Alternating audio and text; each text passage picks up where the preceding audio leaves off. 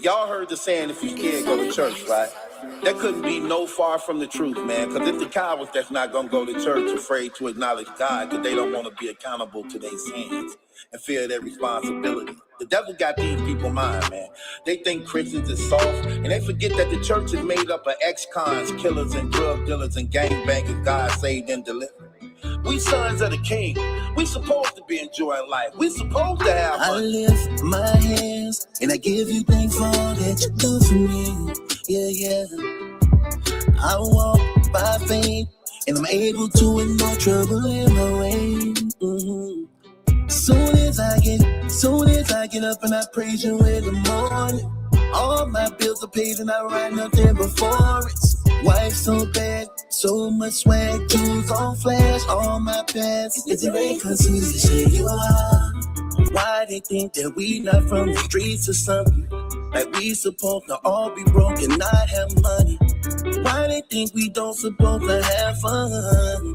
Like being Christian somehow must be boring. Nemesis, reminisce, Genesis, from the fall of the man, been the plan of the crucifix. Double R, caviar, y'all switching in and out like an avatar, Gemini. Two-Face will embrace, y'all hate at the same time, cross lines, that's mine. Yahweh, Yahweh, these people rather die than to live, and that's real. So I guess we're not Christian then. I'm afraid of the way I live. We're not supposed to be happy here. Like the Lord ain't in our life for real. Darkness run from light. Salvation's only in Christ. Darkness run from light. Salvation's only in Christ. If I name the chicks, I played them all. From the heart, soft, I sold it all. That was years ago, the rise and fall. Then I met the Lord behind the wall. I repent for sins I did and all. Read scripture, fast and tithes and all. No matter the fame, big or small, I can never denounce Christ at all. I divorced the gang, claimed his name, Jesus reigned, and all they came was serving him with joy and pain. Life became marvelous, glorious, opposite, felonious, notorious, and all of this sins and this wickedness, habituate, maliciousness, scandalous, concentric, politics, and stand in front of Christ, the arsonist.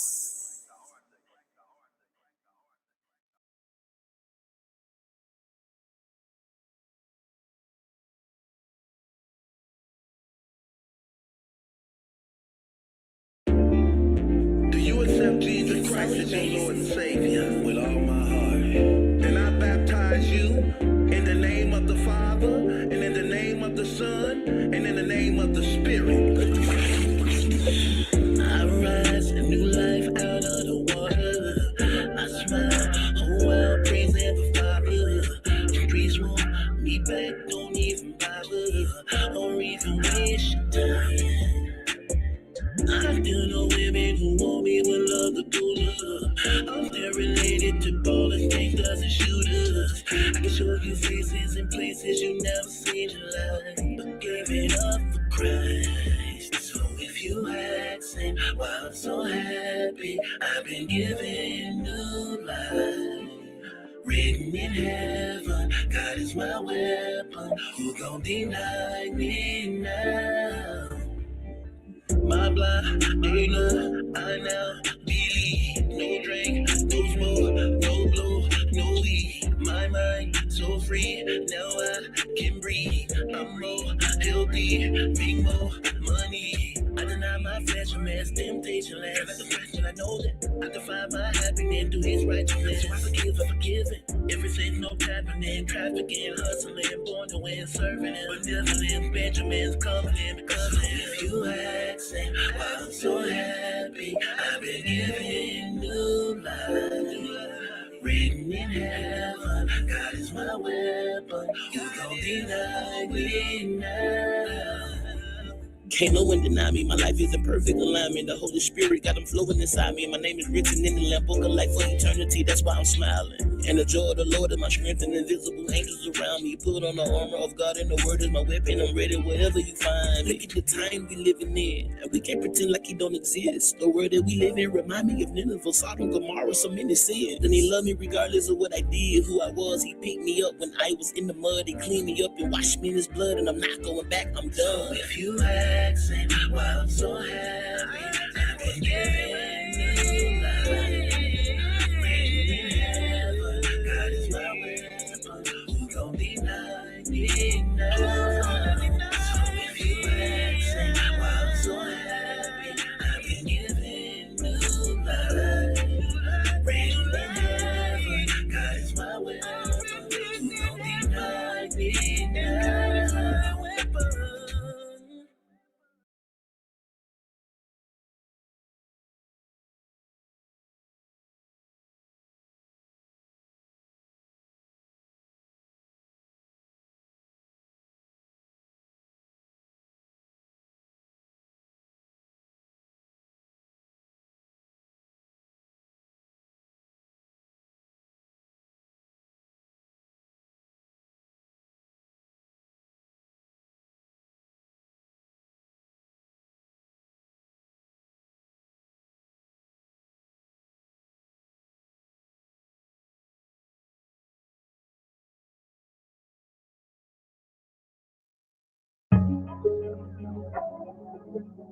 It's so amazing.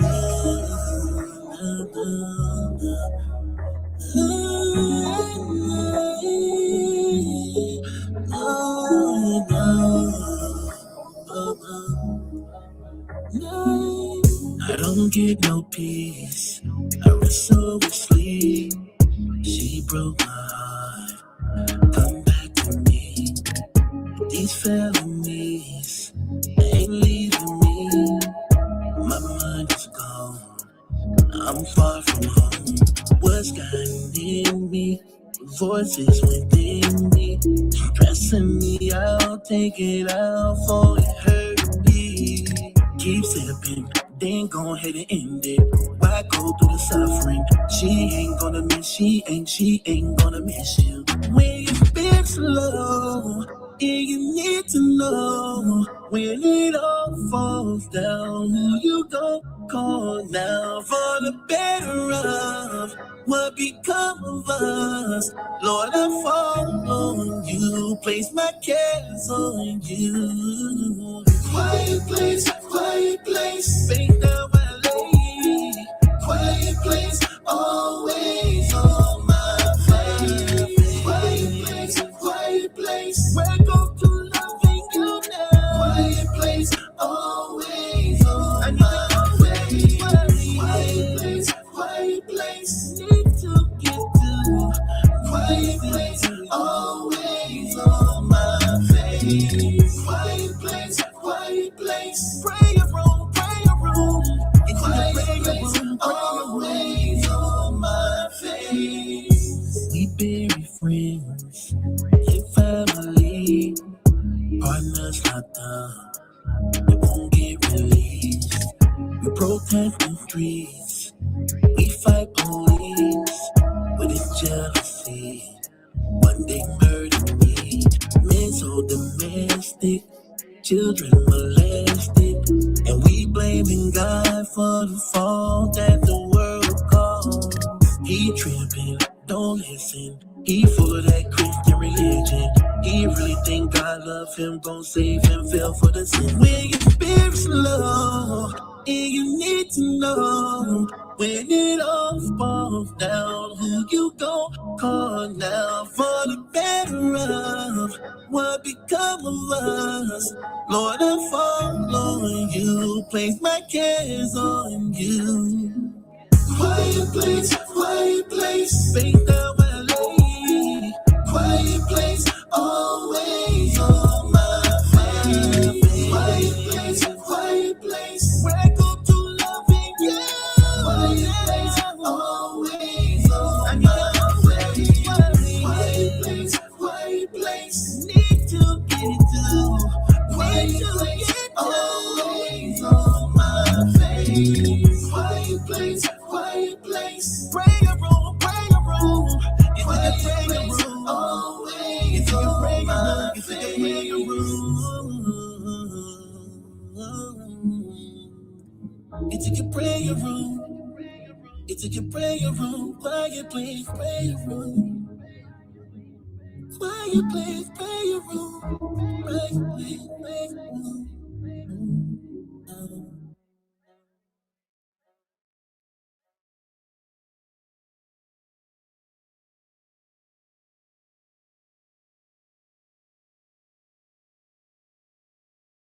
Second Chronicles 7:14. If my people who are called by my name will humble themselves, pray and seek my face, turn from their wicked ways, then will I hear from heaven and will forgive their sins and heal their land. You began with a plan that involved every angel, creature, woman, and man. You are love, and the greatest wonder the world could ever think of. You give your mercy, compassion, your love for us is everlasting. Your will be done, your kingdom come, you are the one. Elohim, you the created being, perfection of what you see.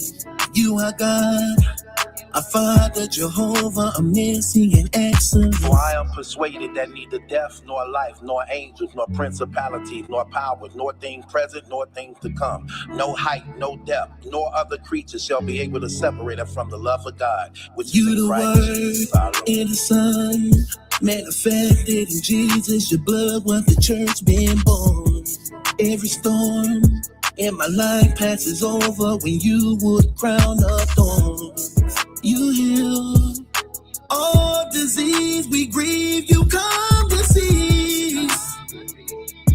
You raised the dead, gave sight to those couldn't see. You the Lion, the Lamb, seed of David, the great I am. Hey.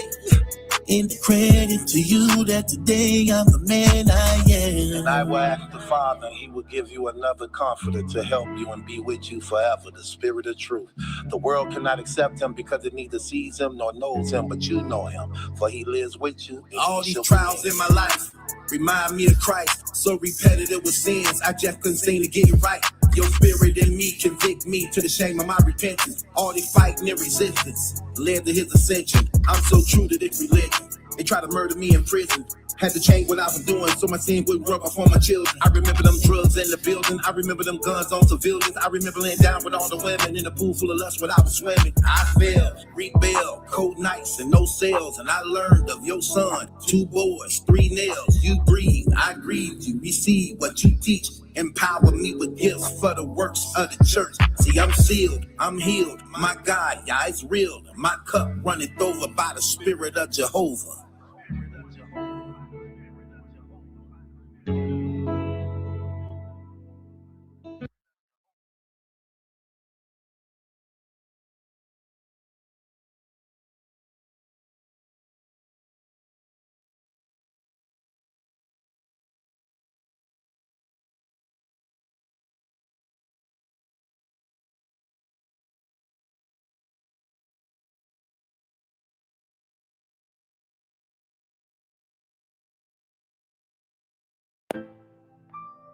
It's so amazing.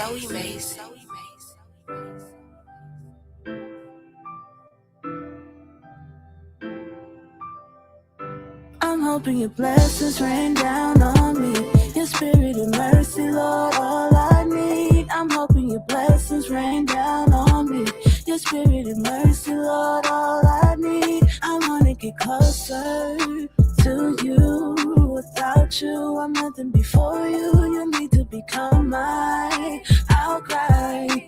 Sunshine with me through this lifetime. I wanna get closer. I fell away, plenty mistakes, ain't playing safe. Get away, then you come. I ignored, question what I'm here for. This pain I've been holding, burning within. I feel like I'm losing, drowning in sin. My downfall, these closed walls refuse me the option to love y'all. See, I played the game, I gave the game more than half my life, denying, crying. And some don't understand it, so they slaves of chains and I'm hoping your caskets. blessings rain down on me. Your spirit and mercy, Lord, all I need. I'm hoping your blessings rain down on me. Your spirit and mercy, Lord, all I need. I wanna get closer to you. Without you, I'm nothing before you. You need to become mine. I'll cry. Sunshine with me through this lifetime. I wanna get closer. I know it tomorrow ain't promised if I get to live to tell. This money I'm making, I'm hated cause we're so conditioned to sell. So many times I've been in and out beds of women, sleeping with enemies. Can it get to me knowing the sins of my life will return to me? One day you murder me. See the poison tree, keep on calling me back to prison, women, pharmacies. And the worst part of this, I don't enjoy it. And I find myself calling out for mercy. I'm hoping your blessings rain down on me. Your spirit and mercy, Lord, all I need. I'm hoping your blessings rain down on me. Your spirit and mercy, Lord, all I need. I wanna get closer to you. Without you, I'm nothing before you. You need to become mine. I'll cry. Sunshine with me through this lifetime. I wanna get closer. Know what I'm facing, homie? My cousin trying to put cases on me. Making calls from the pen, want me to sneak in them cases for him. My pops fight for his life. Lord, I pray for him every night. And my brother just had a stroke. Hope that he just start eating right, man. Not to mention, there's some things that I can't mention. Remember jumping over them fences, trying to get away from the district. As a young boy with no guidance, grew up cooking dope in my mama's kitchen. Never thought that it'd catch up with me. Never thought that I'd get a sentence. Never wanted to hurt her feelings. But life be life and they living right. So when this night I'm sitting in prayer to God for forgiveness, based on the true story, so ain't no second chances at living. I'm really trying to get closer, but the devil's still trying to get me. Your blessings rain down on me. Your spirit and mercy, Lord, all I need. I'm hoping your blessings rain down on me. Your spirit and mercy, Lord, all I need. I wanna get closer to you. Without you, I'm nothing before you. You need to become mine. I'll cry. Sunshine with me through this lifetime. I wanna get closer.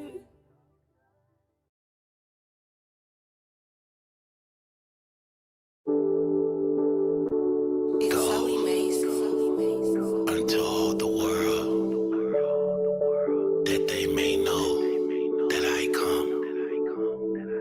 Thus saith the Lord. I was here before anything began. I'm the creator of earth and heaven. Any God shown that within my hands is the result of the fall of man.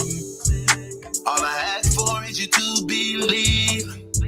Have the faith of a mustard seed. When I done gave you everything you need, the sense, sure as I live, I'm willing to move heaven and earth to love. Sure as I live, I will be against anyone against you.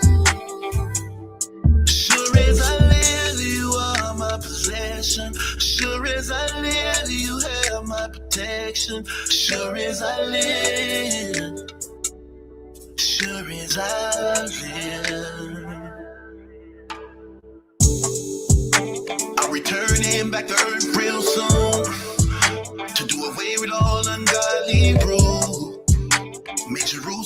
city of the King. Be liberated in the angels' sings. There'll be no wars and no more death. And the lions lay beside the deers. And the nations all become as one. Thus says, sure as I live, I will bring to pass everything I told you.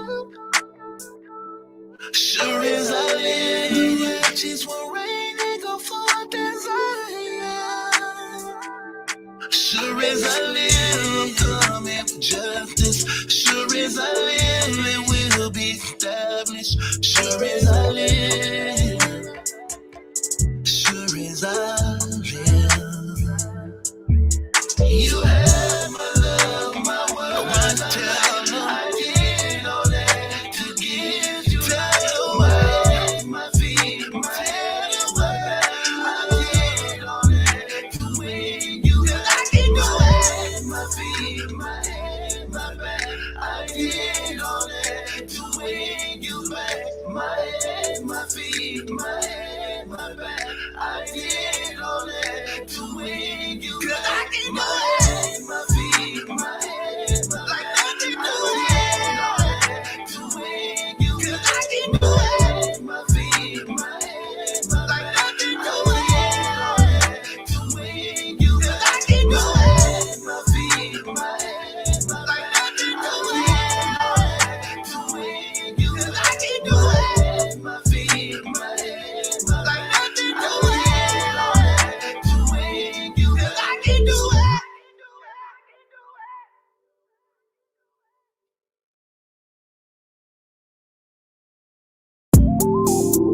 He lived his life for me. In Christ I've been set free. His spirit lives in me and always pray for me. My Lord, my God, my life's so hard. These scars so far tearing me apart. This day, tomorrow, remind me of my place in your kingdom to resist the temptation. I need some time alone so I can hear from you, Lord. Distraction, doubts, delay me from worship, pray. Come now, prepare my heart so I can be where you are. Take from me anything not you to make me more just like you. He lived and died for me. In Christ I've been set free. His spirit lives in me and always I depend on you. Whatever I go through, you're my refuge and my tower, the breaker of my shackles. With me you in the fire, and you I have the power this hour. So I need some time alone so I can hear from you, Lord. Distraction, doubts, delay me from worship, pray. Come now, prepare my heart so I can be where you are. Take from me anything not of you, make me more just like you. He lived and died for me. In Christ I've been set free. His spirit lives in me and always pray. Your love for me made a way for me to become one of yours, not part of this world. I'm free, I live no longer for me. It's Christ, God's Son, who bled, died for me. I'm free, I live no longer for me. God's Son, He lived, He died for me. He lived and died for me.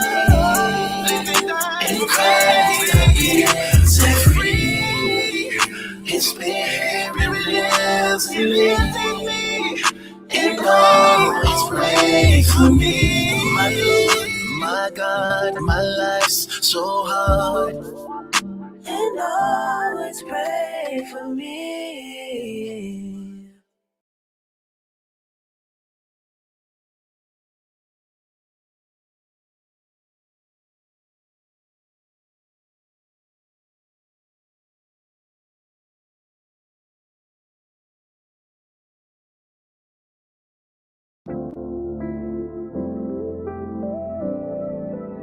It's so amazing.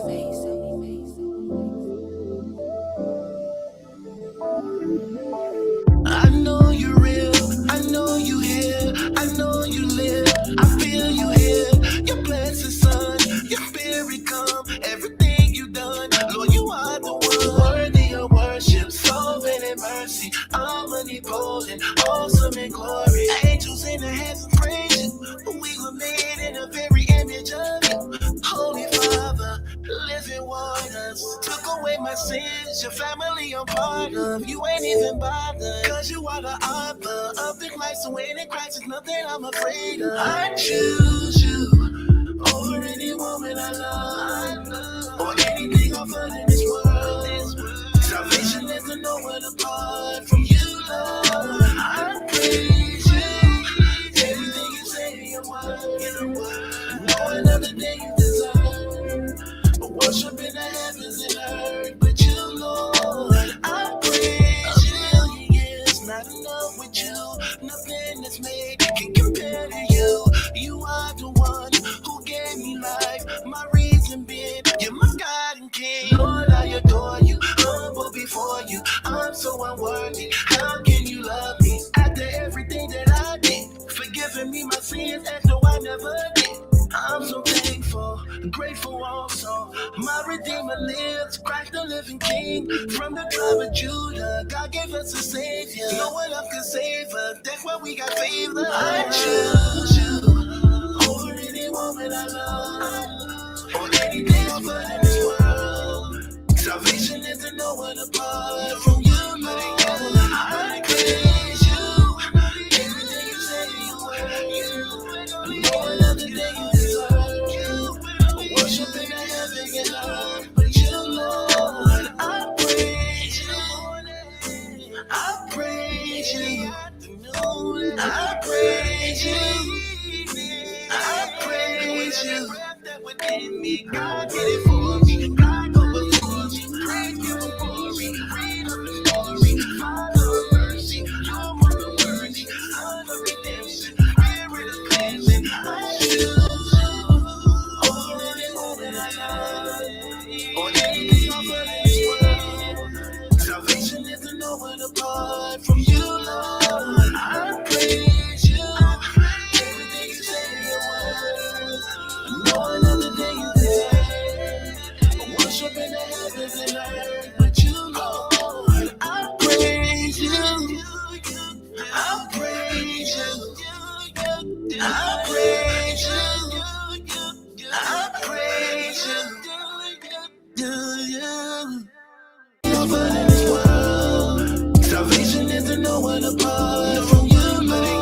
I praise you. Everything you say you will. No another day you deserve. Worship in the heaven and earth, but you, Lord, I praise you. I praise you. I praise you. I praise you. Within me, God did it for me. God go before me. Praise you for me. Read of the story. Father of mercy. You're more than worthy. Son of redemption. Spirit of cleansing. I choose you over any woman I love, or anything I've heard in this world. Salvation is to know it apart from you, Lord. I praise you. Everything you say in your word. No another day you deserve. Worship in the heavens and earth, but you, Lord, I praise you. I praise you. I praise you. I praise you.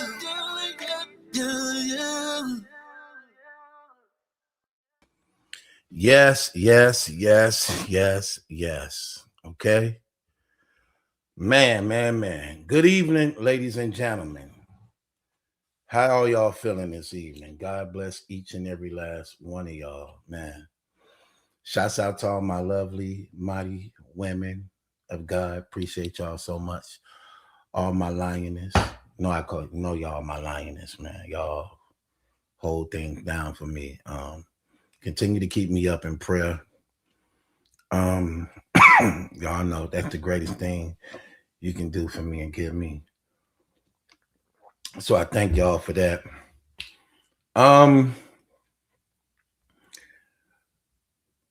Shouts out to all my fellas.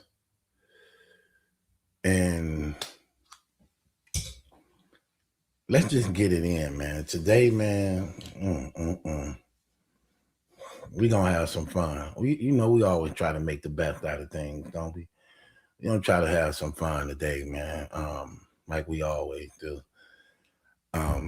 Thank y'all for inviting me in your life, allowing me to spend time with y'all on a day-to-day basis to bring some type of hope, light, laughter, truth, fulfillment in your day-to-day. Because you gotta stay guarded, man. Look, life gonna always throw these unexpected curveballs at you. And in the process of that, you know what I mean? You just never know. You just never know. You know what I mean?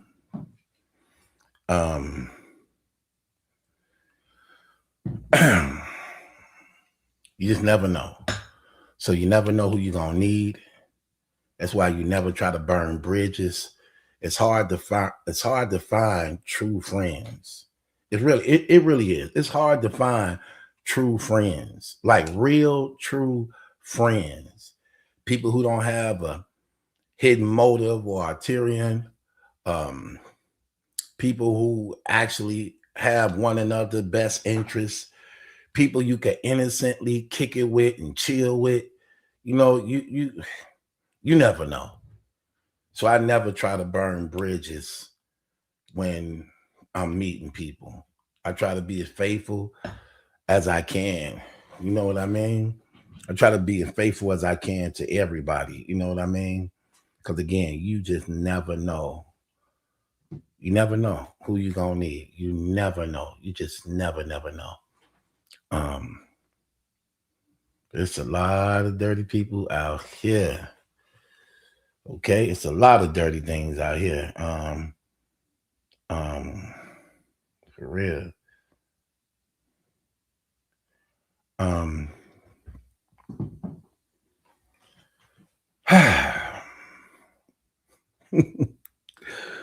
So let's get off into the show, man. Let me ask y'all the question. Now, I'm gonna ask y'all a few questions. Let me see how much y'all know about me. Let me see how much y'all know about me. How much y'all know about me? Let me see how much y'all know about me. If y'all could I ask y'all some questions about me and let's see what y'all know. Okay. Okay, the first question I want to ask y'all is this. Everybody. And just roughly try to answer.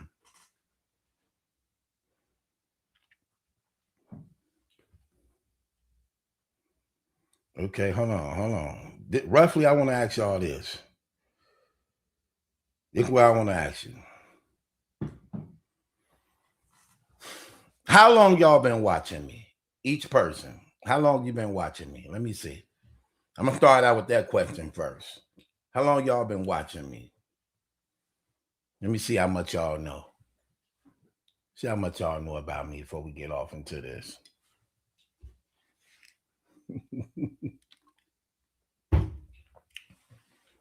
How long y'all been watching? Type it in the comments. Let me see what y'all talking about.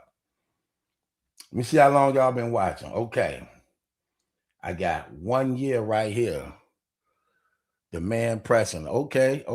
1 year right here. 4 years. Barbara say 4 years. Okay, 4 years. Okay, reaction said about a year. Okay.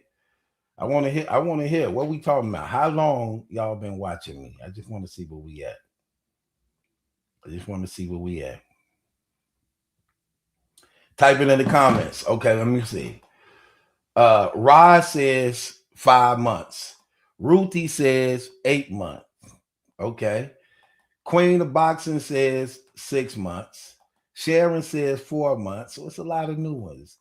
8 months. Sarah says this. 3 months says Felicia. Okay, I call her Black Denims because she looked nice in jeans, but according to her, she don't like that name. So she want me to she want me to call her Black Diamond. So you even got black diamonds. Diamonds, love don't come for free. So Black Denims and Black Diamonds. She says she's been watching for a year. Okay. 5 months says, oh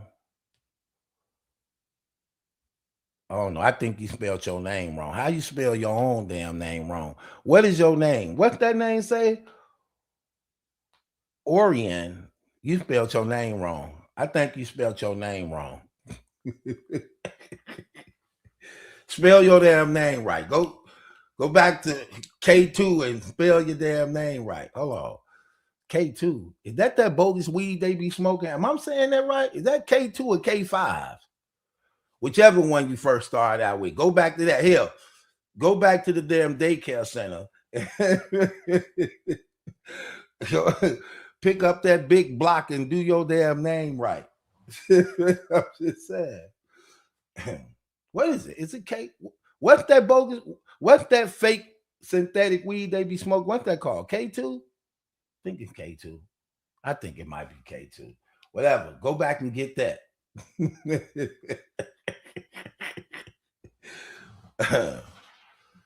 Oh, you forgot to put the space bar. Oh, they forgot to put the space bar between it. Okay, he say, no, I did not. Is that I don't even know if you're a man or woman. Is you a man or woman? I got to be careful because I don't like to be aggressive when it comes to the women. Is you a man or woman? Oh my gosh. Don't start with me, Sherry. Okay, Larissa. Okay. Okay. Gemini woman. Boy, y'all really believe in that stuff. Y'all really be believing in them. Y'all really think the stars could tell you. Y'all really believe. Y'all really believe the sun, moon, and stars could tell you who you supposed to be with and who faithful to you. For real. You believe that? You believe the sun? You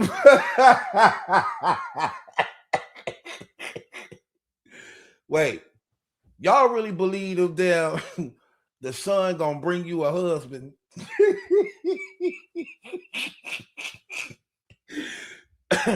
Y'all really believe the stars could tell if he cheating? You really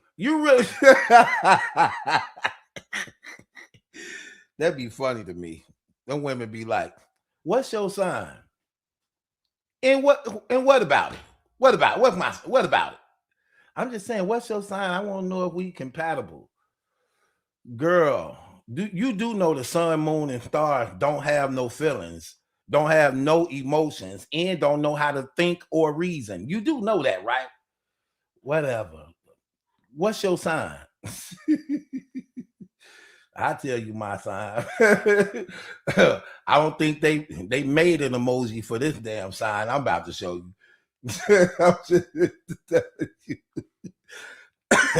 Y'all be tripping me out with that.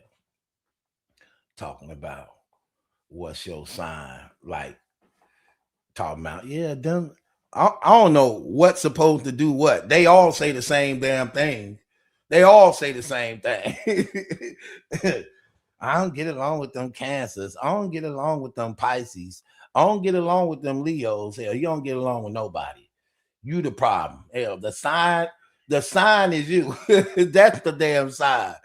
You. I'm just saying. That's what people be doing, though. People be saying that. A lot of y'all women be believing that stuff, though. Y'all, y'all be believing that. Hell, I could be with you for a whole year. You still wouldn't know my damn sign. If I ain't just tell you my birthday, you wouldn't know my damn sign. Hell, I probably fit all the damn signs. I'm whatever one's supposed to have in it, I do that. That's how they be tricking people. I saw one of them magazines before. They were telling people signs. They had like all the 12 signs in it. And then in each category, it had like 5, 6 different things. They be like, hell, just say 5, 6 things. One of they'll pick out which one is them. Just like a damn fortune cookie for everybody. One of these satanic zodiacs for everybody. Yeah, they'll pick it out. That's me right there. See what it says? It says I'm happy. Until somebody steals something from you, then what sign you is? You ain't happy no more. They just stole from him. Now what sign is you? Want it sign. I'm just saying. My gosh.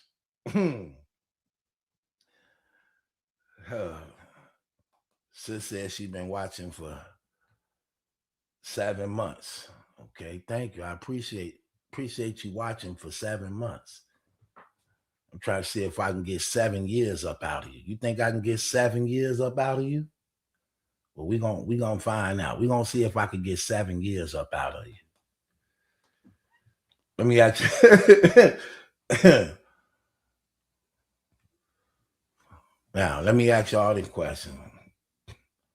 Y'all ain't gonna be able to answer this, but I'm gonna throw it out there anyway. What's the longest relationship I ever been in? Let me see how much y'all know about me. What's the longest relationship I ever been in? See if you can answer that. What's the longest relationship I ever been in? Do y'all know? Because I tell y'all this on my channel. Let me see how many of y'all be listening. Let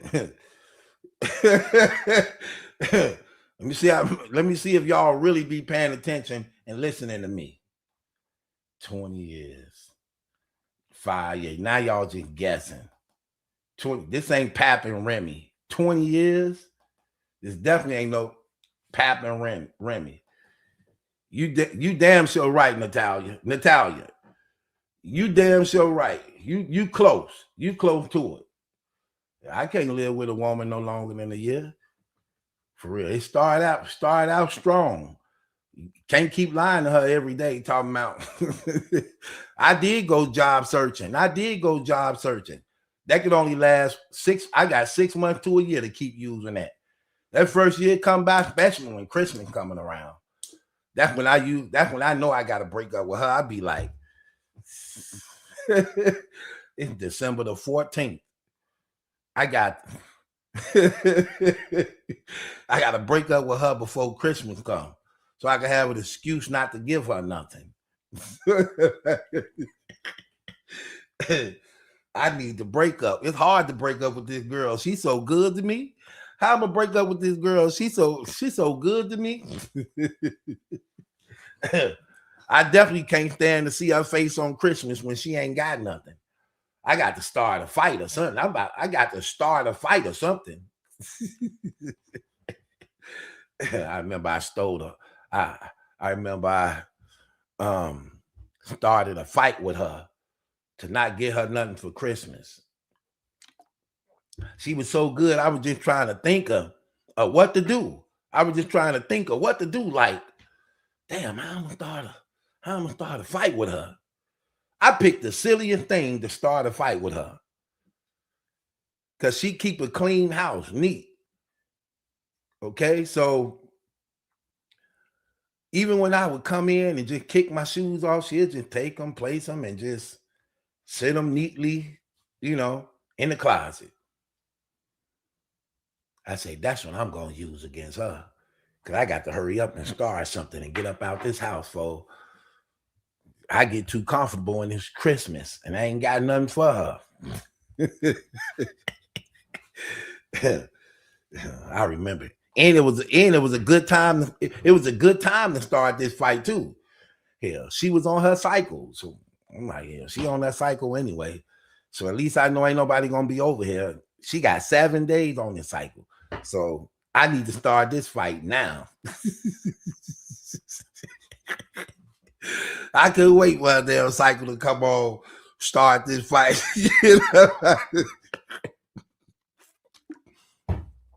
Thanks for the head up, Father. I couldn't wait. I'm like, that cycle finna come on real soon.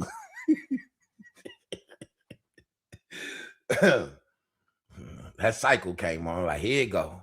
Here you go. I got to get up out this house. Here you go.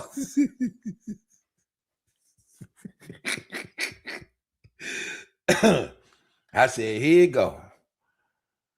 I'm getting up out this house. So, so what ended up happening was she ended up coming on that cycle. And I was sitting back. And I was like, where my shoes at? I knew she put them in the closet. She said, I put them in the closet. I said, why you always do that? Why every time I kick off my shoes, why you put them in the closet? She's like, because they just be in the middle of the floor. That's just the right thing to do. They only in the closet. I'm like, but I be wanting to put them right back on, and then I'm walking around barefooted, and I cut myself the other day and had to get the tweezer to get the glass out. I'm like, well, I'm sorry. You want me to get them out? I'm like, no, don't get them out. I get them out. And I rolled up with an attitude, and I stumped over to the closet. She like, okay, what you doing all that stumping for? I'm like, I wasn't stumping. She like, yes, you was. I'm like, no, I wasn't. She said, yes, you was. I'm like, I told you I wasn't stumping. Why you trying? Then I flipped it. Why are you trying to make an argument out of nothing? She's like, I'm not making an argument out of nothing.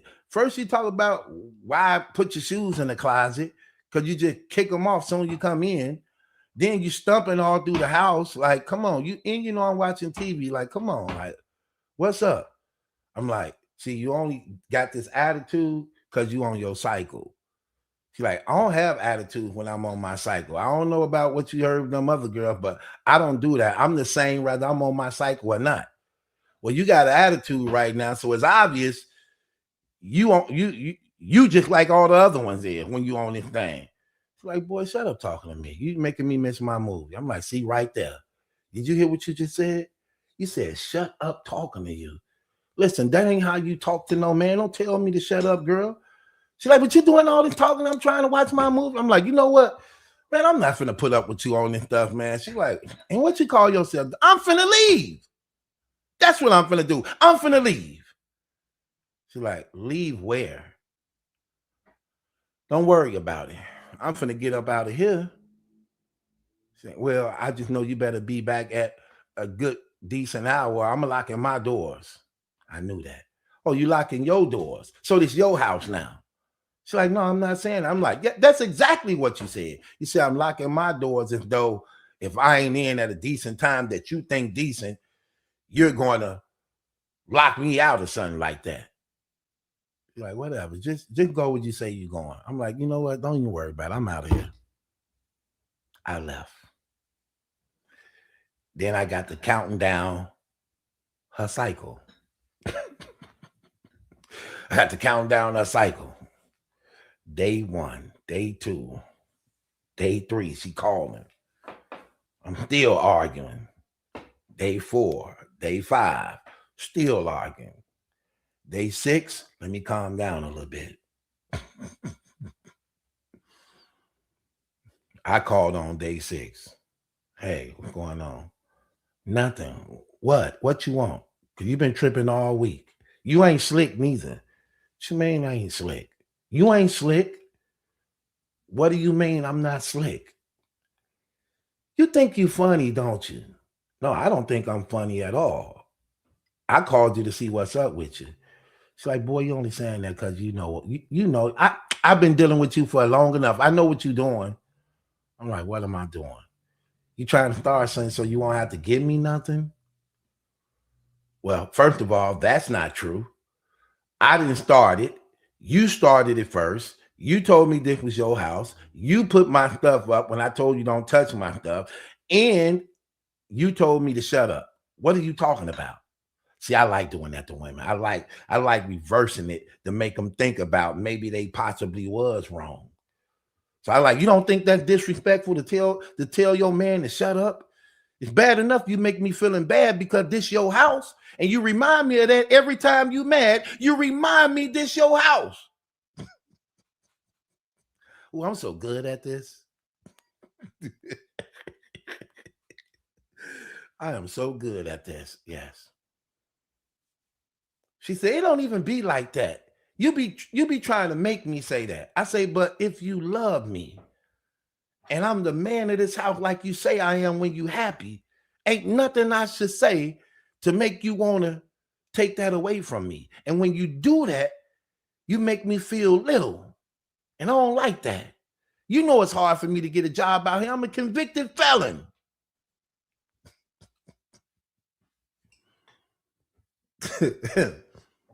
She felt sorry for me. So she bought me something for Christmas, more. She bought me extra stuff for Christmas.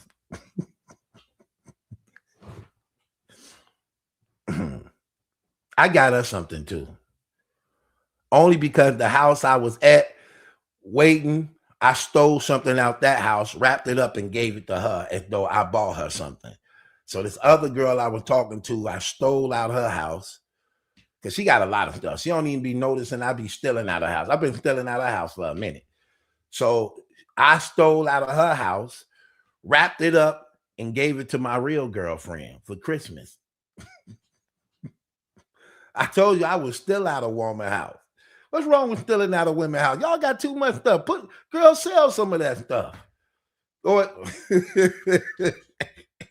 sell some of that stuff, or just leave it around and hell, I get rid of it for you. Y'all don't need all them damn shoes. You got too many pair of shoes. Y'all probably don't even know how many pair of shoes you got. I doubt if any of y'all know how many pair of shoes y'all got. Yeah, that's too much. You're too spoiled. You got 2 feet and 800 shoes. That's too many shoes for 2 feet. Come on. Get some of that stuff away. They don't like to do that.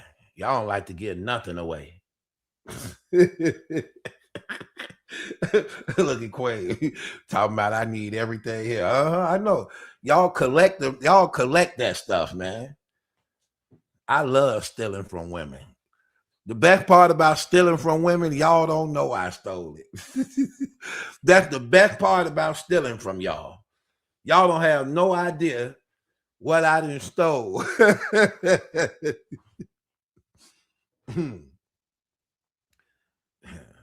It'd be so much stuff in that house. I'd be like, she ain't got a clue. That damn man at the pawn shop in love with me. I saw Papoose there. Me and him be there on the regular. That's why I first met him at. I first met him there. That's why I first.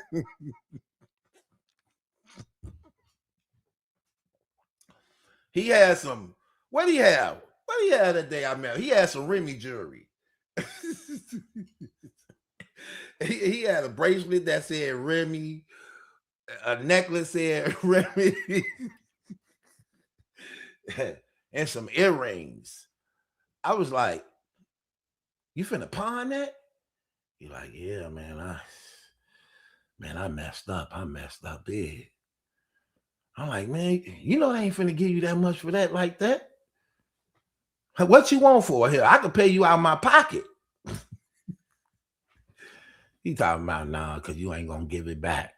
At least I got a chance to give it back. If I hit at the casino, then I can come back and get it back. I said, man, well, at least sell me the earrings. You can get the earrings back.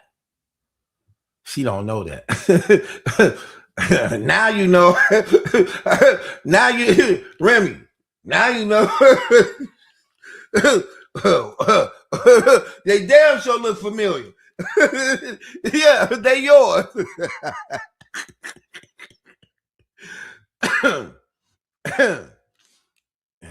She ain't getting these back here. Y'all ain't together no more. Who cares? Pond Poos. I met him. That's why I met him at down there. I'm just saying, we still a lot.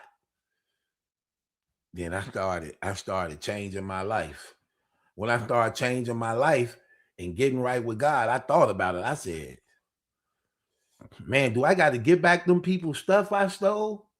Because a lot of them people don't know I stole. Should I give it back? Because if I give it back, they're going to find out I stole. Or do I just ask you to forgive me and let bygones be bygones? Should I give it back? Because I'm really thinking about this. Because I might can get in trouble. I might can get in trouble if I confess I've been stealing all these years from women who don't have no idea I've been stealing. So I said, okay, I got an idea. Why don't I just ask them for forgiveness and get them some money on how much I think it costs that I stole from them? That don't really work, do it? Because y'all don't care about that. Y'all stuff be sentimental value. That's how y'all look at y'all stuff. It be sentimental value to everything you got. It's a memory behind everything y'all got. You got a memory for your shoes, a memory for your jacket, a memory for your jewelry. It's too many damn memories, okay? Here's some memories to keep. When you was born, when somebody you love died, and the first time you did something, keep them there. And when your damn babies was born. Other than that, stop keeping a memory for everything. Y'all got the damn mind of an elephant when it comes to memories. Oh, remember when we first kissed? No, I don't remember when we first kissed. You remember when we first? No, I don't remember when I first bought you something. Do you remember when you first ate at? No, I don't remember when I first ate at your house. Do you remember when we first got into it? No, I don't remember when we first got into it. Do you remember when we? No, I don't remember. Dang. So you don't remember when we went together? No, I don't remember when we went together. In my mind, I went with you the first day I saw you. Okay? That's when I went with you. The first day I saw you, we went together. Even though you tried to make me wait 6 months before you said yeah. I don't think about that. I just think about the first time I saw you, that's when we went together. My gosh.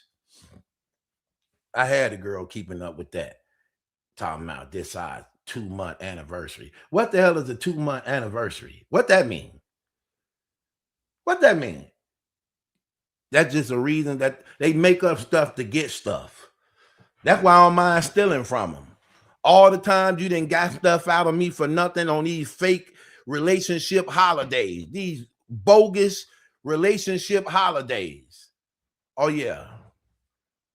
Yeah, I participate, but guess what I'm gonna do?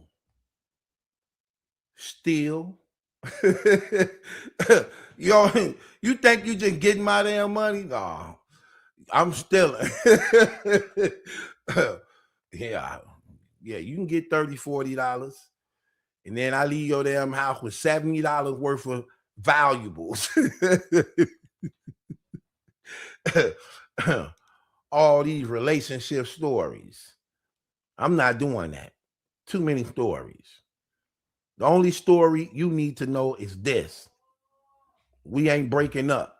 And we gonna stay together for as long as I say we gonna stay together. See, I don't let women break up with me. I keep telling y'all this. I leave first. You don't get to say you broke up with me. I leave first. When I think you trying to break up with me, I'm about to tell you. While you trying to think about how you gonna break it to me, I sense that stuff. I know when you finna do that. When I sense you finna try to break up with me, oh, I'm on you. I'm like, hold on, she trying to break up with me.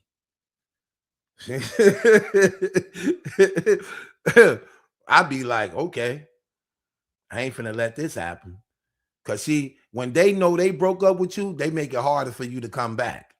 When I'm the one break up with you, it's easier for me to come back because you trying to get even. Oh yeah, I'm gonna beat you to it. Y'all hate when a man break up with y'all. That hurt your self-esteem. Lower your damn value. Like, no, he didn't just break up with me. Yes, I did. I'm tired of being with you. I don't want to be with you no more. And I'm not happy with you. I'm not happy with you. I'm sorry. I'm not. You're not happy with me. No, I'm not happy with you. I don't even want to be here no more.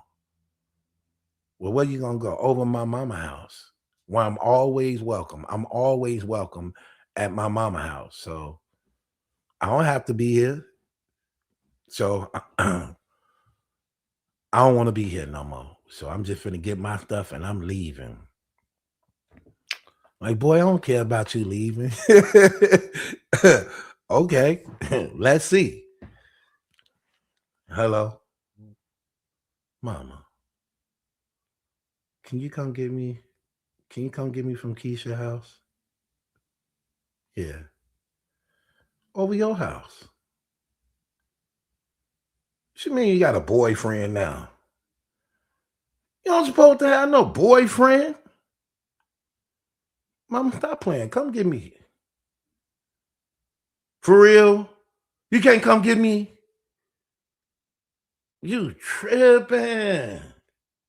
Hold on a second. Girl, I'm just playing.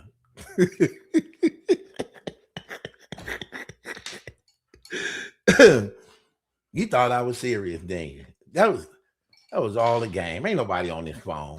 Ain't nobody on this phone. I was playing.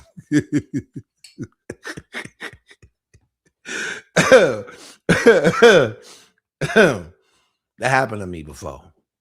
I was mad. I ain't know my mama still could do that stuff. Like, lady, what are you? You are too old to be doing this stuff. Like, you still want a damn man? Like, girl, what are you doing?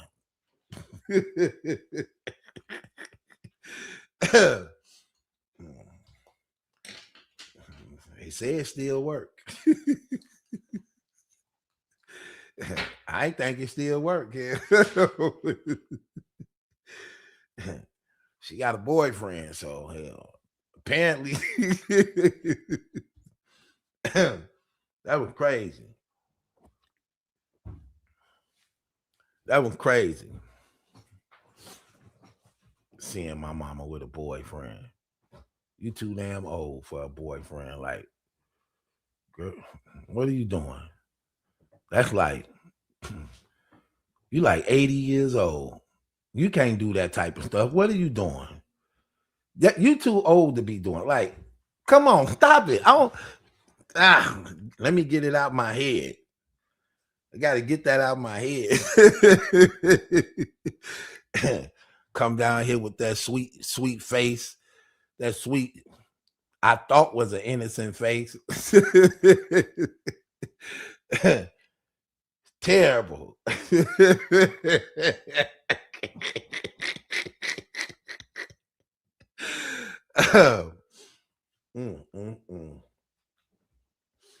Oh my gosh. Angel said she ran into my mom at the grocery store with a dude. Right. Terrible. I hated seeing her and her boyfriend together. And he was one of them old dudes who thought he was young. I got into it with that dude for real. He was talking to my mama like a pimp. I was like, and she was flattered. All the respect you taught us, you letting this man talk to you like a pimp. I went to visit her. He one of them old men that wear them Dob hats all the time, and he always liked to wear suits, like he went to church, but he didn't go to church. He just wore suits and Dob hats. And he always, he used to call her stripper names. Yeah, calling her Tangeray. And I'm like, my mama don't even drink. Why are you calling my mama Tangeray? Then he she walked by, he tapping me on, like, look. she working, ain't she? I'm like, nigga, that's my mama. What are you talking about? I'm just saying, your mama still fine. She 80 years old. I'm like, and you too. This dude, man, this dude, this dude sitting up here, and every time a song come on, he want to jump up from the table, slap on a button, try to slow dance.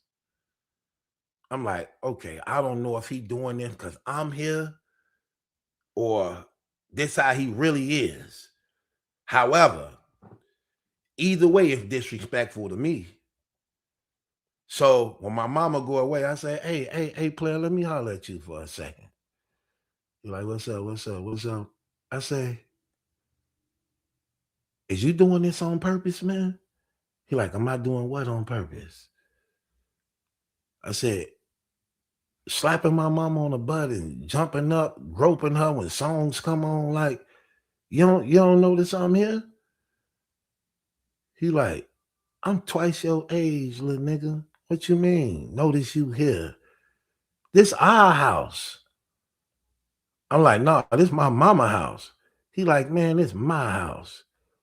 I'm like, no, this my mama house. I was raised in this house and you wasn't here. He gonna say, change your Ray. She like, yeah, baby. Talking like a trick.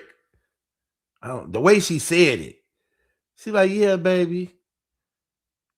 He like, who house is this? She like, this your house, daddy. Daddy? I'm like, oh my gosh. Nah, you really out of pocket. You can call this man my damn father name. You didn't call this man my damn father name. Matter of fact, all my father pictures took him down. Okay, hold on. Stop. This ain't his house. I was raised in this house.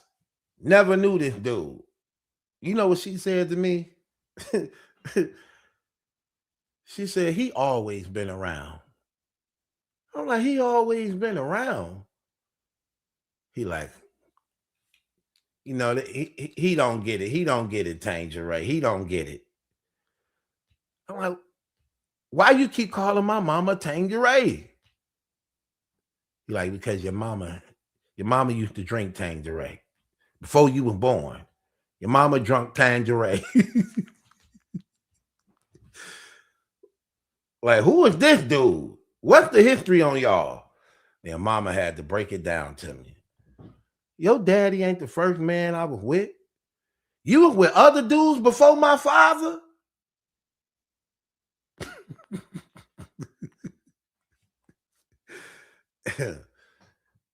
She like, I knew him before your father. You knew him before my father? She like, yes, I knew him before your father. I ain't never saw this man before. She like, but he always been around. You told me Pop cheated on you. She said, and he did. I'm like, so how was he always around? He like, cuz I took her virginity. I'm like, that's rape. You going to jail. You heard him. You heard him you heard him out his own ear. He raped you. He took your virginity. Did you know that?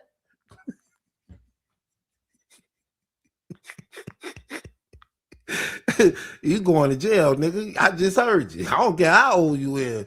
You got a wrist, a handcuff could fit in it. You going to jail. You just confessed the crime.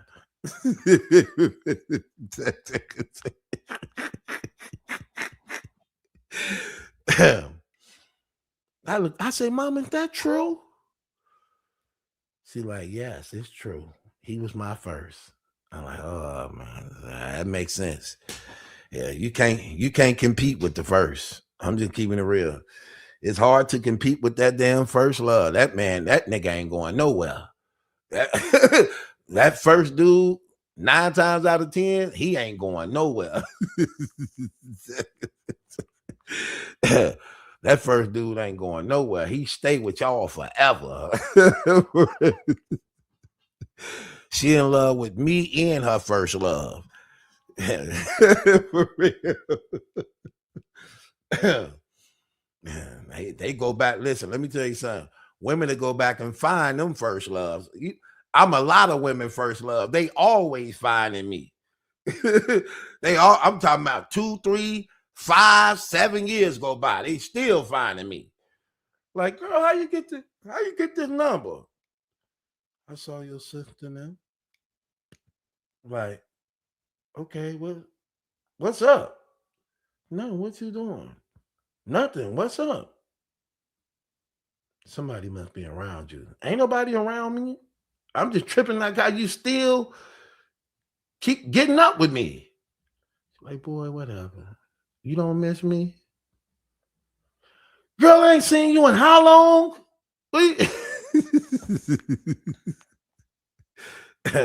You ain't getting rid of them. They got books and songs. There's songs about first loves. For real. Long as I live, my first love. What? I don't like that. I don't like that. I already know I don't like that. When I talk to girls, I be like, is your first love still alive? Yep. Do we live in this city? Yep. Is he married? Nope. How long y'all been broke up? Long time. When last time you saw him? Maybe a year ago. Y'all been broke up for how long?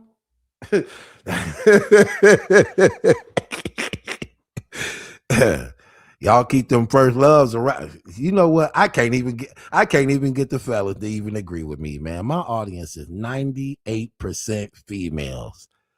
I know all y'all damn dirty secrets, and I can't even get men to go against y'all.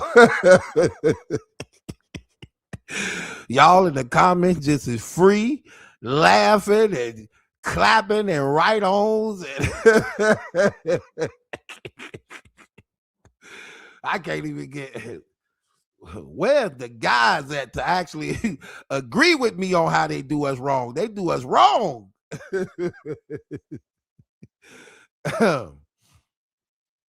They love them first love, boy.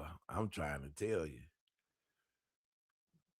I can't stand them. I hate your first love. As a man, I hate your first love. I better not ever see your damn first love. I got to get rid of them. I got to get rid of them because I will never be number one in your life till he gone. I got to get rid of them. I'm going to get rid of y'all damn first love.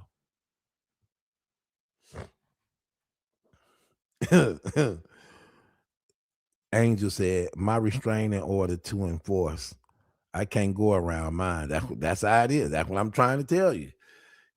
Be sprung on them damn first loves. Let me stop. I don't have that problem. I am they first loves. Mostly every woman I ever went with, I was her first love. Hell, even if you had a man. See, some of you dudes KC, you got to put up with that. You got a problem with they first loves. I don't have a problem with they first loves. When I come on board, they don't even remember they had a damn first love. I become the first love. I'm your damn first love, girl. That wasn't love. Y'all was screwing. That was freaking. That's not love. Love sound like this. Love looks like this. And love should be like this. Oh, it's a wrap. He done. He done. Your first love ain't have a clue of what he was doing. That's why y'all still ain't together. That's exactly why y'all still ain't together. That's why he didn't know what he was doing with you. He was a fool. Your first love was a fool. I'm your first love because I know how to keep you. See, he didn't know how to keep you. He didn't know how to keep you. Being a first love is not a compliment because that comes with a lot of mistakes and heartbreaks. I'm glad you went through your first love so you can understand real love. Oh my gosh, it's a wrap. It's over. Case closed. Case closed. Case closed. That's how you do that. That's how you do that. For real. Cause it's different levels in love, man. It is. It's different levels in love. Everything is not the same. Different experiences, you experience different things. But let me tell you something that's greater than all physicality that separates a lot of these type of conversations from other conversations. The greatest love of all love. Let me tell y'all something. This real talk. You wouldn't know this till you in it. The greatest love of all love is spiritual love. It's the greatest love. When you're able to inspire, pour in, when you're able to build on things that are above, and you challenge and inspire one another to actually be a driving force, a motivation by which you both build, that's greater than all physical love. Literally. That's literally greater than all physical love. Literally. In fact, that's what makes them want to physically be involved when you actually know how to do that. And a lot of men do not know how to cut on a woman's spirit. That's the greatest love she could ever reach. Spiritual love, when you're able to cut on her spirit. A lot of women been in relationships with men for years and years and years and years. And that man never been able to cut on your spirit. Never been able to. I'm just keeping it 100. They've never been able to. 20, 15, 10, 7, 5 years of dealing with a man who never been able to cut on your spirit. And don't even know how. Look at Night Armor. You always, you know what, man? Let's start Night Court because y'all just be talking. Night Armor, get up here. Angel, get up here. And anybody else that want to come on. Teresa Jane, how you doing? They got books and Teresa, you is behind. You far behind on this live. You probably can't even hear me right now, girl. You so far behind on this live. I just heard where you was at. You talking about the book thing. I've been past that. Fast forward your live, girl. She ain't gonna even hear that till like 10 minutes later. She's so far behind. You ain't gonna hear that till 10 minutes later. Fast forward your live, girl. You like literally on stage and you don't even know it. I just heard your background to the show. You 10 minutes behind.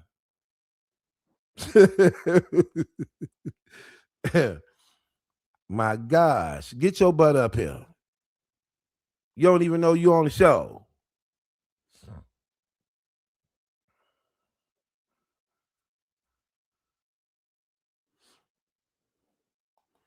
Barbara said her first love didn't know. She said, my first love didn't know I was their first love until a year. I finally had to tell them, okay, something is wrong with that story. Something wrong with that picture. Barbara, you know you my girl. You know I you know how I feel about you, sis. But I'm gonna keep it real. According to this text you just said, according to this means you was cheating. This means you were cheating. If your first love didn't know that he was your first love until a year later when you had to, until you finally told him like a year ago, yeah, you were cheating. You were cheating, okay? Night armor. Say it again about the spirit. Why you always talking crazy? Say it again. Say what again? What is the real love? The greatest love a woman could reach when dealing with a man? Yeah. Spiritual love. You know what that? You don't even know what that is, do you? Share. Do you know what it is? Yes. No. Exactly. What's the longest relationship you ever been in? We're not gonna start this tonight with No, I'm just asking a question. I'm just it's no strings attached to it. There's no punchline to it. It's no disingenuousness to it in no type of way. I'm really literally. I don't know. 5 years. So the longest relationship you've been in a relationship longer than 5 years. Why you just lie?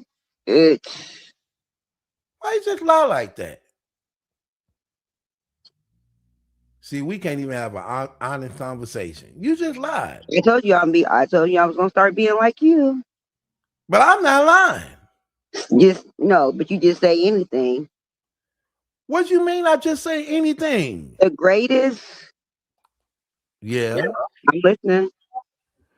The greatest love a woman can reach with a man is spiritual love. Now share. What did you say? Share. No, you didn't. What does that mean? You ain't answer my question. I said 5. That's a lie, though. That's a lie. Why you just lie like that? What's the longest relationship you ever been in? 7. That's another lie. Why you just keep lying? Who be keeping up and who keeps up with that? You do. It's gone. You do. It's gone. So obviously it don't matter anyway. Like no. It do matter because you can't forget about all the wasted years you believe you probably put in. I'm telling you. Right. 11 years all you. through the night. I could have left you in a drop of a dime. Swallow my pride. Yeah. Y'all remember the numbers of the wasted years, so don't play them games.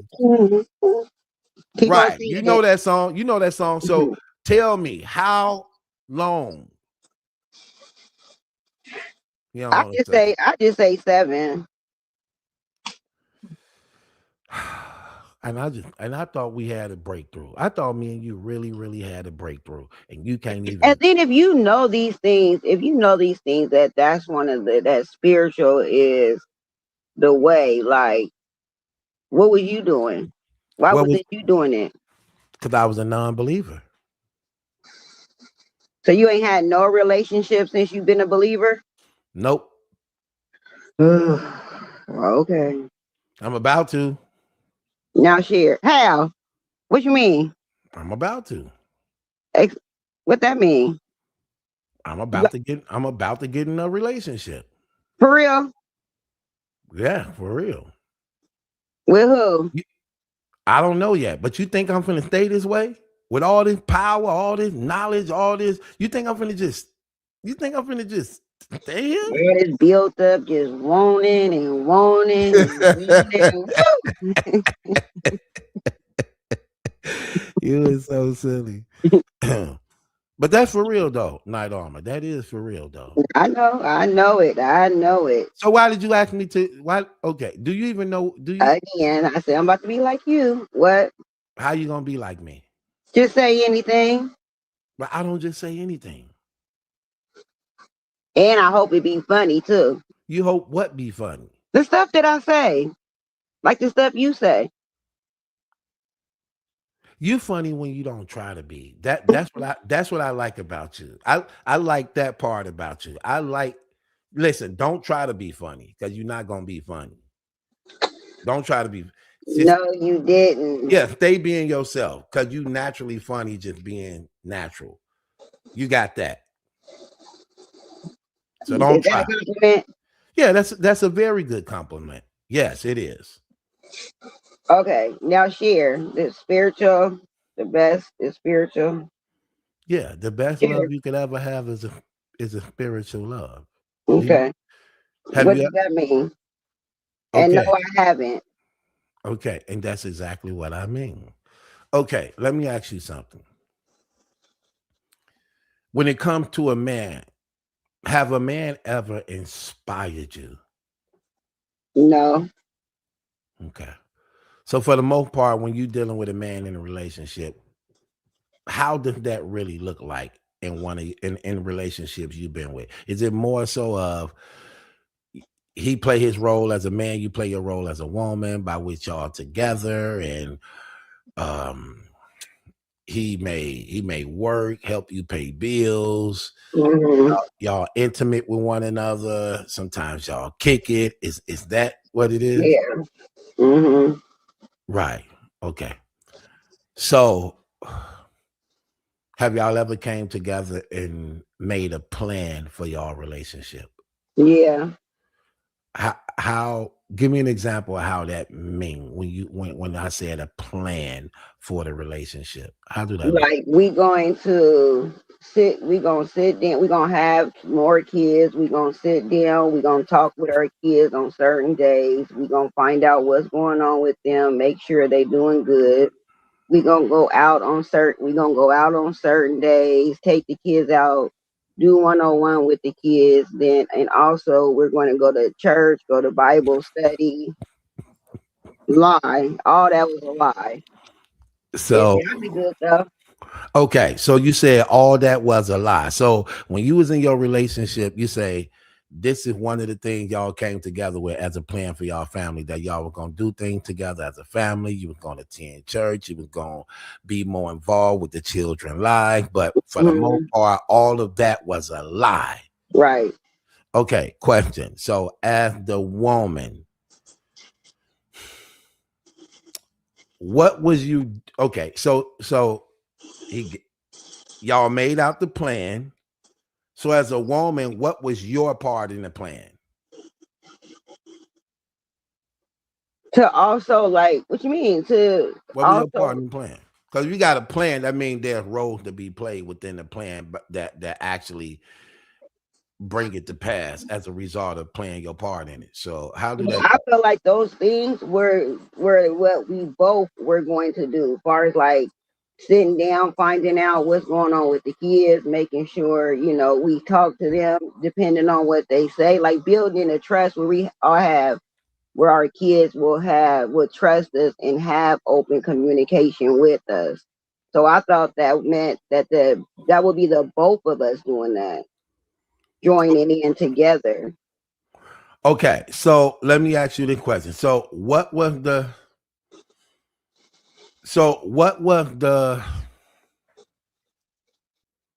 okay, this is what I'm gonna ask you. So in that, what was the conversation like when y'all made out the plan and he wasn't living up to it? How would you, as the woman, or if you even did as the woman, how did you present that to him? Just by trying to like ask or remind, like, well, what happened to this? What I thought, we was gonna do that when it came to the kids. I thought we was gonna be going to church consistently and making, the kids come as well.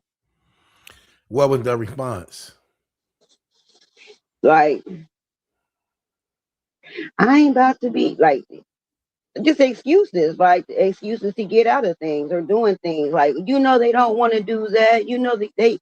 They not supposed to want to tell us. They not like stuff like that. But really, it was just excuses. Okay. Do you believe as a woman when that happened, did you believe that you had any fault in the matter? Um, Maybe, yeah. I said maybe, yeah. Like most women do. They believe that if something start falling apart to some degree, that they may have had a role to play in it to some degree. Mm-hmm. Okay. How are things different now? Do you approach things? Okay, let's say for instance, you were interested in somebody. Do you approach things or do you look for things differently now, or you take it as it comes? Cause I ain't trying to mess with and be with nobody. So I just play around with everybody. Hold on. What do you mean by you not trying to mess around or be with Like I'm nobody? not like I'm not trying to date nobody or be with nobody. So Okay. So you don't want to be with nobody. No. not right. Yeah, not right now. Okay. Is it a reason for that? Yeah. What's the reason? Because I already told you I don't want to make any wrong decision and then it be something that I regret or something that can put my kids in a situation. No, I just don't want to go through that. So Because so remember, just like you said, you never know people. It can be somebody 20 years and you still not know them. You know what I'm saying? so let's say you met a man, you fell in love with him, y'all together, you move him in the house. Let's say that you fell in love with him, he loved you, you move him in the house with you and your kid. Um When? Hear me out. I need you to hear the picture I'm painting for Why you. you laughing? Cause I want you, I want you, I want you to answer this question for me. Yeah. Okay. Let's say you met a man, y'all love each other, you get married, you move him in, you're part of the family now with your kids. So with you and your kids. So my question is, I move him into my house. y'all married. Why do I have to move him into my house though? Y'all married. Do it matter? Yes, it matters. Why is it that he won't already have a house I and I said y'all married. It don't matter which house you live in. Y'all won't? Okay. married. You married, right? Okay. Okay, so y'all married. So my question to you is this: do he have the right to discipline your children when they out of pocket? I think it just, you know what? I just think that it depends on the relationship that he has with my kids. Where my kids, where like he gets to know my kids and vice versa. And it's like, to me, it's like a natural thing. And then the respect, it's also there because I just think it like things like that. Because if the child or if respects the guy or respect the man, I just don't feel like he would have to discipline them anyway. Because again, remember, I don't have babies, I got teenagers. That need discipline. Yeah, so then if it goes to where the respect is going both ways, then I don't think I would have a problem with the discipline, and especially if it's something that he's telling them that, what I'm saying, that's right, and and mature and things like that. Like, yeah, no, I wouldn't have a problem with that. Angel, you meet a man, you fall in love with him, he become your husband, you married to him. Do he have you there? You there, Angel? Yeah, I'm here. Did you hear the picture I'm painting?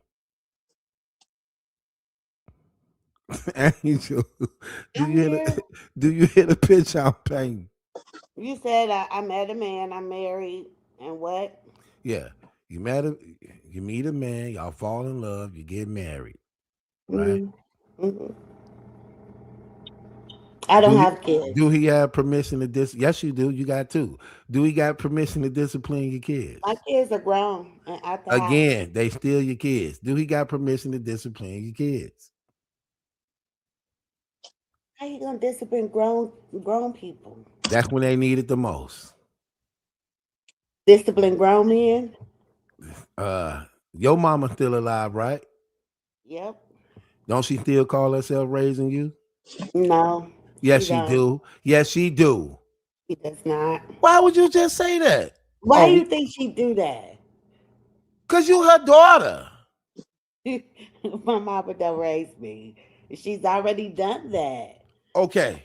You telling me she still don't look at you as being her child by which she still try to be an authority figure in your life. You trying to tell me she don't still see that, do that? Come on now. What are you talking Where about? are you getting at? I'm getting that. Oh my gosh. I'm What getting are that you when I'm getting? asking you. Do you think? Are you asking me? Do I have problem with my husband Disciplining your kids. advising my grown son? Disciplining your No, I sons. don't have a problem with that.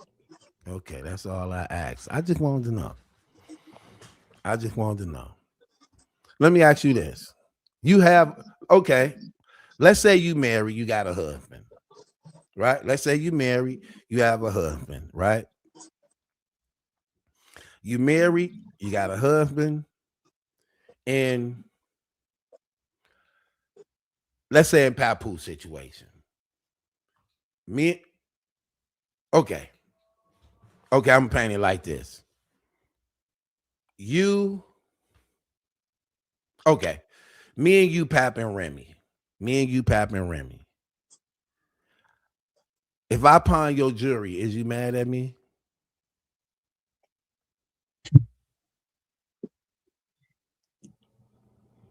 Are you mad at me? It depends on how you do it and why you're doing it. Okay, I got a gambling problem and I pawned your jewelry because I'm down on my luck. Yes, I would be mad. Would you be mad at me to want a divorce? No, no, Would you be mad at me to the point that I can't get none no more? no. See, Now, I believe the first one. I don't believe the second one. you ain't got to, but it's the truth. Because I I have needs. refuse to believe. I I have don't. needs. Let me ask you this. When What we you? run into each other at the pawn shop and I'm pawning some of your stuff because I know you got my stuff, are you going to be mad at me?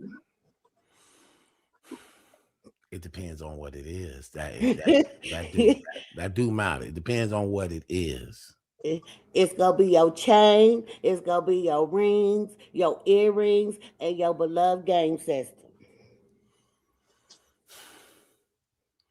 I don't think I'll really be tripping off that like that because that's not where my value is at for the most part.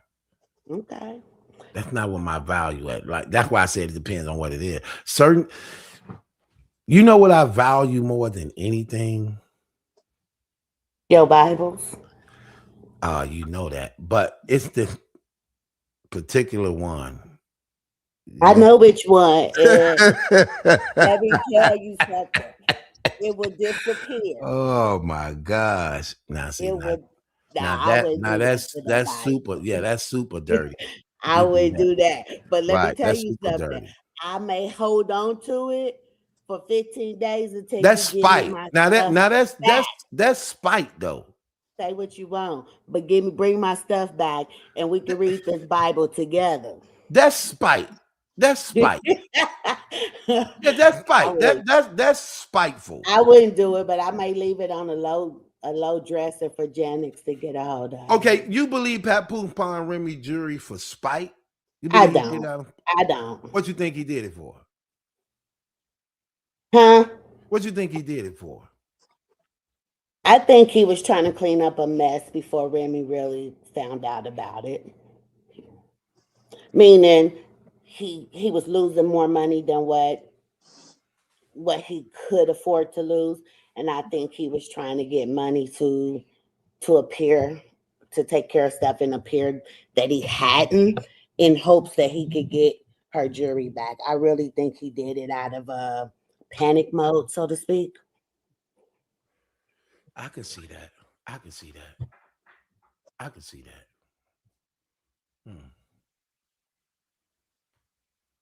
Yeah.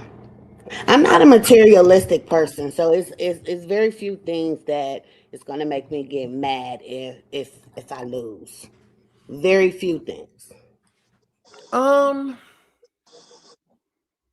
could see that to some degree. I also believe he might have been. I ain't gonna say might have been. I think he was being spiteful too. I take in consideration everything you just said, but I also believe he was being spiteful too to some degree, because you have to know she's going to know what you did as a result of how flashy she is at times. You're going to know that. You know what I mean? But in his mind, he also believing, according to him, I bought it. I bought it. So I could pawn it, because if you pawn it, that don't mean it don't mean that it's gone. It means that you got a certain amount of time to Yeah, pay I us think back. I truly thought he believed he could get it back within that time frame. So I think he thought she would never know that he would have it back before she realized it was gone. Okay, okay, I give you that. Um, okay, I give you that. Okay, so let's get it on with night court, because that's what we really here for. We here for night court. Are you I'm ready? ready. I'm ready. Okay, y'all, we finna do night court. We finna do night court. We're here. This is how night court is about to go. So You on Night Court and it's a title. You said something about Claressa's enemy, or don't Claressa got a don't new don't enemy. don't you see night court right there? You see the rest of it? You see the first title? No, I didn't see that. I just saw something that said Claressa's new enemy. What do you see before that? You don't see that on your page? Mm-mm. It say night court. Claressa has a new enemy. You don't see that part, huh? No. That would be another lie. You've been lying tonight. You've been lying storm tonight. Okay. So this is we doing. We doing night court today. So this is how night court goes.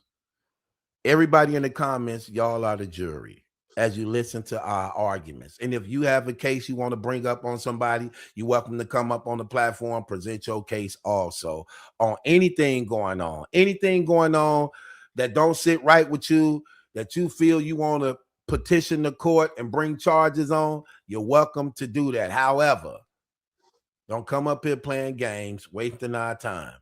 Because if you present an argument and we cross-examine your argument, and the people, which is the 1UF jury, if they don't believe you have a case and throw it out, you're going to have to pay a $5 fine for wasting our time. That's how that goes. So, with that being said, let night court begin. We got cases to put on people, and since I am the residing judge, let it start with me first. So I'm going to present my case. As I present my case, y'all listen up to it. And I got Knight Armor and Angel up here, and they're going to cross-examine me if they, we always want to cross-examine just to play devil's advocate, if we could. So they're going to cross-examine if, and here it is. So I'm going to present my first case. I want to put a case on somebody, man. I'm just keeping it 100. I want to put a case on somebody. I want to put a case on. I got 2 cases, but I'm going to do one and I'm going to let it go around and I'm going to come back. My first case I want to put a case on Carmelo Anthony's father. I want to put a case on that dude. Let me tell you why. Who the hell take any advice from Charleston White? You listen to Charleston White literally tell you that you should pick a white lawyer, which I don't really got a problem with that. But in picking this white lawyer and it's all white jury, to have confidence in it, and they're going to do you good. They're going to do you right. When you know your son is facing a murder against a white boy, when I say a white boy, I'm speaking of his age. I'm not disrespecting him in the sense of saying the word boy, but he wasn't an adult. So that makes it even more like, you know what I mean? In the eyes of the world, right? And they're going to paint it in trial just like that. Like, look, this was a young man. He wasn't even an adult. He had his whole life ahead of him. He attended school. He had good grades. He was to his family, he was the one who was going to make it and pull them out of poverty and so on and so on and so on. And you listen to this man, Charleston White, who's a fool, tell you to have confidence and trust in the all-white jury of your black son facing murder for killing a teenage boy, white boy, that you were going to have mercy and sympathy. And he said, trust in them, they going to do right by you. And you was okay with that, only to be whining and crying now when you see the results of that ignorance. Like, that was stupid to me. And I never even knew he even did that.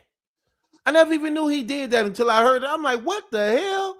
And then it was showing him and Charleston White talking on the phone. And Charleston White apologizing to him like, I'm sorry, man. I told you to go with an all-white lawyer and don't, and it's good you got an all-white jury. Those white people going to do right by us. They going to do better. They going to judge us better than what black folks will do. I'm like, bro, you don't see this man playing games with y'all? This is what he do. He don't care about life. He don't care about people. He is an internet whore. Wherever the dollar at, that's where he gonna go. That's where he gonna chase.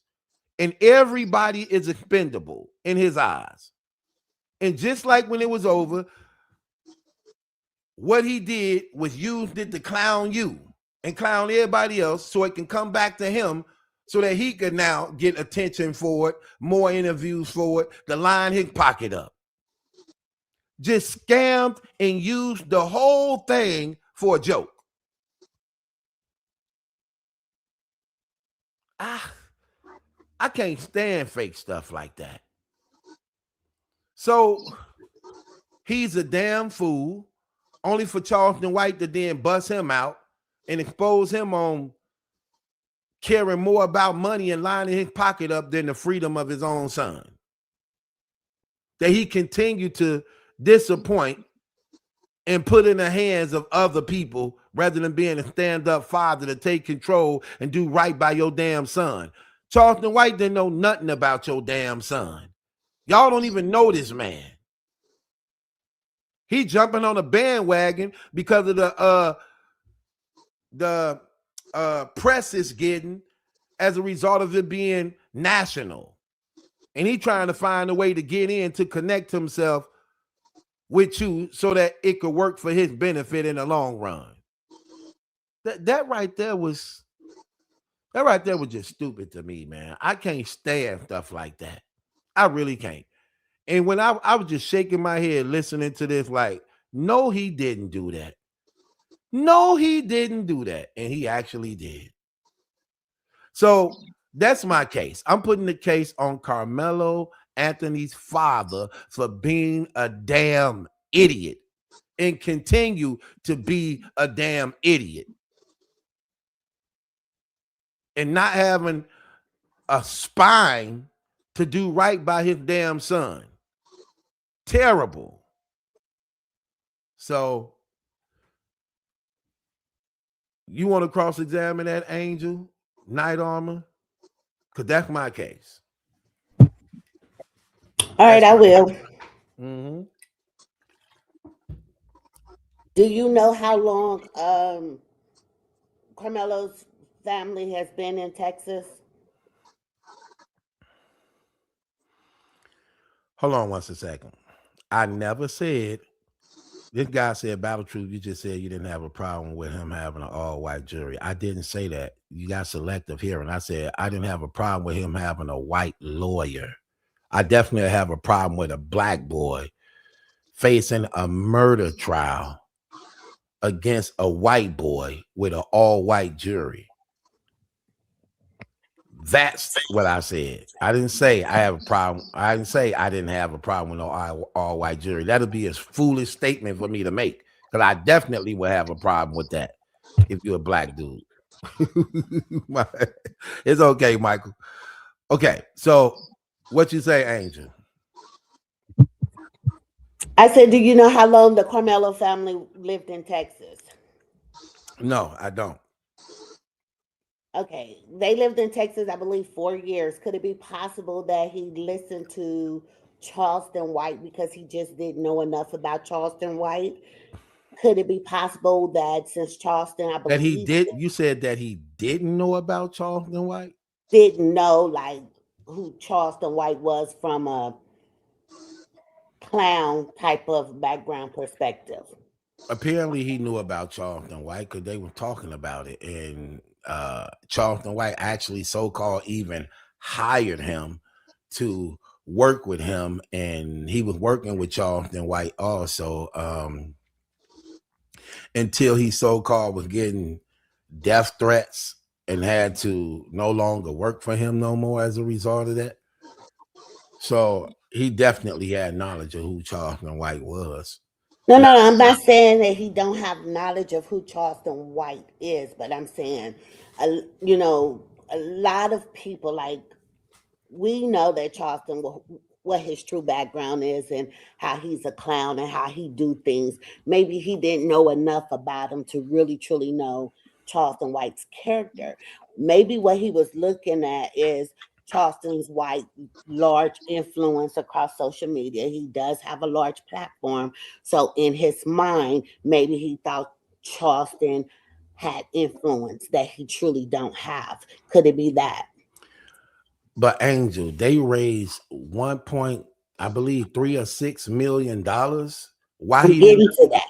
I'm getting to that. Yeah, why he didn't have? Why he didn't have more than one lawyer? Why would you just go the cheap route and just get one lawyer? Usually when something is major like this to some degree, and you raising that much money like that, you want to have a legal team to the point of. You get what I mean? You want to have a legal team. So if you're going to have a white lawyer, leading lawyer, you can have a black one there also.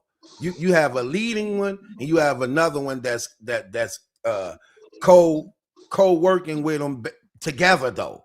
Even though you have a head one, you know what I'm talking about, and all that. Look, and it just seemed like, Angel, it was a money scheme. And I say that to say this because how y'all raised like 1.3 to 1.6 million for his trial. They said they did this for his trial, but you only got one lawyer, only for him to then be found guilty and say, we finna do another GoFundMe for his appeal. Wait, bro, y'all just raised 1.36 million. You only got one lawyer. What the hell you mean for his appeal? See, it just seemed like a money, it's like a money grab. And the crazy thing about it, Angel, is he actually admitted that. Charleston White actually admitted it. He said, yeah, they trying to get the money. They want to keep the money. I told them we're going to put such and such money up, and then the rest of the money just going to go back to the donors or what all we don't spend. But his father and them saying, no, we want to keep the rest of the money. In. You get what I mean? Yeah. Go ahead, though. But this, Charleston admitted that after the fact. He didn't do that while it was going on. So for me, I'm just looking at it. Could it possibly be he thought Charleston influenced, like maybe he knew something or he was more well versed in that than maybe he was? Because if Charleston was significant, and I don't know if this is true or not, but I would think that if you are utilizing Charleston to bring in donations, and you can raise up to 1.3 million. That maybe he thought his influence was more meaningful, and that what Charleston was saying he could trust because of him seeing the money come in. The second thing I want to hold on, let say, me say something on that, because I wouldn't okay, I wouldn't doubt that to some degree, neither, Angel, to some degree, but it's like you have to be wiser than that, and this what I be meaning. Like, yes, he probably figured that with Charleston influence that he might could maybe raise more money. He might could have. But here's the thing. The Carmelo Anthony thing went national. So it was already a racial divide there of black and white. It was already a racial divide there of black and white, to the point where it was so many black people in his corner by going national. It's like he took the nigger route. I'm gonna call it the nigger route. He took the nigger route, clout chasing of Charleston White, when there were so many bigger people that could have got involved in this, in a legal standard by which it could have been handled better, professionally, better as far as like how it actually went in trial, to the point that you probably would have had a different outcome. Like they could have got, it was so many different respectable organizations that wanted to get involved in this as a result of the national attention that it got, that you didn't have to go the Charleston White nigger route. I call that the ghetto nigger route. Because even if you were going to use him for influence to, even if you were going to use him for influence to get a higher donation, you probably believe, you still have to do right by your son, to know that even if I use him as a means to get a bigger donation, I'm going to go the more smarter route in the logistics of his trial and that he's about to go before. So yeah, I could use Charleston White to help raise money, but when this money come in, I got to put a team around my son, because the money is for that. The money was given for that. It wasn't given for you to take a cheap ride out and be like, well, we got him a lawyer. No, you raised $1.3 to $6 million. If you don't put a legal team around that man, but go ahead though, sis. that's really it for me because I really agree with everything. So that's it for real.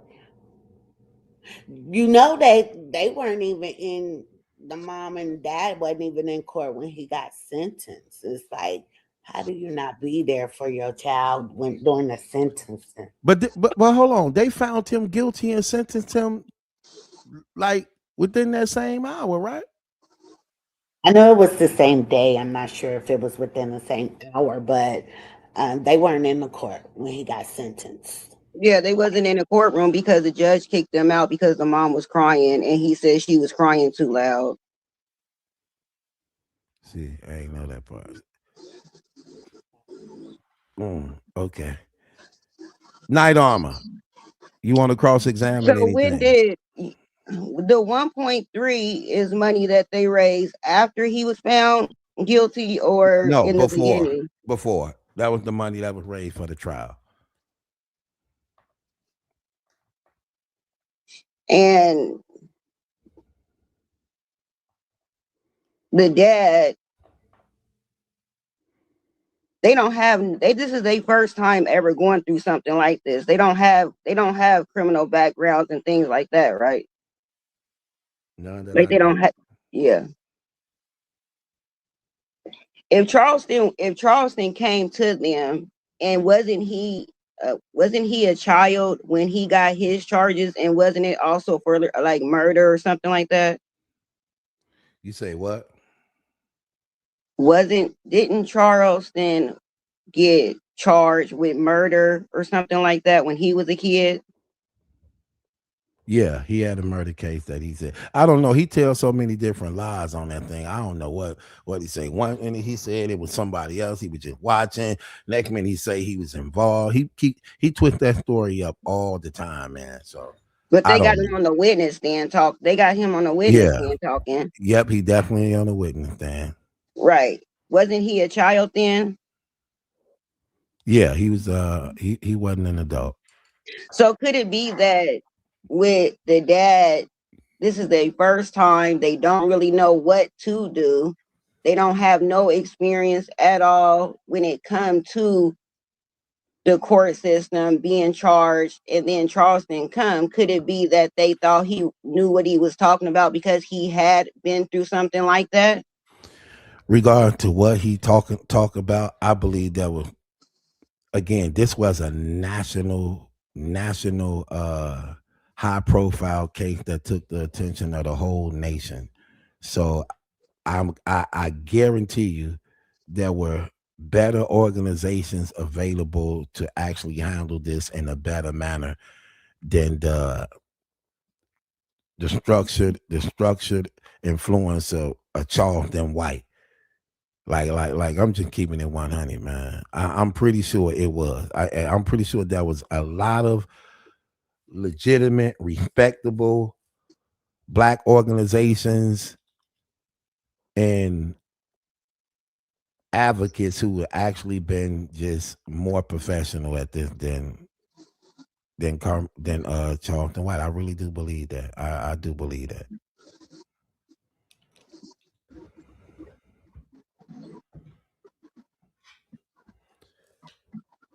Any more questions on that? And see, I heard that they didn't get the mom said they didn't get the GoFundMe money until afterwards. Is that the second donation? Because it was two. Which one you The talking one about? for the 600 some thousand. That might be the second one. That's No, the that was one. the That first might be the one. one for the appeal.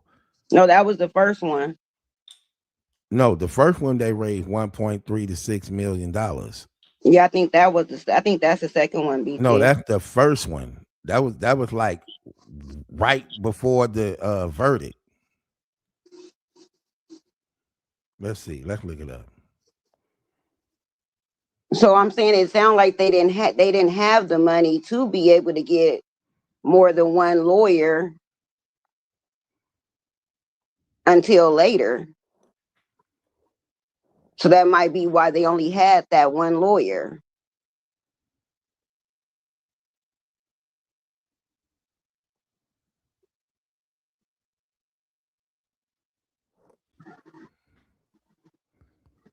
Okay, so there was two different donation things given. So it says this: a send go crowdfunding campaign for Carmelo Anthony raised just shy of $634,000 before the page was shut down following his murder conviction. The funds were used by his family over the course of the preceding year to cover legal defense, relocation expenses, and basic living costs. So that was that one. Then other money was being given that didn't go through the GoFundMe. It was just sent to the family. And the dad was still working when the son got charged. The dad was still working at a Mercedes car Then he dealership. started. Then he started working for Charleston White. Charleston White ended up hiring him, and he Yeah, started. but I guess the reason why he ended up quitting is because people was coming up there acting like they wanted to buy a car from him, and it was really like a threat. Right. And then they also said that they had to move 8 different times because of the threats. Right. Okay. So we cross-examine it. So you don't think that the dad just being somebody inexperienced when it comes to that life, and Charleston probably was one of the ones who called first and gave a whole big old story that was believable, that he trusted and just went with him. But even still, in situations like that, man, you just can't jump the gun. You want to think things through. You want to be very patient. You want to reconsider. You want to look into. So you just want to be careful with that. Like I'm pretty sure there was many big organizations that, again, more respectably, who handle situations like this and probably would have put together a better game plan than that. Because again, this was very high profile. This was a very high profile case that took national attention, and I just don't think that. I don't think he really considered things through and actually took the time to actually seek better counsel. I just think that was just mandatory to do, just seek better counsel on that. So I can't go with that. Any more questions? No, that's it. Okay, so I'm gonna hand this over to the one UF to judge and vote on. But before I do that, let me get it from y'all. So my case is on Carmelo Anthony's father. I think that he did a terrible job in managing his son's trial, by which he was found guilty. Some things was very obvious that should have immediately been like red flags, and trusting in Charlton White to actually be a major influence over the decisions making in that trial. I think it was just terrible, and it came out to be like more of a money grab than anything, because they started bickering over the money and all that. So, oh no, I just didn't like it at all. I think that was just terrible. I would never ever handle my son's situation like that. Me personally, I'm just saying. So, do you think I got a case, Angel? Yes or no? Yes. Night Armor, you think I got a case? Yes or no? No. Okay. Now let's hand it over to the people. Do y'all believe I have a case? Yes or no? The first 12 yeses, the case will be passed. The first 12 no's, the case will be thrown out. Do I have a case? Yes or no? On Carmelo Anthony's father poorly uh handling his son's trial. So Felicia says, yes, I have a case. Uh Chosen One by God said, no, I don't have a case. AR say, yep, you definitely want a case. Truth, okay. Uh Dario says, yes, I have a case. Nikki says, no, you don't have a case. Rod says, yes, you have a case. Kendrick says, no, you don't have a case. Come on, let's get these votes in. First 12 yeses, it passed. First 12 no's and kicked out. Kirsten Bayer says, Kristen, how you pronounce this name, Angel? It's Kirsten. Kirsten. Okay, Kirsten says, yes, I have a case. KC says, yes, I have a case. I think I got you already, AR, if I ain't mistaken. Yeah, I did get you. Appreciate that anyway. First 12 yeses, case and passed. First 12 no's and kicked out. Do I have a case on Carmelo Caston? She said it's Caston. Or did you type that wrong? Is it casting or Kirsting? Casting?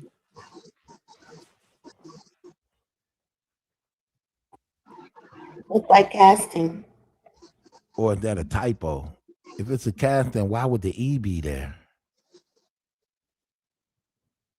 Okay. Come on, y'all. Let's get the rest of these votes in so we can go to the next case. The first 12 yeses it passed. Thank you, Ruthie Shakespeare. She said, yes, I have a case. First 12 yeses, the case passed. First 12 no's, the case is thrown out. We putting the case on Carmelo Anthony's father, how he poorly handled his son's trial and the things that went on in there, and trusting in Charlton White to actually be the major influence behind his legal counsel. She said to help you say it. Okay, so it's Catherine.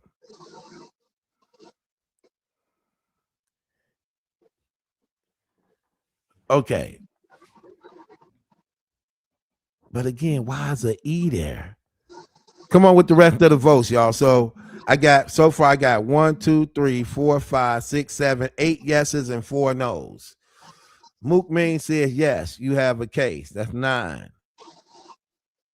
We have a night. We have a night court tonight, y'all. So we want to make sure that we have these votes in properly for night court. What you say? What you say? Night Armor? What you say? Right. Okay. Ardenette says, yes, I have a case. I mean, that 1, 2, 3, 4, 5, 6, 7, 8. That's 10. 10 to 4 so far. See, she said her phone spelled it wrong. That's what I'm saying. Oh, her phone spelled it wrong. Okay. Charleston White used his past to connect with the family because of his past experience with the court system. Father should have did more research before accepting his help. Being naive of the law isn't an excuse. Facts, sis. Thank you for the donation. You are 100% fact. I didn't see your vote down there. So do you vote yes or no? So did you vote yes or no in this case? Because we need everybody to vote. We need everybody in to vote. There's over 100 people watching right now. We need everybody to vote who can vote. First 12 yeses, it passed. First 12 no's and kicked out. Okay, I got 11 yeses and 4 no's. 11 yeses and 4 no's so far. Appreciate that, Evelyn. Evelyn Beasley. Okay, that's what I'm talking about. I'm going to take. So what's the count, y'all? You need one more to be 12 yeses. Right. We can't be lazy on the voting, y'all. So we need to get the rest of the votes in so we can go to the next case. Okay, there we go. Victory Taylor says, yes, I have a case. Thank you. Congratulations, case passed. I will be doing a blog on that behalf. Okay. Okay, there we go. Crystal says yes too. Thank you. Appreciate that. Angel, present your case. I have 2, but I'll start with this one first and then it can come back around. Right. I want to put my case out on the Madison Square Gardens venue. I want to put their case out on them for having their playoff tickets extremely high, so high that Pat Poos and Claressa couldn't attend.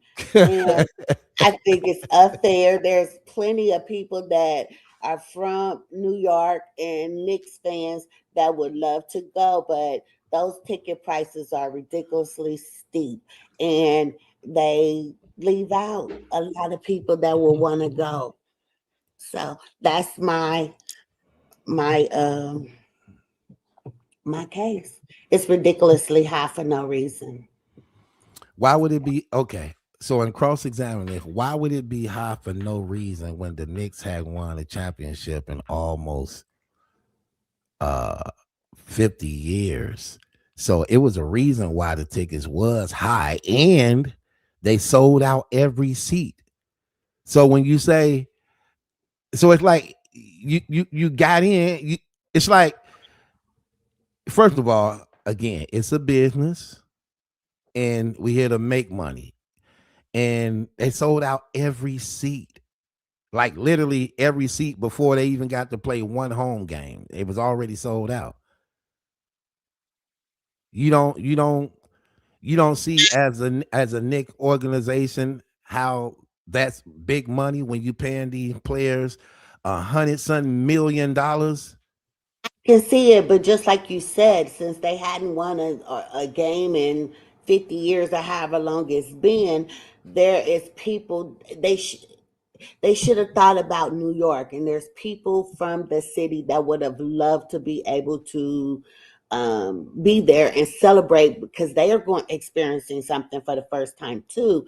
And we all have seen Papooses blogs in the car where he's like loving on his beloved Knicks, and he would have loved to be there. And they just made those prices too steep. But how would they be considered too steep if they sold out every seat? But they need to think about the other people in New York that want to go but can't afford those steep seats. Okay, so if you own Madison Square Garden, Mm-hmm. you wouldn't have raised the price up that high when you know the arena was gonna sell out? Maybe for the next year, but for the first time in 50 years, I would have wanted people to be able to experience it. But they did experience it. They sold out every seat. Papoose didn't get to go though. Listen, hey. Yeah.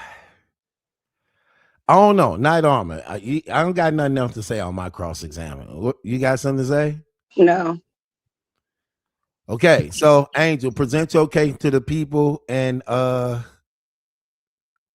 When UF, I am putting a charge against Madison Square Garden because they hiked up their ticket prices for games 3 and 4 and all of that so significantly higher than what they normally will have ticket prices for, where real fans like Papoose wasn't able to obtain them. And I just think that's unfair to those fans who've been waiting those same 50 years to be able to witness it. So I think it was unfair. Okay, Night Armor, do she got a case? Yes or no? No. I don't believe she got one neither. I'm saying no too. But it ain't up to us to decide. Do Angel got a case? Yes or no? First 12 yeses, it passed. First 12 no's, and kicked out. Do she have a case? Yes or no? On Madison Square Garden, high New York Knicks ticket prices for these playoffs that just passed.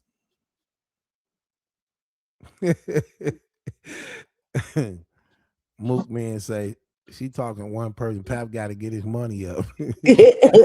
So Akira says no, you don't have a case. Mook man says no, you don't have a case. The Lord had to let Papoose feel this. It's New York. What did you expect?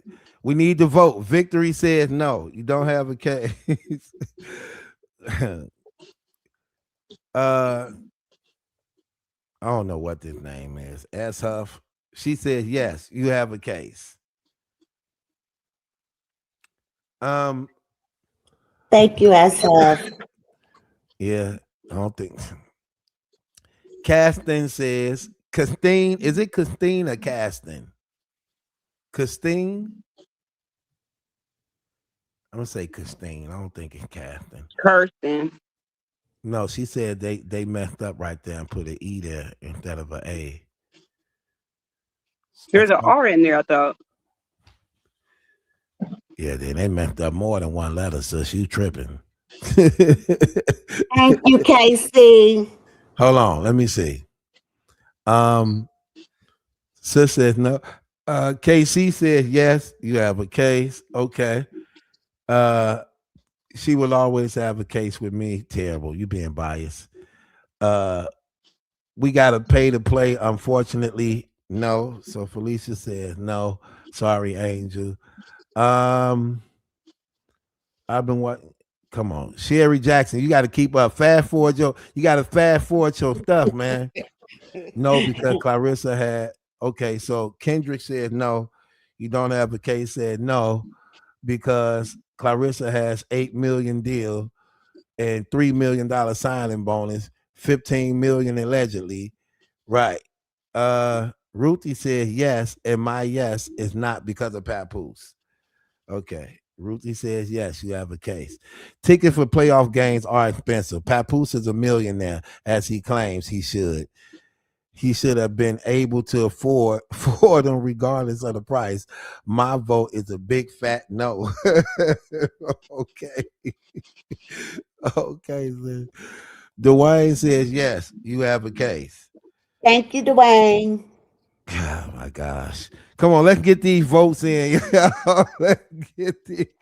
Let's get these votes in.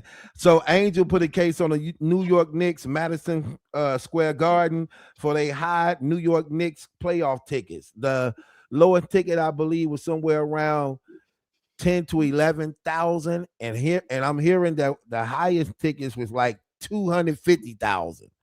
Some say 300,000. Ridiculous. So, do she have a case? Yes or no? Roz says yes, you have a Thanks, case. Roz. So the count so far is 1, 2, 3, 4, 5 yeses, and 1, 2, 3, 4, 5, 6, 7, 8. 8 no's. 8 no's, 5 yeses so far, y'all.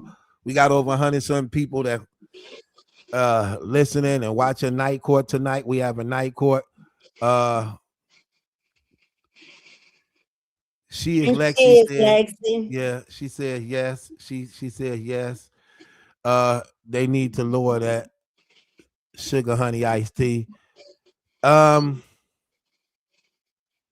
on, y'all. Let's get these votes in so we can move along to the next one. If y'all got a case, y'all want to put on somebody, anybody, there's the link right there. Hit the link, come up to it. You can actually present your case if you have a case. AR say I'm gonna say yes because of Angel's voice and personality. So we got a Love yes. You, AR. Fat Joe and Terror Squad was in the building. Papoose wasn't really trying to go. We need y'all to vote yes or no. We need you to vote yes or no. First 12 yeses, it passed. And the blog will be done on that behalf. As a result of that, first 12 no's is kicked out. And she had to pay a $5 fine. So we need everybody to vote. We need you to vote, Roman. Can married women sue for the pain and suffering and distress from a mistress? Pap got his revenge. Okay. Ardenette says no. You don't have a case.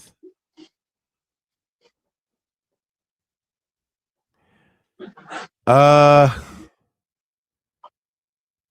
says no. Dario says no. You don't have a case. Hey, Battle Truth, Ruth, and everyone else. Hey, how you doing? I easy on the eye. You can put a case on me. Chocolate. She said chocolate hands. You got to come up here and do it though. Roman said no. You don't have a case.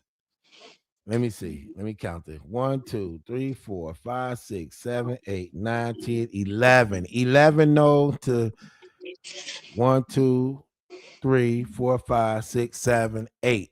8 yeses.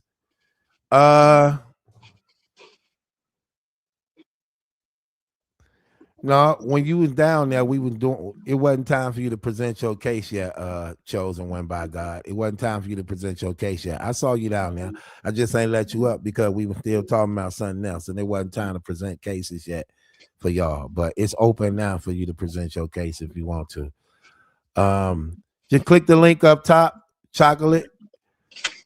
Click the link up top. The link is right there. All you gotta do is click it up top, and then it'll bring you through. BT put the link in the chat. Yeah, I did put the link in the chat. I'll do it again though. But that's how other people been coming up here. I put it in the chat and I did pin it. I'm gonna pin it again. Yeah, it's pinned up at the top. And let me just put it up here again just in case. Okay, here we go.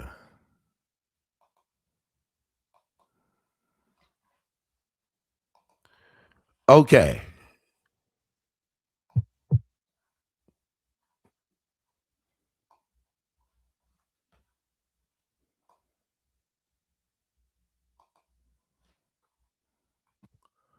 Okay. Whatever All right. So there we go.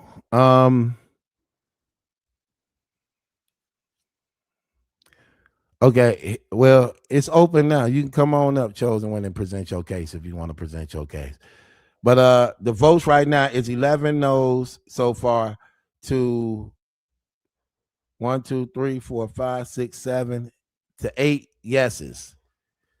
So again, we doing the voting on night court right now. We need you to vote yes or no. Angel is putting the case on the New York Knicks for their high playoff tickets that they had during this championship playoff run. And she believed that a lot of the New Yorkers who were just regular common folks may have been cheated out of that experience as a result of the tickets being so high that they weren't able to attend. So do she have a case? Yes or no? Do she have a case? Yes or no? Do she have a case on the New York Knicks Madison Square Garden for their high ticket prices? Do she have a case? Where we at, y'all? What's going on? Where we at? Sherry Jackson says, yes, you have a case. Barbara says, yes, you have a case. Uh-oh, she might try to fight back. Thank you, Texas. Bama, Roman, you already voted. Don't do it. Yeah, you did. You voted already. Don't do it. 10 to 11 is the count so far. 10 to 11 is the count so far. We need to move this on so we can go to the next. Easy on the eye says, yeah, they just saying yes just for no reason now. 1, 2, 3, 4, 5, 6, 7, 8, 9, 10. It's 11-11. This is close. Do Angel have a case? She putting a case on the New York Knicks for their high ticket prices in Madison Square Garden on this last playoff that they did on the championship run. Do she have a case? Yes or no? Yes or no? First 12 yeses, it passed. First 12 no's and kicked out. She got to pay a $5 fine. Do she have a case? Yes or no? Do Angel have a case? That's what we doing.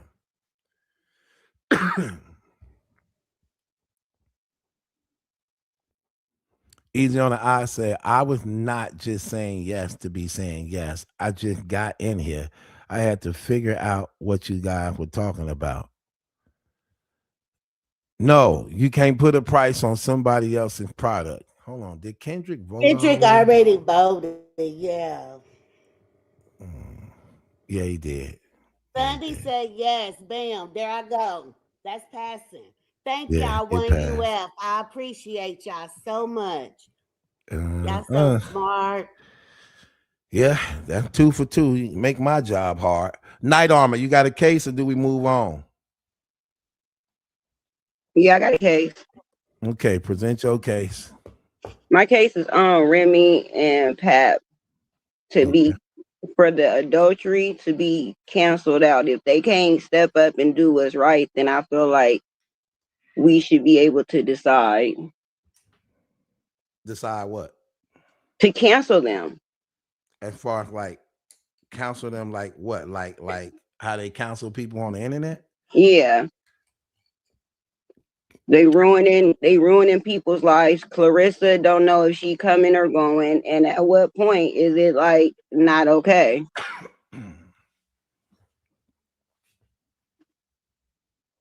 That's my case. So your case is on Remy and Pap because they won't do the right thing and get a divorce. Correct. And what else? And because of that, it's adultery. So it's like, at what, adultery is not right, right? But it just continue to keep going on. So now it's Claressa that's involved. But as we see, she's just going down, down, down, and I feel that it's because of Papoose. So they shouldn't have the right to ruin other people's lives behind the adultery. So they Okay. should either, yeah, Who lives you believe being ruined? like Easy and Claressa. It's just So, Remy found a way to kind of get out of it and get out of the light. But at the end of the day, she's still married to Pap, so she still hold a responsibility. but do you blame Remy and not Remy? Do you blame Easy the Black Captain and Claressa Shields for what they chose? Look, first of all, let's just be honest. Everybody know Remy and Papoose. So everybody know they married. That's no they successes in a marriage. So everybody know you don't get one without the other. So when you say ruining people's lives like Easy's and Claressa Shields, did they ruin their lives when you know you're dealing with Remy and Papoose? Like, do you?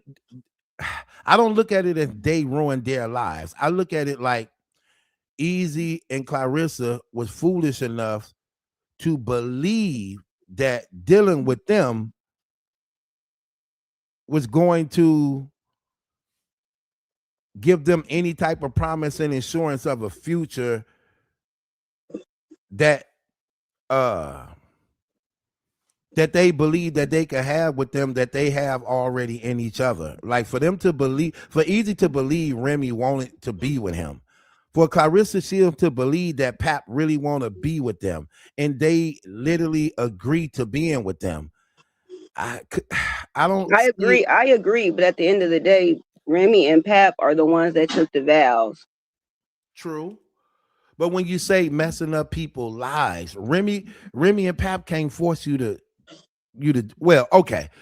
Well, how do you look at it like this then, Night Armor? Claressa Shields the one who went in Papoose inboxes to entice him and proposition him to have sex. So how do you That's see? why I agree with you. But Okay. Pap also knew that he was still married, so it was still on him to make the right decision. So he either should have got a divorce or he should have dealt with whatever he needed to in his marriage.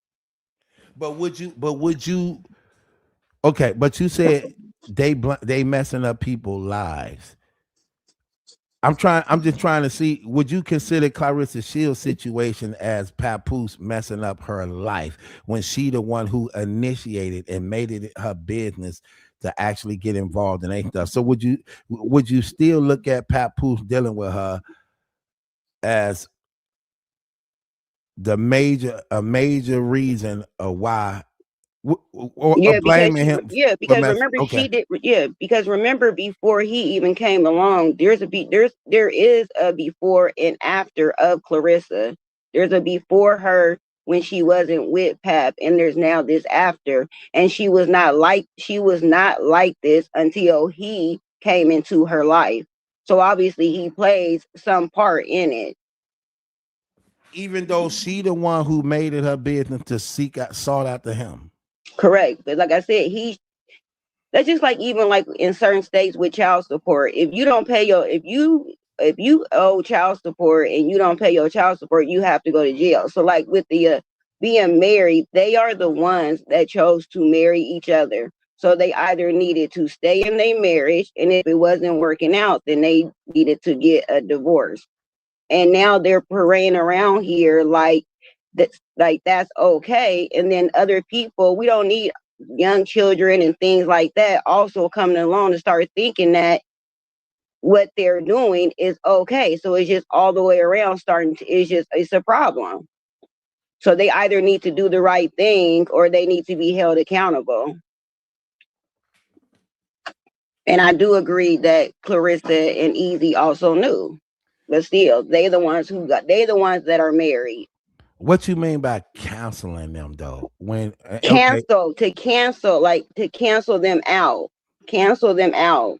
Be a thing of the past where we ain't even got to keep on seeing Pat anywhere, right? Like just be canceled. Just Do you like mean like not supporting them or getting rid of correct, them? Okay. correct, That the people need to you basically saying the people need to put their foot down and just correct, don't support them in the things that they doing as a result of how long it's been going and everything to the point, correct, and that they're not trying to change nothing in no type of way. right. Okay, Angel, you want to cross-examine this?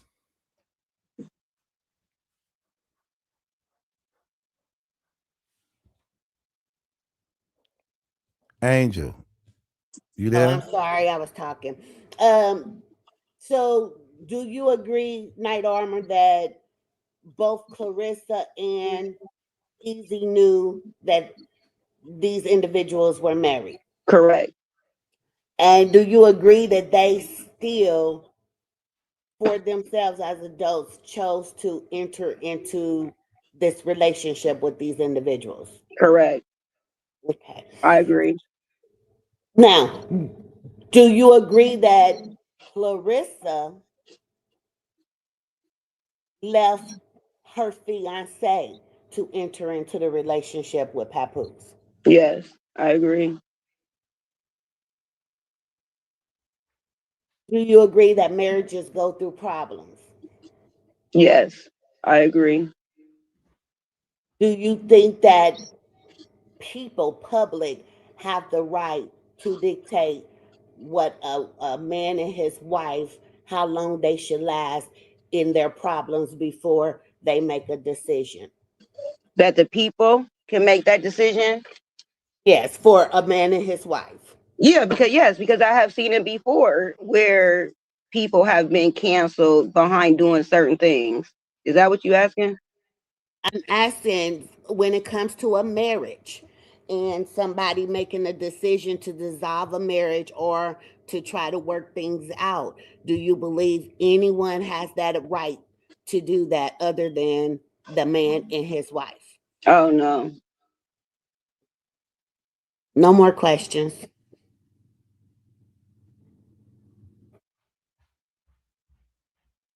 Okay. So, uh, okay. So, with that being said, Night Armor, we're gonna hand it over to the people. Before we do that, we're gonna take a vote on it on the panel. So, Night Armor putting the case on Remy Ma and Papoose as a result of them not getting a divorce or trying to reconcile and allowing it to go on for so long without even trying to, without even caring about what am I presenting your case properly? I want to make Yeah, sure. that's true. That's true. And that the people need to put a foot down and just stop supporting them altogether as a result of them keeping it going on and not really caring about the outcome of what's going on for the most part. So,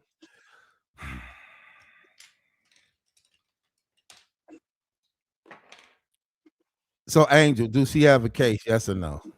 No. I'm conflicted with this a little bit because I agree and I don't agree at the same time.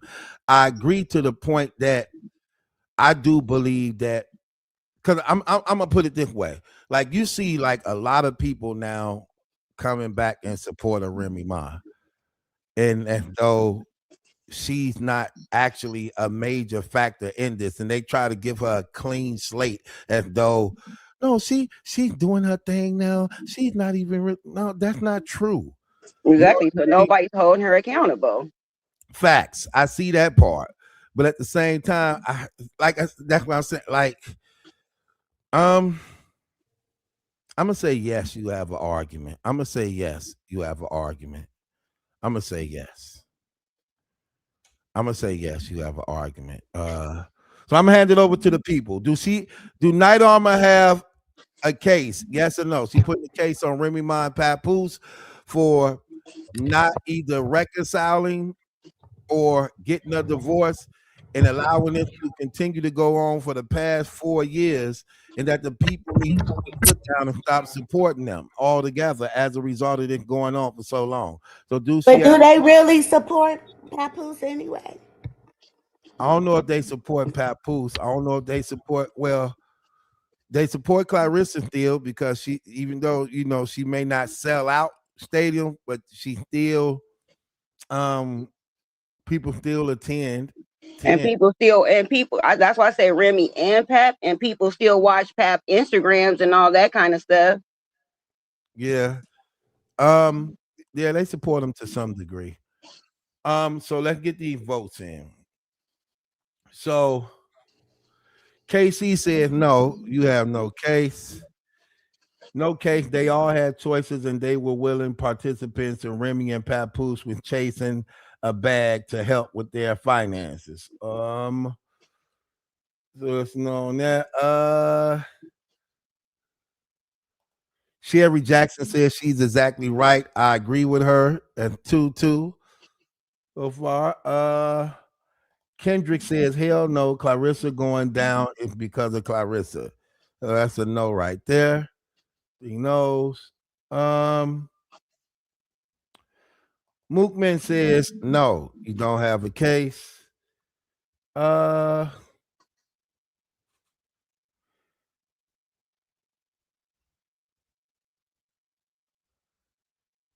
Roman says, no, you don't have a case. Akira says, yes, you have a case. Shuff says, yes, you have a case. Lexi says, no, you don't have a case. They willing, got involved with them, knowing the situation. I got KC already. Barbara says, yes, you have a case. She do, because Claressa Shields was out here disrespectful. Ruthie says, my vote is no. So there's a no there. Got you, Sherry. Sunday said, no, you don't have a case. Felicia says, no, you don't have a case. Dwayne said, no, some people just don't care about divorcing. You don't have a case. Rod says, yes, you have a case. Let me do a count right quick. 1, 2, 3, 4, 5, 6, 7, 8, 9, 10 no's to 1, 2, 3, 4, 5, 10 no's to 6 yeses so far. Queen said, yes, you have a case. This is a case because had the marriage dissolved and the divorce entered, we wouldn't care about Claressa. We would be talking about someone else. I got Kendrick already. Easy on the eye says, no, you don't have a case. 4 grown people making adult decisions. Claressa just stands out more for being delusional and stupid. Okay, but 1, 2, 3, 4, 5, 6, 7, 8, 9, 10, 11. Okay, tonight I'm have a case, yes or no. Malcolm, take your screen off and let me see your face if you're a real person. Before I bring you up here. No, we're not playing. You banned from here. Out of here. That was that white dude again, acting like a black dude. Had a black profile, but he was white. Like, get up out of here. Come on, y'all. We need these votes to come through. It's over 100 some people in here right now. Night Armor putting the case on Remy Ma and Papoose for continuing this charade to go on for 4 years, not doing things the right way by getting a divorce or either reconciling. And the people need to put a foot down and stop supporting them all together for the clown show, she believes. So do she have a case? Yes or no?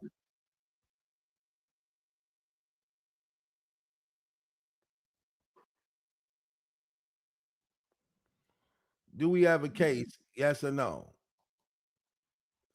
She got a case. We need the first 12 votes to come in. Yes, to move on, or the first 12 votes to come in. No, to move on. There you go. That just killed you, Night Armor. Your case didn't pass. Yeah. So you got to pay a $5 fine for wasting our time. Your case did not pass. Next case. Okay. If y'all got any cases y'all want to put on people, you're welcome to come up, put on the case. Here's my next case. I'm putting the case on LeBron James, this self-proclaimed GOAT who want to be greater than all the NBA basketball players ever. I'm putting the case on him because of this reason. First of all, just because you play longer than everybody don't make you better than everybody. Usually when it comes to the greats and GOATs, they establish themselves and they leave on their own terms. When you see the likes of Kobe Bryant, Tim Duncan, Michael Jordan, Magic didn't leave on his own terms. But players like that, they leave on their own terms and things.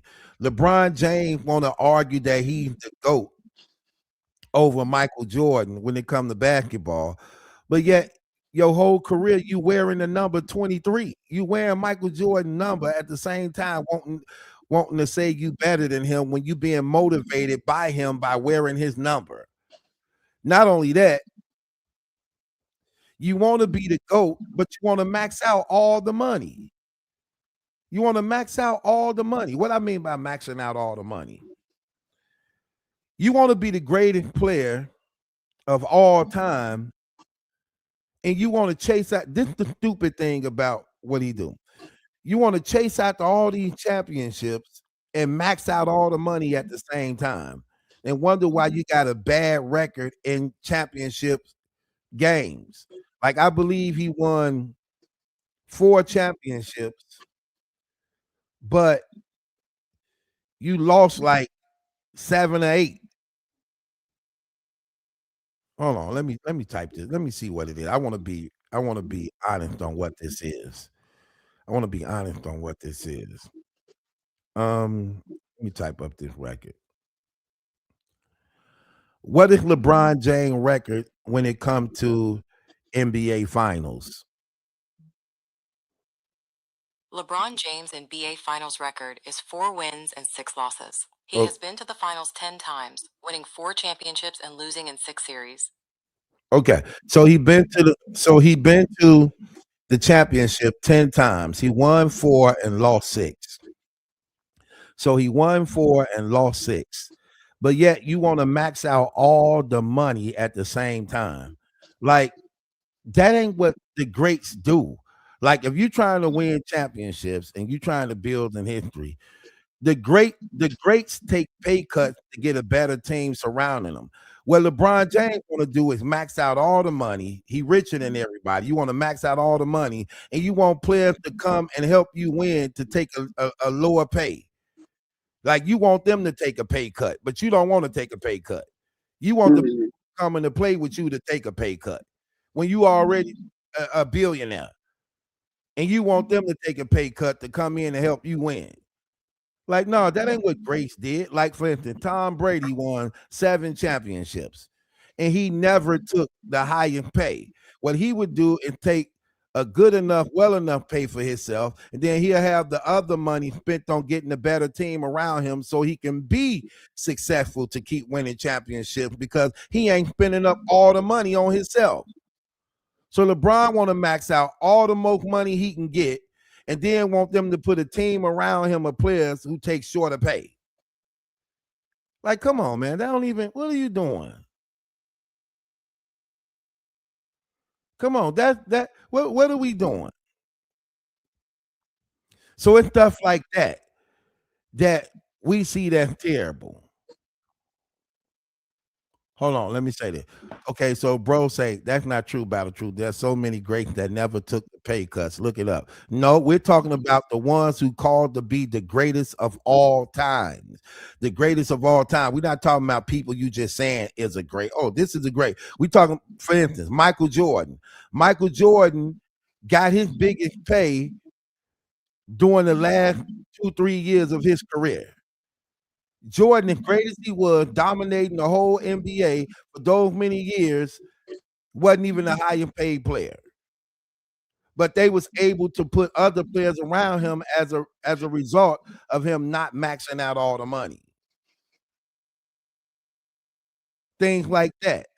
Bill Russell, he said the same thing, that he never wanted all the money. He just told the Celtics, I just want to be paid $1 more than Wilt Chamberlain, because that's who he looked at as being his competitor. He said, so if they pay Wilt Chamberlain $100,000, all he wanted was 101. He wanted $100,001. But that's what he said. So no, I don't look at him as being this GOAT and great of all time when you being greedy and then you give up and allowing people to actually take pay cuts to actually benefit you when you the one with more money than everybody else out the gate already. I just think that that's real fake to me. That's real fake to me. Real fake. Like they wanted DeMar Rosen one time, but they couldn't pick up DeMar Rosen because they tried to offer him like a $9 million contract, but wanted him to take like a $8 million or a $7 instead to play with LeBron. Like, no, bro, you already got $1 billion. What are you doing, man? Anyway, that's my argument. I don't I believe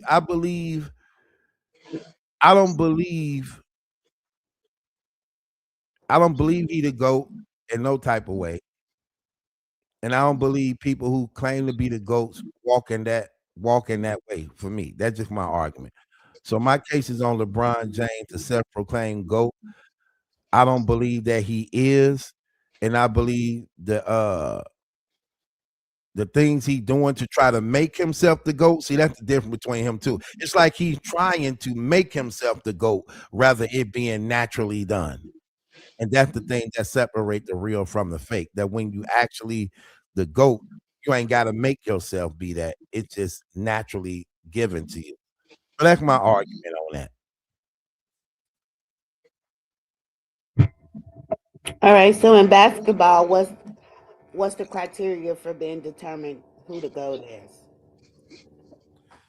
It's a lot of things that determine whether or not you the GOAT. They go by stats. They, for the most part, they go by stats and they go by the statistics. Right. So what's his stats compared to Jordan? His stats ain't better than Jordan's. Like for instance, he now the stat he do got better than Jordan for the most part is him having the most points ever played by NBA player. And as you can see how many years he played. He played so long that he actually in the league with his son right now.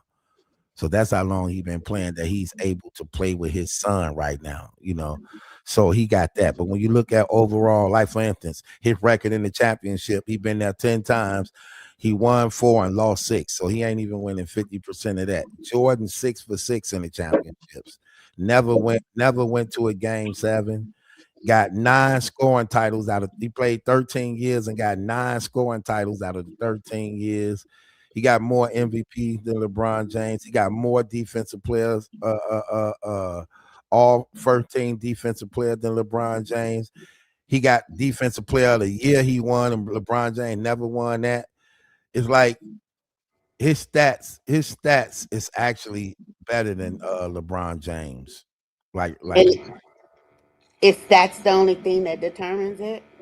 For the most part, they go by that. They go by impact of the game. They go by impact of the game. They go by not only impact of the game, they go by culturally wise, the impact of society. You know what I mean? How well you basically advance the game. And we know that Jordan did that too.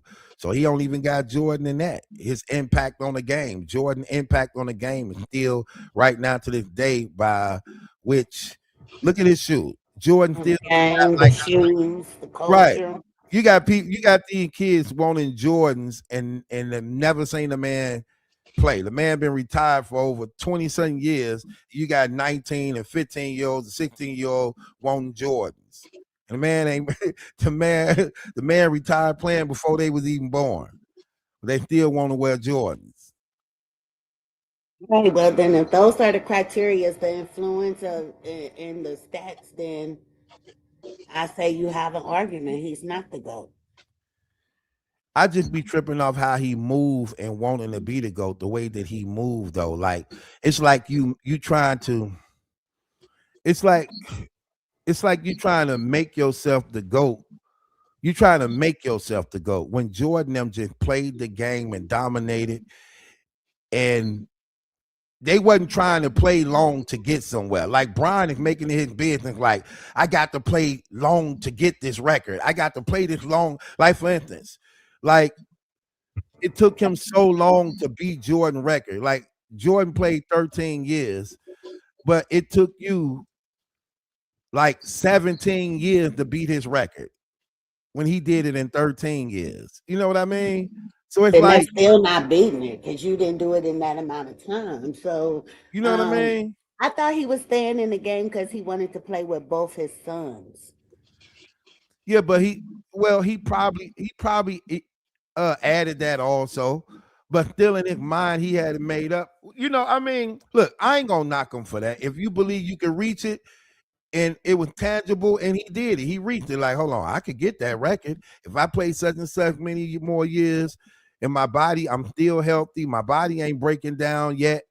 And I'm still effective on the floor. Like I'm gonna keep it real with you. He's still effective on the floor. He's still averaging over 20 points and still top 10 best players in the league today. So of course he can keep playing and should keep playing. But my only thing is how he moved in the sense of wanting to be the GOAT. And how I just think that there's a lot of things he did that just by default makes him like not that as a result of how he do things. Okay.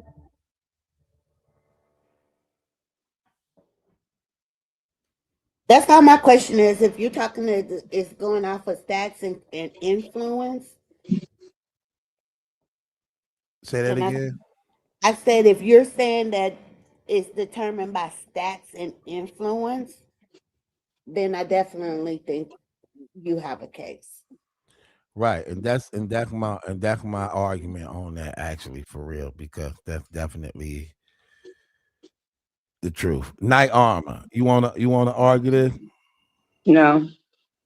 But I want to ask you something. Do you even think that his son was good enough to be in the league, or do you feel like they just gave it to his son so they can try to make that history for LeBron? Um, I don't believe in LeBron James son. He don't get to the NBA as far as the caliber of player that's on the NBA right now. I don't see it. I don't think he would have made that. I don't think he would have made it if Brian wasn't his father. That's why the Lakers do. Look, anybody could have picked him. The Lakers picked him. The Lakers picked him. Anybody could have picked him. And that year that he was picked, do you know if there was? Do you know, like, since they picked him, some like another kid wasn't picked because they picked his son? Yeah. Whoever was gonna be picked before he was picked, that's who place he took. Wow. I mean, hey, when you got pulled like that, hey, bring my son. I mean, but shoot, look, that's how a lot of people families in America come up though. So I'm not mad about that. Like Trump made his daughter and son-in-law and kids all kind of stuff up in the White House with no experience. So hey, I'm not mad at him for doing that for a son. No. Okay, so with that being said, we handing it over. Do I have a case? Yes or no? LeBron James, the self-proclaimed GOAT. I just think I just don't think he is as a result of how he moved. I really don't at all. I think he trying to make himself the GOAT rather than rather than just rather than it just being the GOAT. It's a difference. when it's just natural. Like it was natural to Jordan. Jordan wasn't trying to be the GOAT. Jordan just dominated to the point that they like he's the GOAT. Brian, like, hold on, how long did it take him to do that? Oh, I got to keep playing so I got to keep playing all these years to beat their numbers. And that right there to me is like, it's things like that that just make me no, I don't think he'd go. Anytime you wear the other one's shirt because it inspires you, and how much inspiration Jordan's shoes and clothes and stuff like that alone, Right. he cannot be the GOAT. Yeah, you wearing this man stuff your whole career. You wearing stuff his whole career, and you wearing clothes to be motivated by him, to be inspired by him. Okay, so let the voting begin. So hold on, wait, let me see. Okay. You know, we ain't even got to vote on this. This is just common sense. I'm gonna do that anyway. I won't talk about that anyway. We ain't got to vote on this. We're gonna move along. Angel, what was your second case? Nobody else got to come up for a case. I No, thought come on. What was your second case? We already 3 hours in. What was your second case?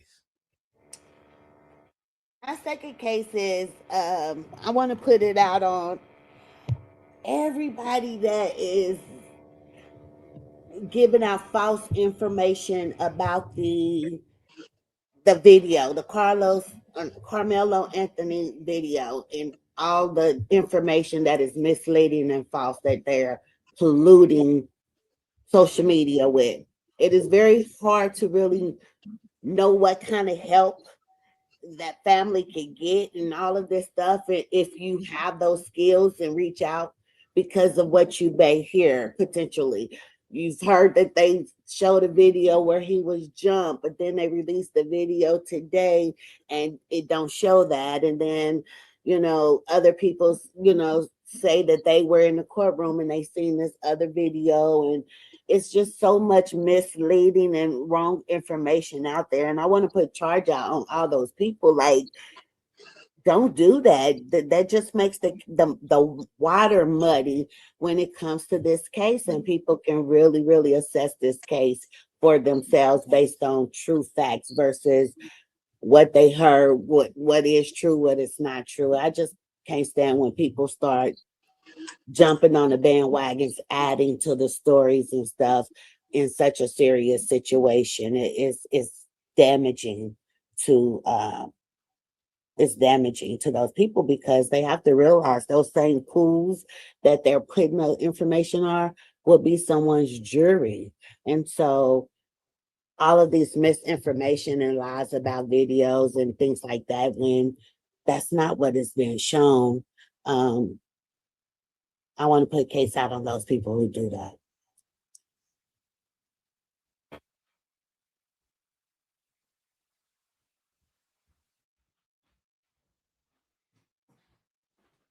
Okay. So in the sense of the videotape, on the videotape, is it clear that you could actually see what transpired and took place? Yeah, I mean, it's not like in real good visual, but you could see it. You could see that there was some sort of push or hit. It was a lick pass, and then next thing you know, you just see him pop up on the backside of the stairs, up a couple of things, and then he start running down and running out the stand. So you don't see no jump, you don't see headlocks and all this other stuff that I've heard people say. You don't see that on the video they released today. And if there's a second video, that I find it hard that it would contradict this one because it should still show the same thing, right? And it's just weird how people are on the internet saying they saw the video and they jumped them, they did this, it was about 4 of them, all of this stuff, and it's like it's not true, and I wish people would stop doing that.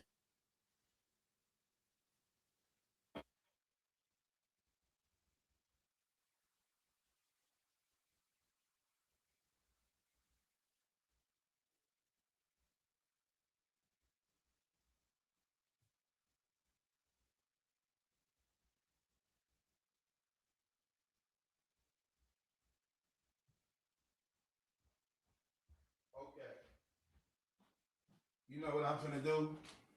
Nope. I'm finna look it up and play it. Okay. Because my thing is, I when I tried to see it, I couldn't hardly see it.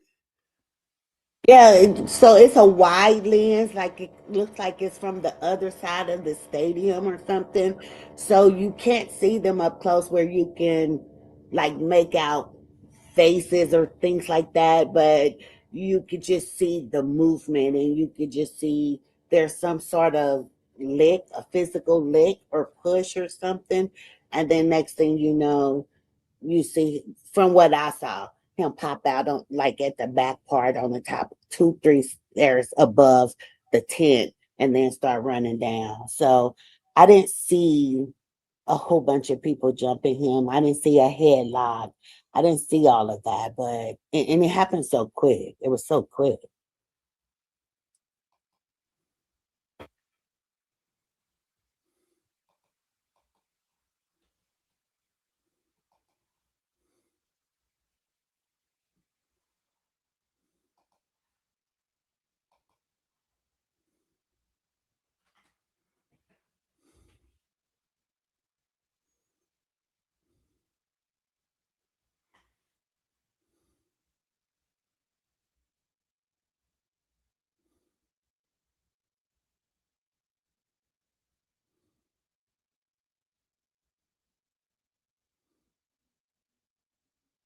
Yellow tent.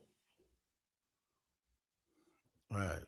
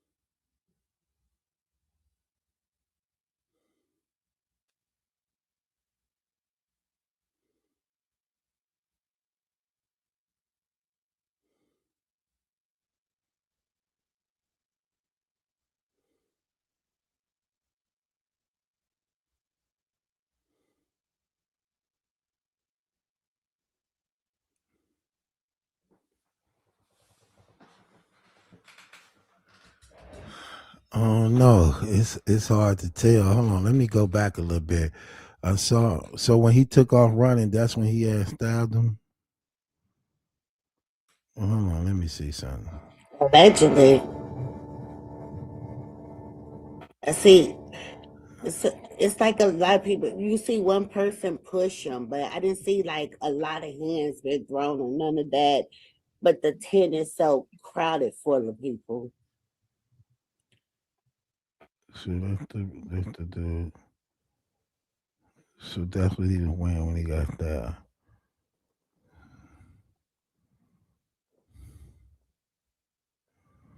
They got the other twin. Well, not twin, but They were twins. oh, they were twins, Mm-hmm. and that's Carmelo Anthony.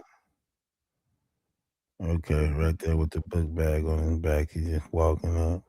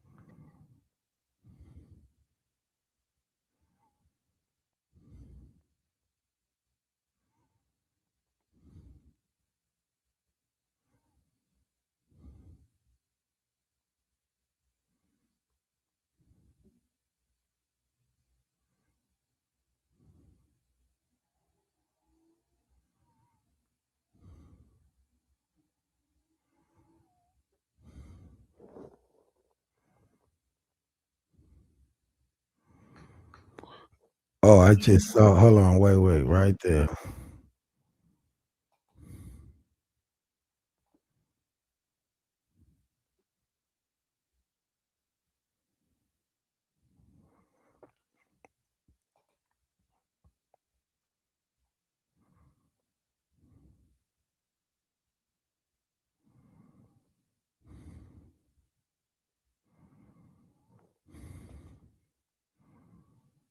You breathing hard like that? I don't know if I'm breathing hard, but I got the mic right up on my nose. Though.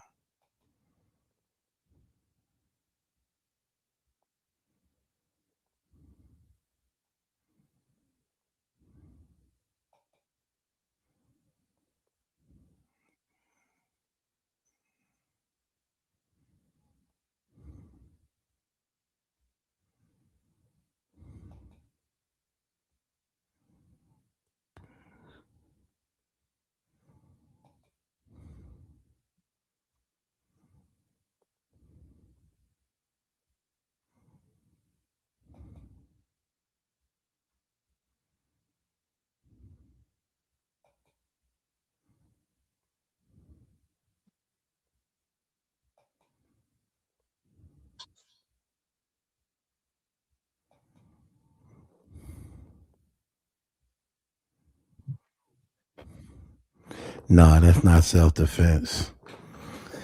That's not self defense. That's clear.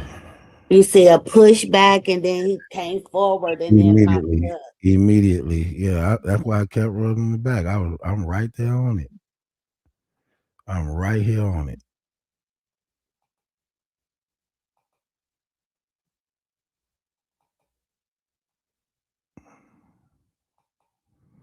Yeah, that's not no. it's not at all. Not at all. So Not at all. Not at all. No, nowhere, no way he felt his life was in danger in any type of way. Not in that setting in any type of way. And when you see what happened, it's like a done, done.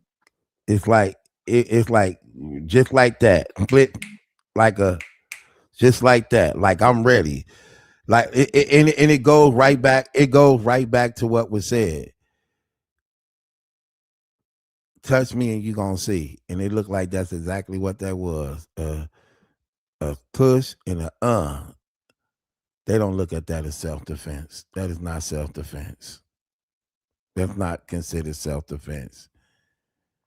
In order for it to be self-defense, you definitely have to prove that they real careful on what they determine self-defense to be. You have to really be in a situation where it could be determined that your life was in danger and that was your only option. That's not the case.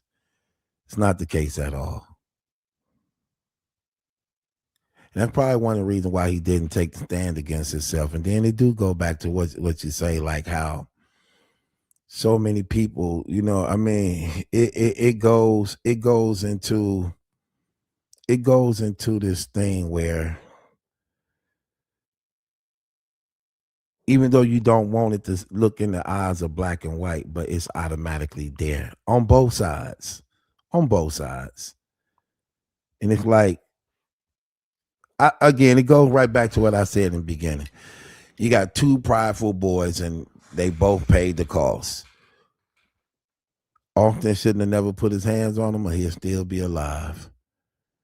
And if Carmelo Anthony would have just left, he'll still have his freedom. Yeah,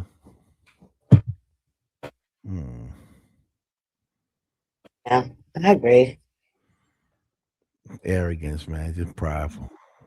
If he would have left because those kids told him to leave.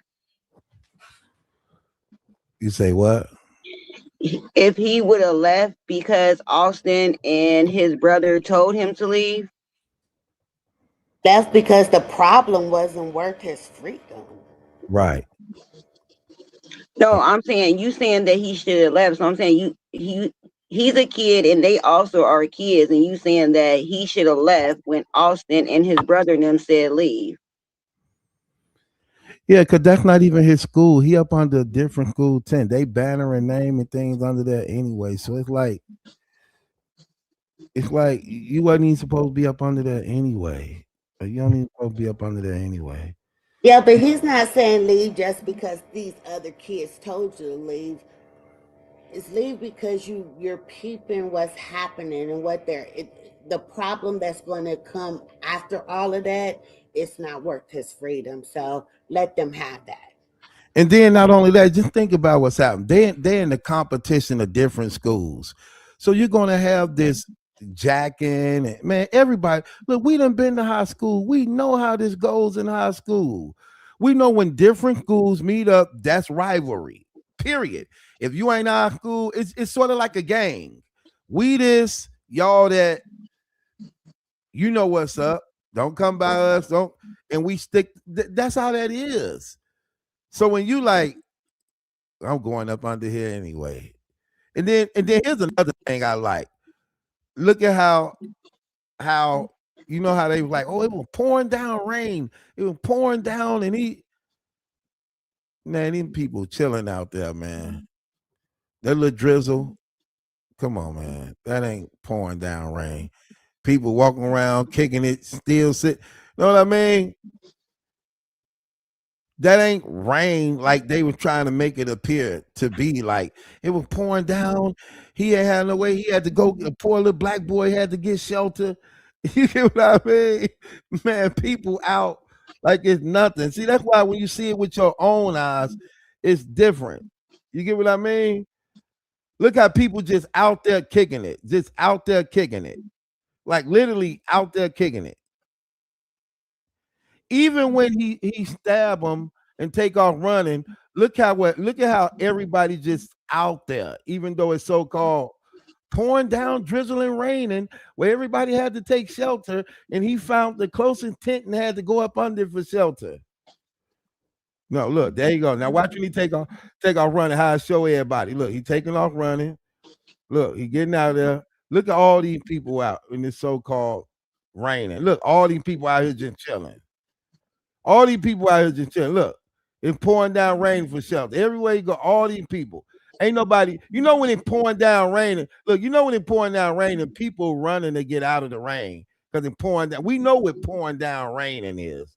But we also know when this ain't nothing when it's raining. Look at that. Look at all these people around. Look at all these people out here. Everywhere you run, so that's showing you the atmosphere. People still standing out here chilling. People, ain't nobody running to get out of the rain. Like, stop it, man. Stop with these games. No, I'm not gonna just say stuff just to be saying, no, I'm not gonna do that. Why ain't nobody running to get out of this rain? You know what I mean? Because it ain't even raining like that. No, I'm not buying that. They said that some boy told him to come over there under that tent, and that's why he went, sat down, and talked to the boy. One of the boys he did know. Didn't know. But what I'm saying is, that's like, that's irrelevant to the And fact. they said that Austin and them was just coming back from bullying some girl who, I guess it was so bad that they done called the police to come up there. They was over on the middle school side part, and they was bullying some girl, and she ended up calling the police, and then that was them coming back to the other side. Yeah.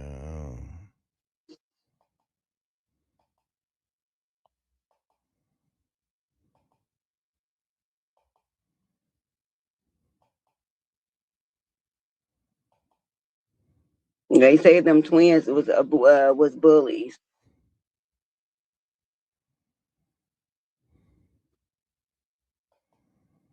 And I just don't see it. I'm a kid or a teenager and I'm sitting up under the tent. But because some other kids didn't tell me to get up and go, I don't think I would have either, though.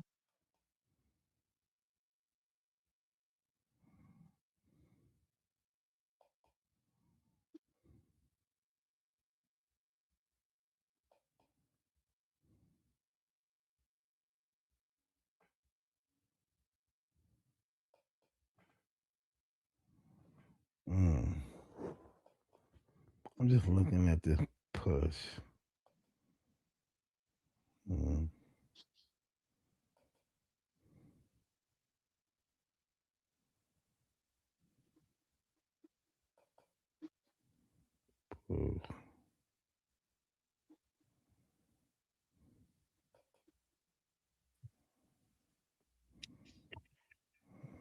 Okay. This YouTube, it might be a closer view of it too on the thing too. Like that was something. Yeah, zoom in closer.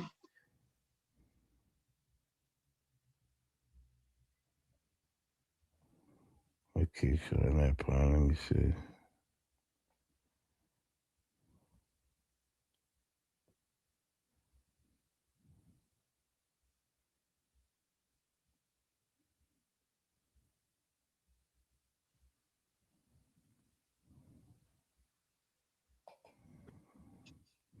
Of the stadium.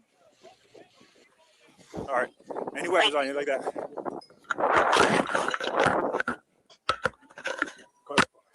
look here.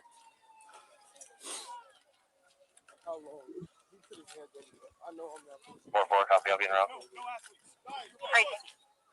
Help y'all back up a little bit. Come over here for me. Come over here. 447, I'm gonna put your handcuffs for now, okay?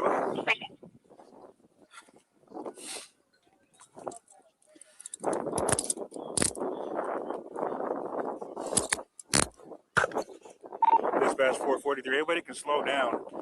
I got the alleged suspect in handcuffs right now, detained.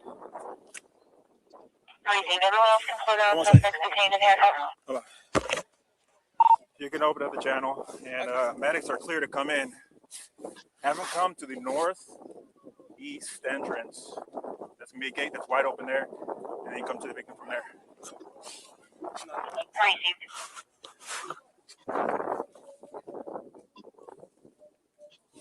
Hey BT, when you get done doing this, Rod sent you a super chat too earlier.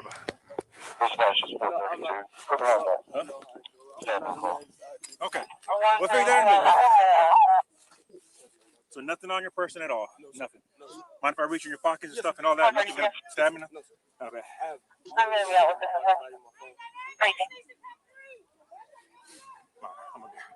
A little personal there, okay? Just to make sure. Okay.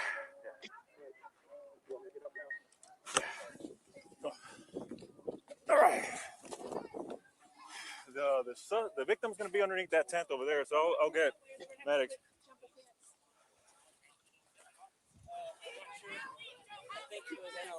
Memorial tent over there, guys. All right. He put his hands on me. I told him not to. He put his hands on me. What's happening right now? Victim is over here on the north end. They got staff standing to him right now. This is the alleged suspect. Already? No. We searched them. Got nothing on him. I don't know what happened. 4.3. Checkers everything about CPR progress for a witness. Racing. That's the wrong thing. Racing.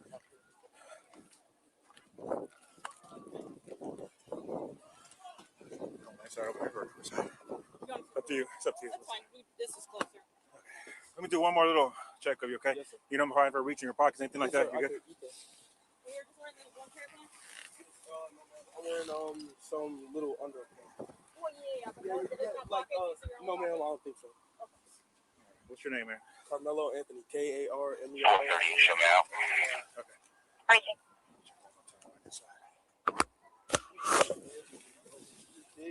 Have a seat here real quick, man. Watch your head. Let me check your hood here, buddy, okay? Yes, sir. Well, I'll tell you what, lean this way so you're not resting on your hands, okay? Yes, sir.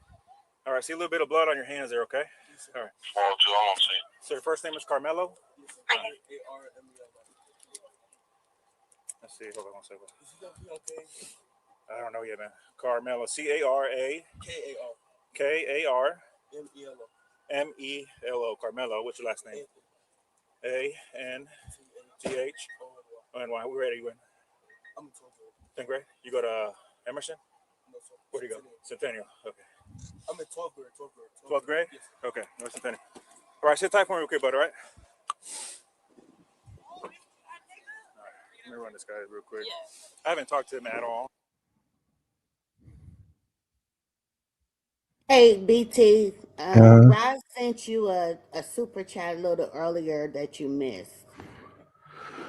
Okay, so shouts out to Barbara for the super chat. Thank you, sis, for that. Appreciate that. Thank you again, Barbara, for the super chat. Being a member, thank you. God bless you for that. Evelyn, I believe the father taking advice from Charlton White, probably because Charlton White, I read that. I'm gonna read it again. Claims to be an advocate for troubled youth, and he has dealt with the courts when he took a life when he was a teenager. Okay, then she said definitely. Charlton White used the past to connect with the family because of his past experience with the court system. Father should have did more research before accepting his help. Being naive of the law isn't an excuse. Ross, just to piggyback off our first court case, when it comes to your child, you don't just take someone's word for it. You do your homework and vet several attorneys. Facts. 100% agree with your sister Ross. What you think about the footage, Angel? Now that you see the footage,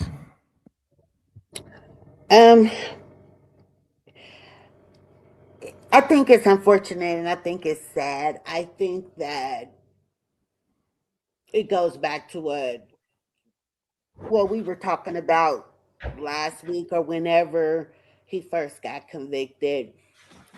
Um, if you would teach your kids what is important and what's not. It's like those kids, if they're coming at you talking about leave, it's not about him doing what they say. It's about, is this situation worth what I will lose? And that none of them in that tent was worth what he was giving up as a straight A student and all the other stuff they're saying about him. So y'all not even worth it. Y'all can have that and I'ma leave. Not because y'all told me to, but because I just have more value in where I'm going than this situation. This situation is not that important to me. And leave from that perspective, I think. I feel like there's an old saying, the fools always have the right of way, because you could get, when someone is in a car acting a fool with their driving, let them just go, because what they may take from you if a wreck happens because you want to stand your ground in the lane, it's not worth what you may be giving up. It's a Pyrrhic victory.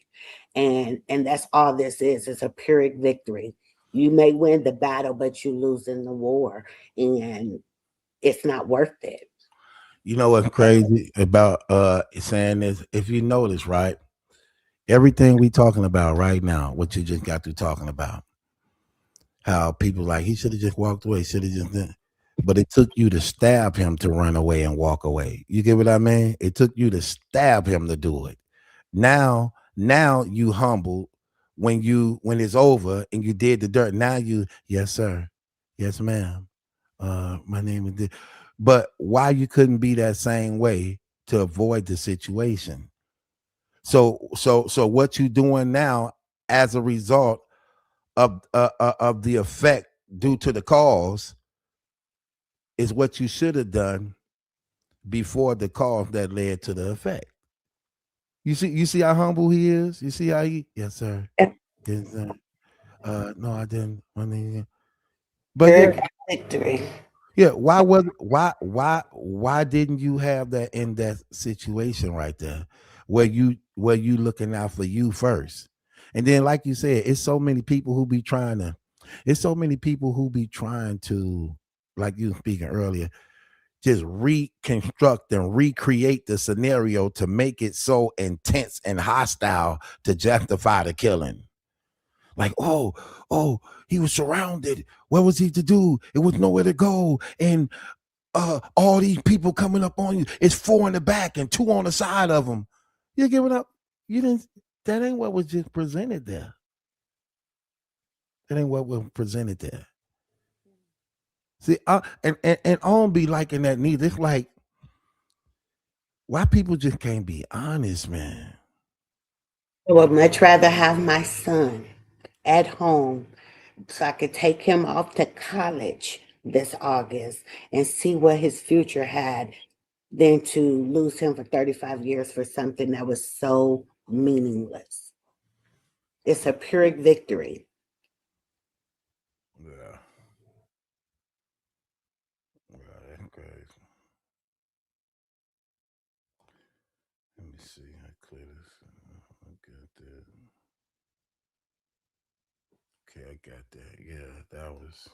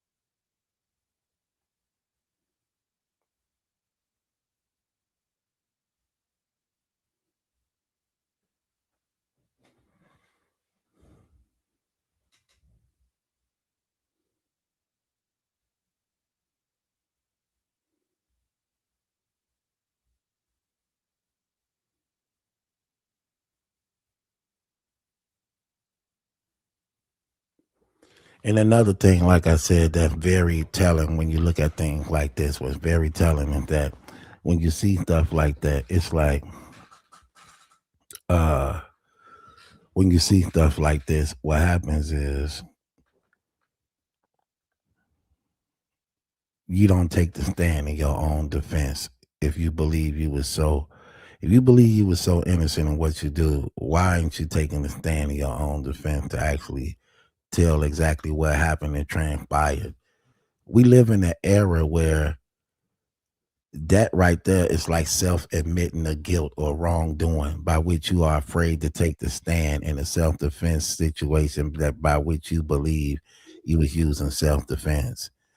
And to not be able to do that says a lot when people coming up there telling a story and painting the narrative that you trying to say is not true. Well, how much more you know? And it's like, no. Mm-mm. Let me check out what this one says. Reporting live from Hyper's Club, Fight Plus News, I'm John Abba. It's been close to 2 weeks since the trial of Carmelo Anthony would come to an end, but people are still continuing to follow the case. As you should know, 19-year-old Carmelo Anthony would be found guilty of murder over an incident between he and fellow high school student Austin Metcalf at a track meet last year. Now, according to reports, Anthony would be requested to move from a tent, and upon his refusal would be then pushed by Metcalf, and that's when Anthony would bring out a knife-like weapon to stab Metcalf once in the chest. Now, the story has went on to create a large amount of emotion and racial divide, as many people believe that Anthony was defending himself from Metcalf and others. My brother was jumped and stabbed to death 20 years ago. So naturally, people ask how I feel about Carmelo Anthony. 35 years, and my answer might make some people uncomfortable. I don't see a monster. I see a kid who was scared. My brother was jumped, he was stabbed to death, and he was the one being attacked, and he didn't have a thing in his hands to stop it. Now, I have spent the last 20 years asking a question that I can't put down. What if my brother had a knife that night? Would he be alive? Would he have been the one who walked away because he protected himself? And if he had, would they have called him a murderer? Would they have given him 35 years? And that's what I see in Carmelo, a kid who was being jumped, a kid who was being antagonized, a scared kid who reached for the only thing that meant he might make it home. Wow, you hear that? He was being jumped. Carmelo was being jumped. Scared to make it home. Oh my gosh. These people is crazy, man. Oh, my bad. I didn't even know you was here. Did you hear that? Yeah, I heard it. I've heard that. I've heard people say he was jumped. I've heard people say that the Austin guy had him in a headlock. And I'm like, that's great. Why can't we see the video footage of that? Right. Like, because I most certainly don't want him to be going to jail if that's the case, but what they're presenting don't show that. If he was getting jumped, he damn sure wouldn't have had time to go in his bag and grab no knife and stab somebody if he was being jumped. I'm sorry. That just, nah. Like, if you being jumped, nah, that's not happening. Yeah, that's crazy. But you know what's crazy about this? It's crazy how people put this out here like it's the truth, like that's what really happened. Look at how she explained that, like that's actually the truth about what happened. Like that's what the footage is showing. Listen at that. Would he be alive? Would he have been the one who walked away because he protected himself? And if he had, would they have called him a murderer? Would they have given him 35 years? And that's what I see in Carmelo, a kid who was being jumped, a kid who was being antagonized, a scared kid who reached for the only thing that meant he might make it home. Wow. That's crazy. That's crazy. He lived, and living got him 35 years. And that's a sentence I don't believe that his white peers would get in that same state. What was he supposed to do? What if they had a knife and they tried to kill him? He was obviously terrified. See, right there, that's the part right there. See, it's things like that. It's always these what ifs and what ifs and what ifs. It ain't about what ifs. It's about what happened. It ain't what ifs. What happened? You can't paint these. You can't paint or create these scenarios that's not there. We're going by what happened, what's there, and that's what you see. That's crazy how people is, boy. I can't walk away because What you gonna say? Cyrus No, I was tried. saying, I just say again, I think it's a pyrrhic victory, and to me, that's no victory at all because you'll lose more than what you win. Right.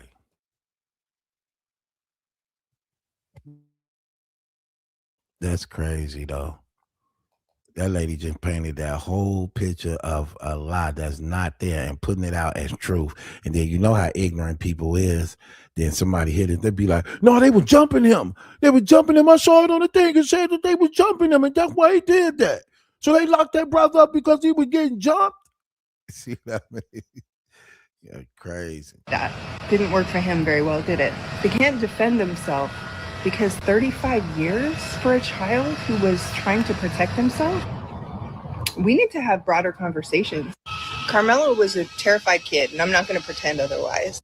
Part of that wave of people feeling that Anthony is innocent, he wasn't terrified, because if he was terrified, he'd have left. He'd have left. He wasn't being held against his will. How he terrified and they asking him to leave and he won't leave? That ain't terrifying.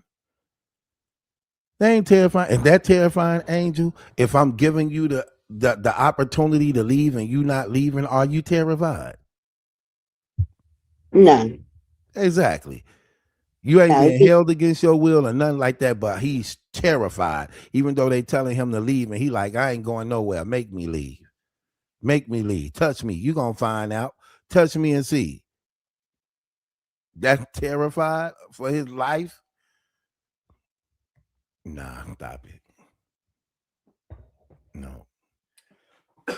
That's a lie. This family would end up raising a little over 600. See, that's how I am. Like, you can't pull the wool over my eyes. I don't care if he black. I don't care if he white. You can't pull the wool over my eyes. I need to see the evidence. Because I'm not going to be selective. I need to see the evidence. Show me the evidence. You just can't say anything to me. You know what I mean? Angel, you just can't say no. You got to show me the evidence. You feel me? No, I 100% agree.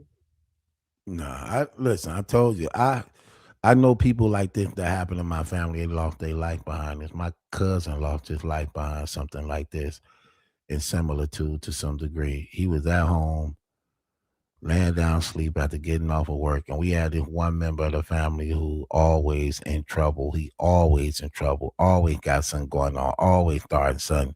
And when you're out there in the streets doing that, you're going to find trouble. You do trouble, you're going to find trouble.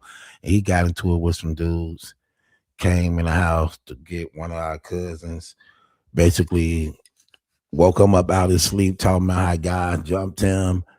And that cousin of ours know that this dude stay in trouble all the time, but he ain't ask no question. Where they at? Where they at? Let's go. Went down there, didn't even come back. Went down there, didn't even come back. Okay? No, you can't come get me on nothing. What happened? What did you do? Who was all there? Like, I need to know everything. Everything. You just can't send me off like that. I don't care who you is. I don't care how much I look. I do that to my own kids. Listen, wait. Tell me everything that happened from beginning to end. And I know them enough to know if they lying, and I'm watching their behavior and demeanor to see if there's some BS involved in what they're explaining to me. But I'm not finna just send myself out there like that at all. Not finna happen.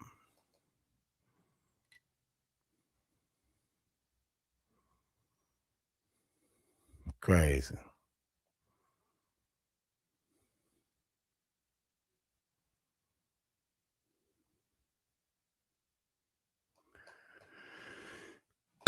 Look, this person said this.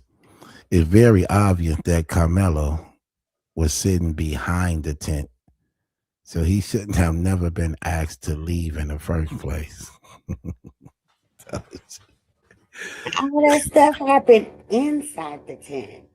Exactly. We just got through watching the video. He came out of the tent. He wasn't sitting at the end. He came out of the tent and took off running.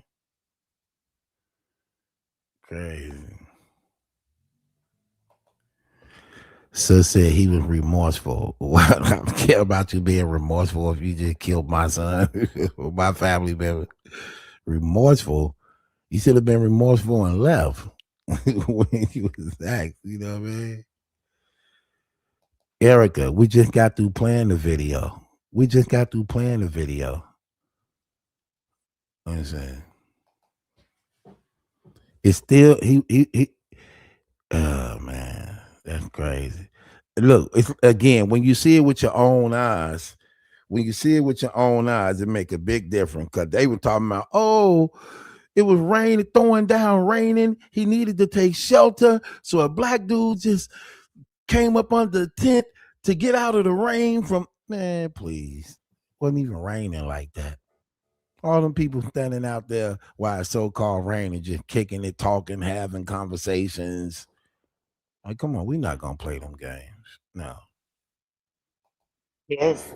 No. It is sad. I agree with you, Miss Evelyn. It is a sad situation.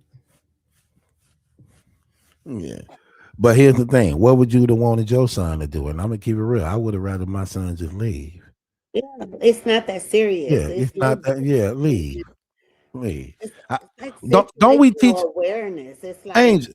Not to cut you off though, sis. I'm sorry. But we teach our kids this anyway, especially when going to school. Like, look, I don't want them teachers calling me. I don't care what them kids say to you. As long as they don't put their hands on you. This is what we teach our kids. We teach them to avoid situations like this. Yes, you have a right to defend yourself, right? If it comes to that, but that's the last option. But the fact of the matter is, you avoid these situations as much as you possibly can. This is what we teach our kids. Okay, so you don't go looking for trouble. You don't go looking for trouble. You know what I mean? And it's like, because when you do that, you're going to find it. You're going to find it. you don't even have to stay where trouble is around. It's situational awareness to me. If my son was at the basketball court and people were up there, fighting and pulling out guns and stuff, leave. It's no different than that. Why be around that situation at all? Just leave. It's not worth it. I would much rather you be able to come home and have a future that you've worked for, that he earned. Right. And here's the thing that's crazy about people when they just be lying, right? So we see the police walking Carmelo out, and Carmelo literally says out his mouth, he put his hand on me. I told him not to put his hand on me. He's acknowledging that he didn't get hit or nothing like that. It was a push. When you saying that, that's what that means. So he's not saying they was jumping me. He's not saying that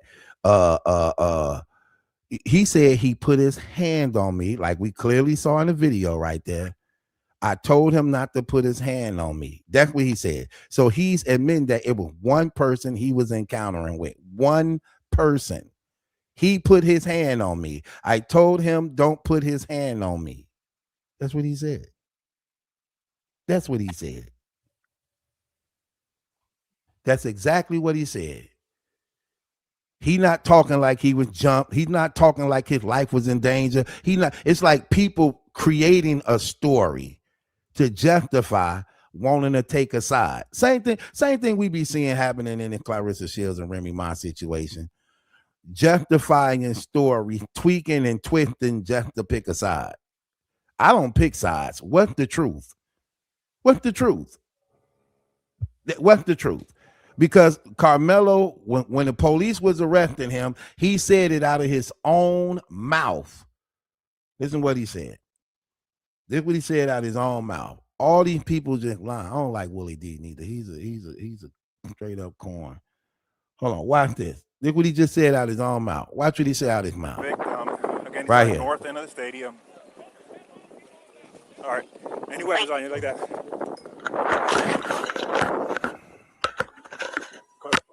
Oh, look here. This Carmelo being arrested. Watch what he say out his mouth. 4-4, copy, I'll be in route. Help me, y'all back up a little bit. Come over here for me. Come over here. 447, clear. I'm gonna put your handcuffs for now, okay, bud?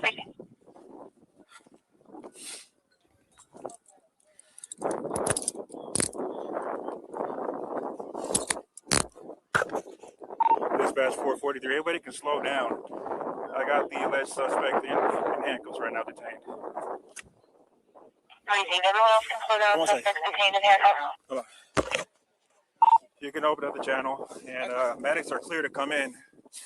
Have them come to the northeast entrance. That's gonna be a gate that's wide open there, and then you come to the victim from there. Received.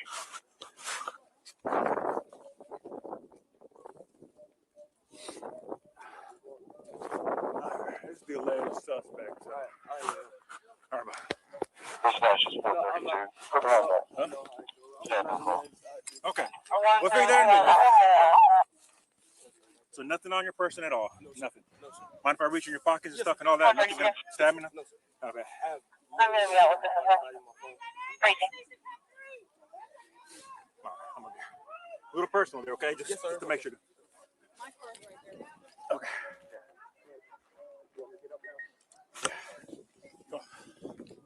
All right.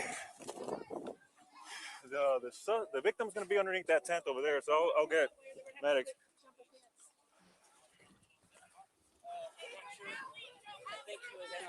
Memorial tent over there, guys. All right. He put his hands on me. I told him not to. He put his hands on me.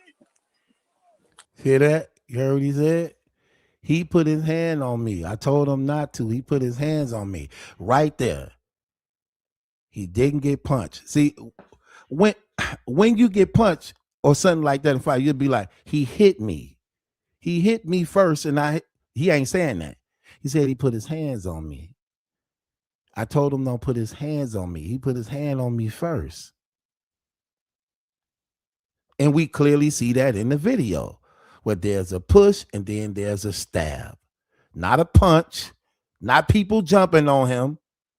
This what I be meaning, how people be lying. Here he is he's confessing exactly what happened.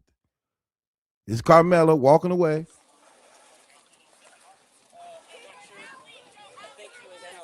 Memorial tent over there, guys. All right. He put his hands on me. I told him not to. He put his hands on me. What's happening right now? Victim. One person. He didn't say they. He didn't say them. He put his hands on me. I told him not to. He put his hands on me. Clear. That's what I be meaning by objective truth. And not people creating their own to justify their wrong and wanting to take sides. That's what he clearly said. That's what he clearly said. Why do people do that? Why do people do that? That'd be crazy to me how they create and have selective and add to. That's why he was found guilty. Because it couldn't justify murder. That's the real truth. The shove don't justify self-defense of murder. And they painting the picture, oh, his life was in danger. It's hostile. He's surrounded by all these white people. No, that ain't what happened. Yeah, they're saying that you can't believe the video they put out, but where are the other videos that people are talking about? Why can't we see those? See, and here's the thing that's crazy. Here's the thing that's crazy.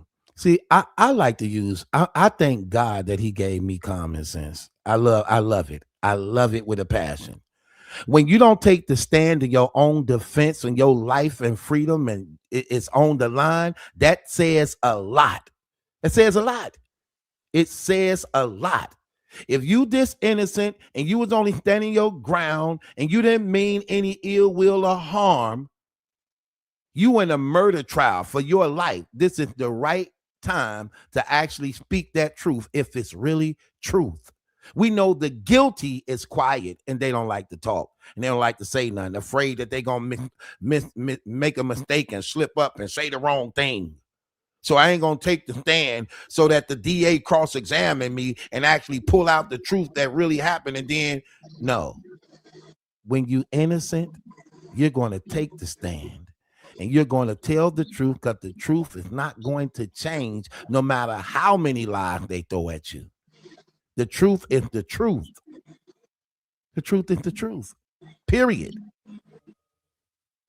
Yeah, but BT, you don't know if his lawyer told him not to take the stand. See, people say that trash. Listen, people just say that trash. I don't care what his lawyer said. If the other people speaking, listen, if you're innocent in what you say, a lawyer can't tell me nothing. I don't care what a lawyer say. That's what, that's right for you, but you don't know if that was what the lawyer told him. Who cares? You're on a murder trial for your life, and you're saying that you was innocent and you acted in self-defense because you was afraid and you was scared and your life was in danger. Good. Well, that's what the jury need to see and hear from your mouth, not you sitting down there while the other side calling up all these people to paint this story on you, and you got the real truth but don't want to say it. I'm not buying that. I'm not buying that at all. But it goes back to having multiple attorneys so that I'm not buying you could get the advice from all of them, because another one may not agree with that advice. I will listen. If you innocent, you innocent. And see, this is the very thing the Bible talk about. God say that if you innocent, let the righteous speak. You can't tell me to be quiet and I know I'm innocent and I know I was acting in self-defense. So I don't care what a lawyer say. And I will tell my son that too. Listen, if this my son tell me the truth, exactly what happened and what took place. Now, if you're guilty, I don't want you taking the stand, opening your mouth, because they're going to catch you up. But if you're innocent in your actions, that don't change. Take the stand, speak the truth. But you just said earlier that this is a family that was listening to Charleston White. So why would they not listen to the lawyer? Say that part again.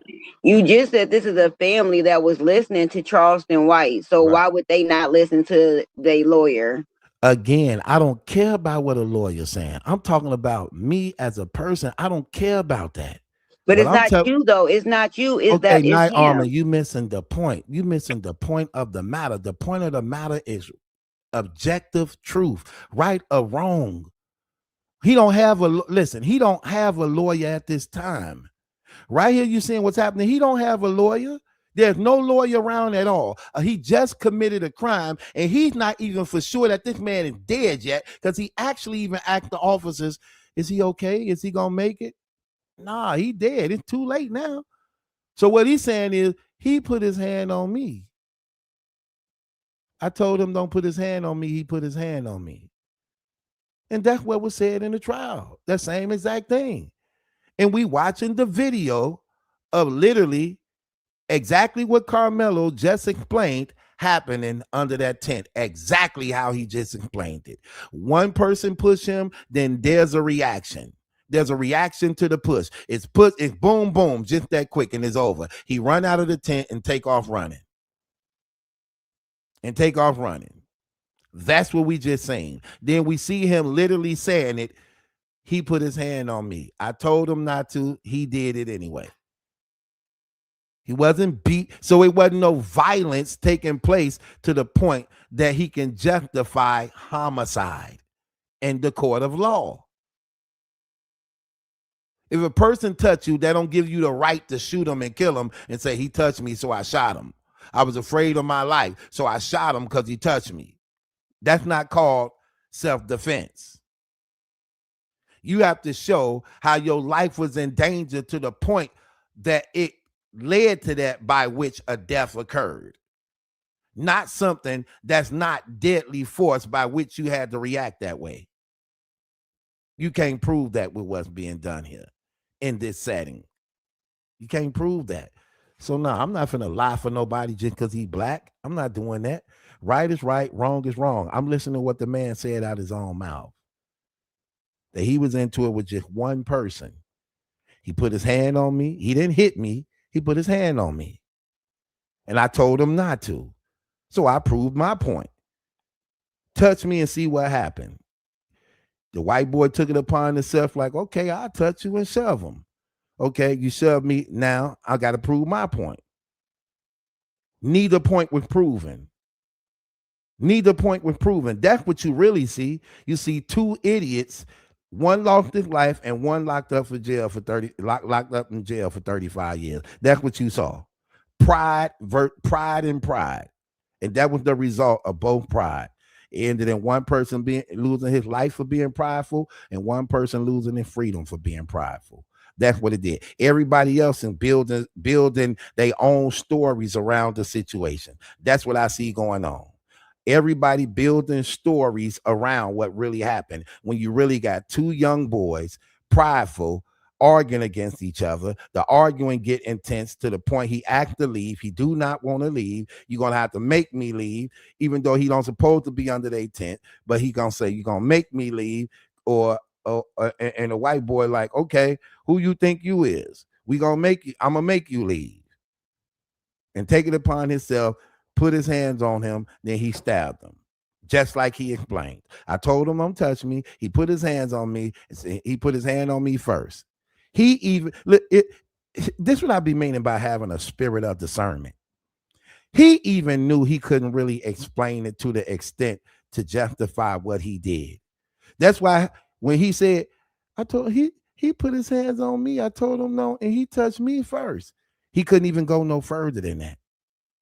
He not talking about he afraid. He not talking about he's scared. He's standing his ground, face to face with this person, telling him, I'm not going nowhere. Now what? That's what he doing. He ain't not once painting this picture everybody else trying to paint for him. Just to justify him killing somebody. Two young, ignorant boys, prideful. That's all it is. That's the real truth. Why adults can't tell the truth.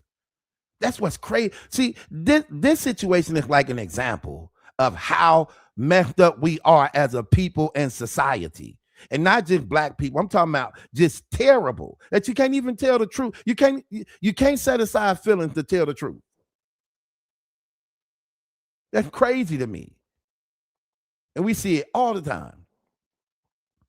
That people take their own personal feelings and paint their own pictures. No. I'm going to go by the evidence, and I'm going to examine the evidence and go by what's said. This is not justifiable homicide.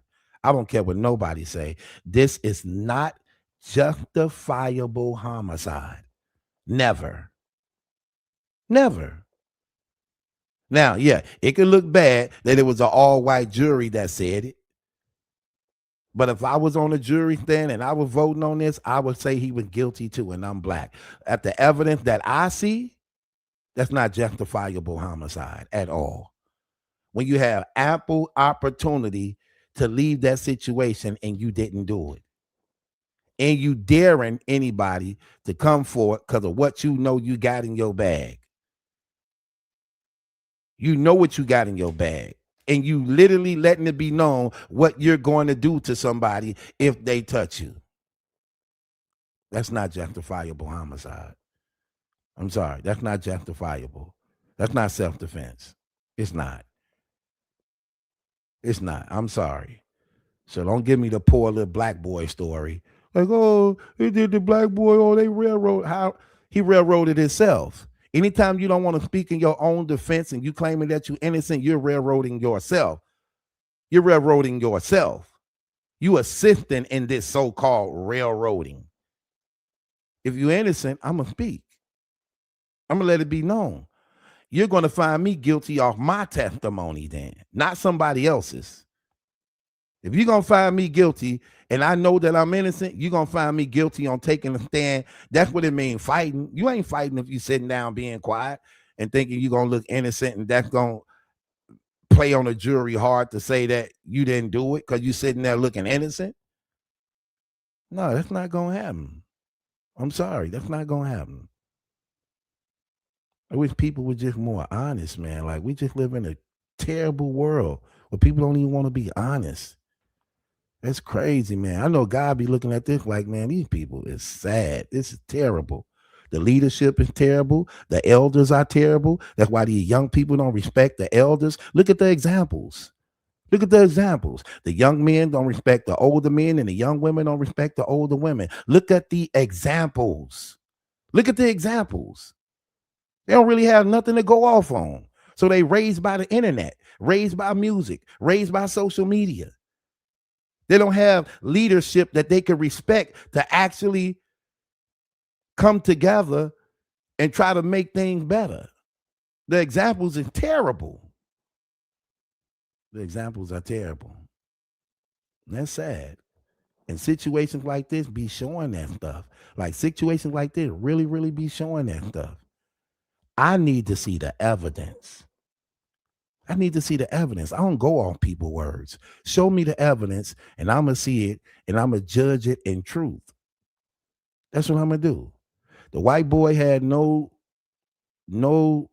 right to put his hand on the black boy, but that's what he did. It wasn't worth him losing his life. No, he shouldn't have shoved him, but it wasn't worth him losing his life for doing that. Period. That's not self-defense to the point where you justify homicide. It's not at all. At all. I would have found him guilty too. I would have found him guilty. I'm sorry. I would have. Right is right. Wrong is wrong. I would have found him guilty. Guilty. That's not justifiable homicide. Sorry. Can't kill somebody just because they touched you or shoved you or pushed you. So you killed them. No. No.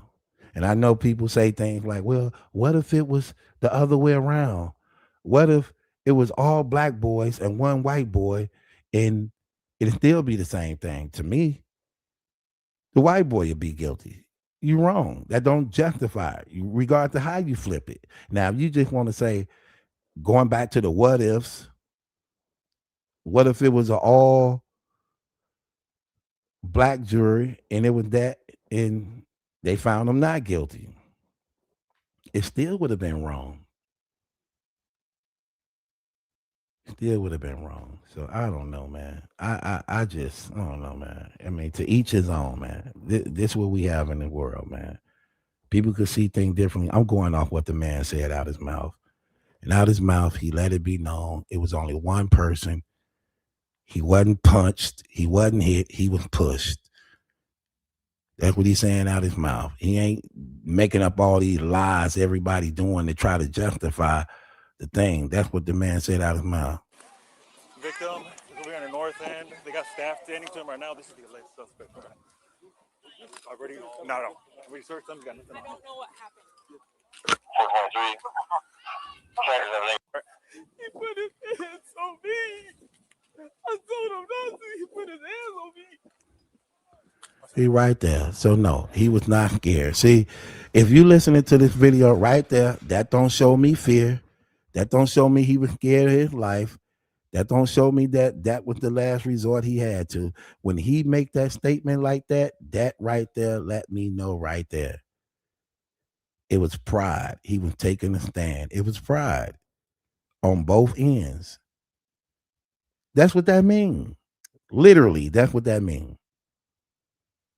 It wasn't all these lies. He was being jumped like the lady just said. He said he put his hands on me. I told him not to. And he left it like that. Because you know why? Because the next statement he say after that proves his intentions. That's what the spirit of discernment means that a lot of people don't have. He stopped right there. He put his hand on me. I told him not to, and he left it like that. Because the next statement is the motives and intentions behind the result of where he at right now. That's what I'm saying. See, oh my gosh, man. It's crazy, man. Memorial tent over there, guys. All right. He put his hands on me. I told him not to. He put his hands on me. That's it. He don't say nothing else. Why you stop right there? Because the following statement after is the motive and intent behind the actions. He put his hands on me. I told him not to. He put his hands on me. See? Then he stopped. Then he stopped.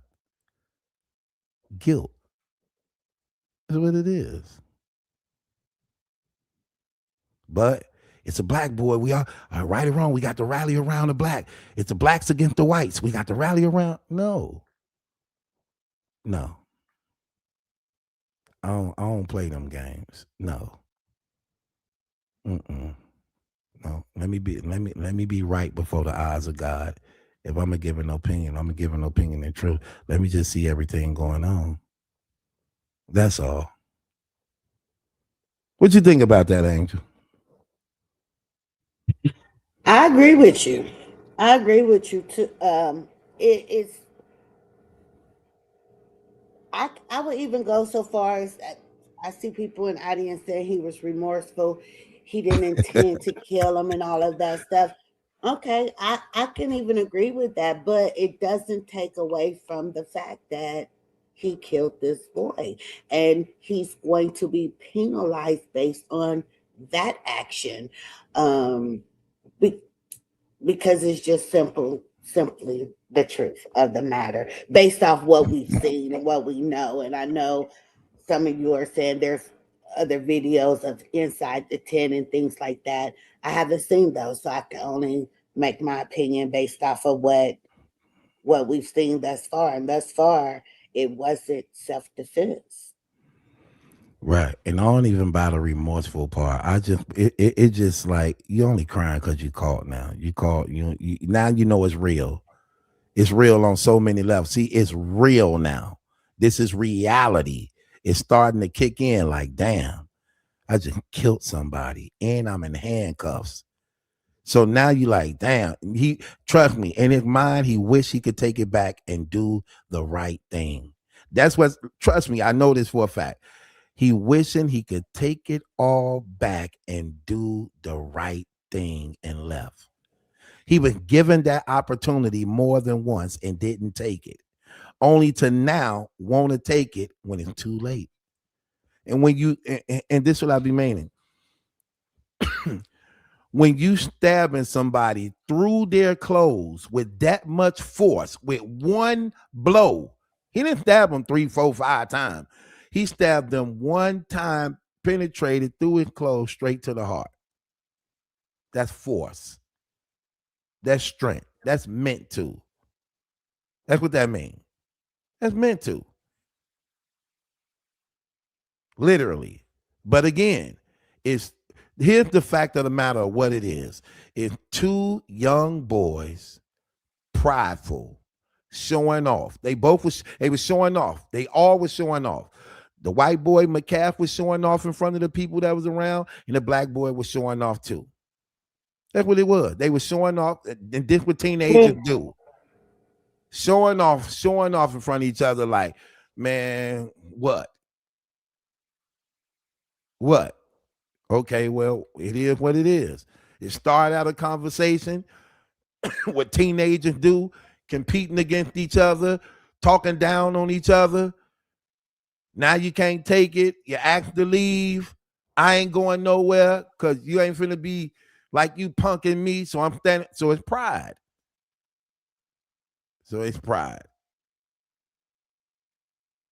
That's what it was. And he had his hand in his bag with the weapon, already telling people, like, come and see. Because didn't nobody believe what he had in his bag. Didn't nobody believe what he had in his bag when he was letting them know, like, yeah, come see then. Touch me and you gonna find out what's in here. Because they said one of the persons say, you ain't got no gun. You know where you at. You know what community you in. You know what neighborhood you at. You know where you at. You in Fitchburg, whatever that place was called. He ain't got no, he ain't got no gun in there. It's just Pride. it is pride. It's 100% pride, but it's just sad that society as a whole do not have value in lives anymore. So that better decisions are made on both ends. Like I would value my life more than even care. Like y'all can have this. Like I'm here to watch the race anyway. I don't even want to be around y'all with all this foolishness. I will leave because it's not that serious for me to give up what I would have to give up in order to prove a point. It's not worth it. And for Austin, it definitely ain't worth what he had to give up to prove his point. It's just there's just no value anymore um, in lives, and this is a result of it. The decisions we make because there's no value. Yeah. I want to see a different video. If there is a different video out there inside the tent, a different video, whatever you guys are saying, I want to see it. I haven't seen it. I'm I going. want to see it. I'm going off his confession, man. Here's the thing that's crazy, right? His confession confirmed the video that we just saw. That's what's crazy about listening to this. His confession, he just said out of his mouth of what happened is exactly what we see happening in that tent. So I believe Carmelo Anthony on that because his confession confirmed the video because that's exactly how it happened.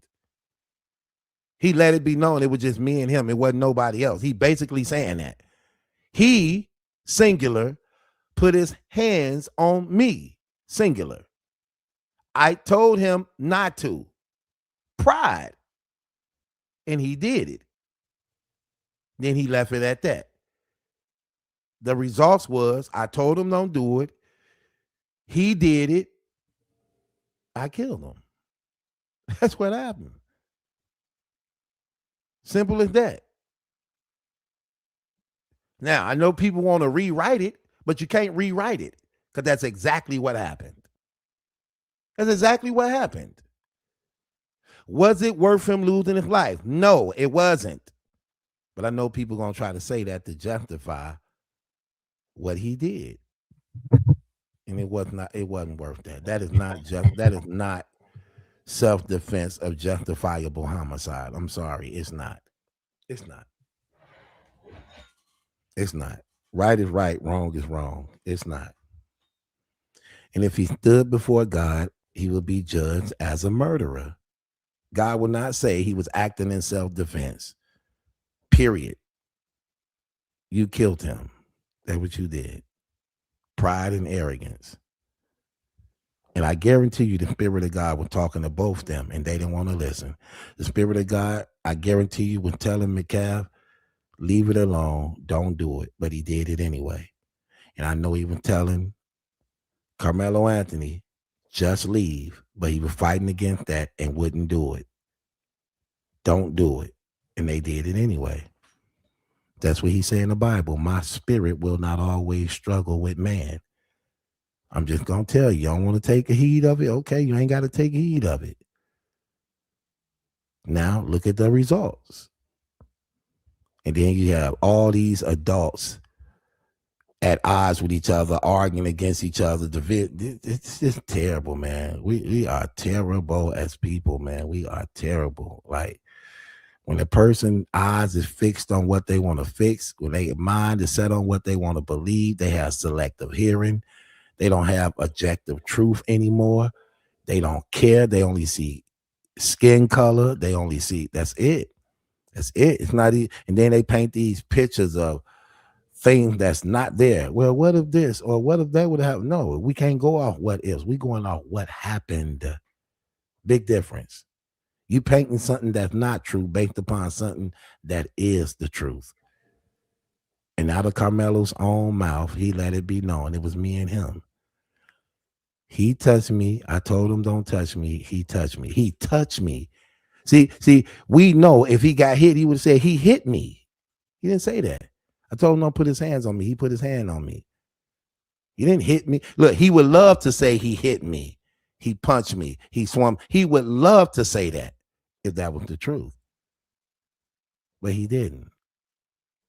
I just hate that the younger generation react on emotions so much because they are really taking away the next generation of leaders, the next generation of inventors and educators of everything because they act out of emotions. And it's kind of sad that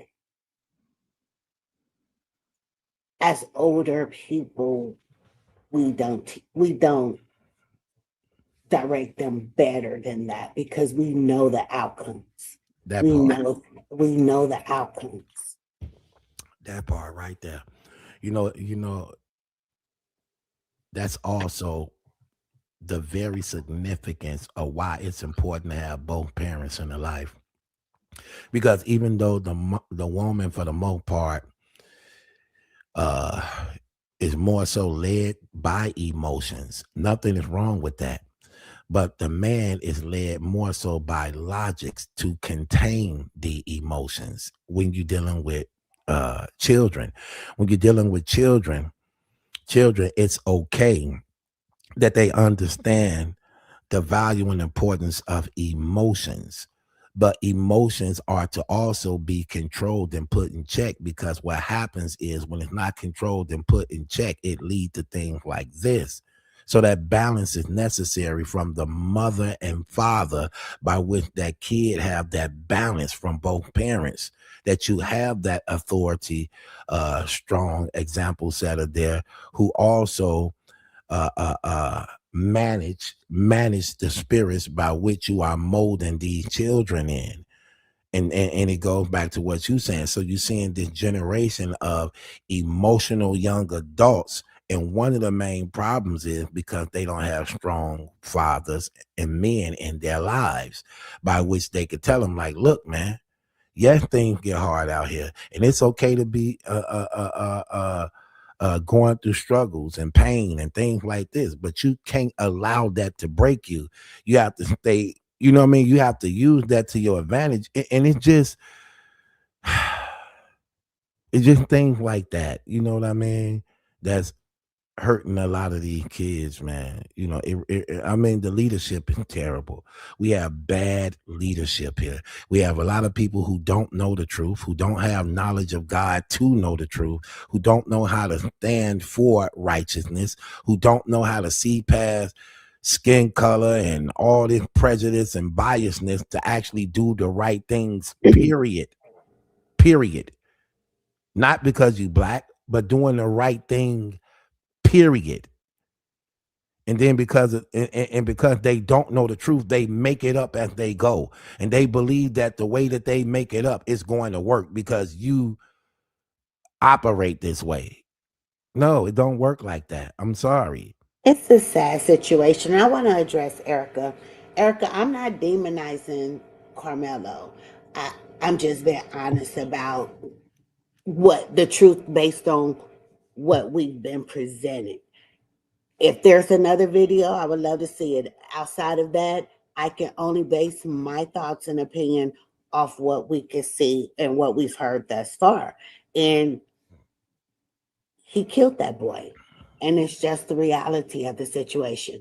That's not me demonizing it. That's me saying he could have and should have made a different decision that day. Again, it goes back to this. What would you have wanted your son to do? What I would you would have have wanted wanted my your son to laugh at them and go on and walk away so that he could come home and I could be dropping him off at college. anybody saying, here's the thing, this is how you kill ignorant conversations like that. Anybody who's saying that Carmelo Anthony did the right thing and that they would have wanted their son to do the same thing he did, you would be a damn fool, okay? And really show the lack of love you have for your own child, seeing that you lose him in a split second like that over something he could have clearly just walked away from. Yep. That would be that would be a foolish assessment for one to make on that thing. But like I said, this is the thing that makes it worse when you have adults in their feelings being biased and don't tell the truth. I can see my thing is, like I said, I don't care what nobody else say. He just said it out his own mouth. I go by that. Opinions don't mean nothing. The man who killed the boy just said it out his own mouth. He just said it. And the video substantiate exactly what he said out his mouth. That's what it does. He put his hand on me. I told him not to, and he did it. And I killed him. Simple as that. Simple as that. You could wrestle and play with it all you want. Wrestle and play with it however you want. He said it out his mouth. I wasn't hit. He wasn't scared like everybody trying to make it seem like, trying to paint the picture. See, they trying to make you accept the lie to justify the wrong. He was scared for his life. They were I've surrounding had him. these exact conversations with my sons when they Crazy. were in high school. Like, I would go off on them. Like, I don't care what nobody said. Nobody said. You don't have to engage in silliness. What is your life worth? What do you want to be when you grow up? Okay, so in that moment, is this comment this person made more important than your dreams? No. Then you have a decision to make.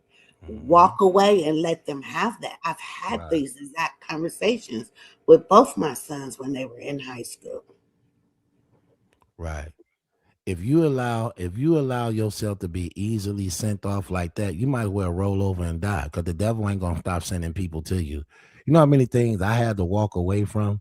You know how many things I had to humble myself and be like, because I recognize where it's coming from. You know how many people in the graveyard because of split. This is a perfect example of it. Absolutely. Foolish decisions like this without even thinking cost you your life, cost you your freedom. Just like that. Just like that. No, man, please. Every time. Like, no, I know how the enemy work. Look, it is what it is, man. You know what I mean? It is what it is, man. Again, that's why we different.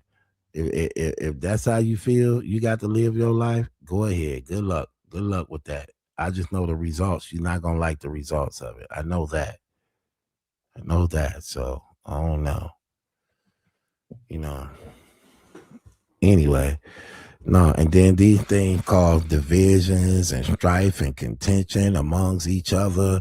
I don't know. We just live in this world where people just want to pick sides based upon pigmentation and all that. I don't care about none of that trash. What is the truth? That's what I stand on. I just stand on the truth. Okay. And when I'm seeing the video footage and I'm hearing what Carmelo Anthony says out of his own mouth, I got to go with that because it lines up with the footage. And I ain't buying none of these lies that people saying who wasn't there and trying to just paint it to justify what they doing when the man just said it out his own mouth. So I don't know. You heard what he said. I believe that. I told him not to. He put his hands on me. What's happening right now? One person. Victim is over here on the north end. They got staff standing to him right now. This is the alleged suspect. Already? No. We searched them. Got nothing on him. 423. Trackers have negative CPR progress for a little bit. Racing. You know, the wrong thing. Racing.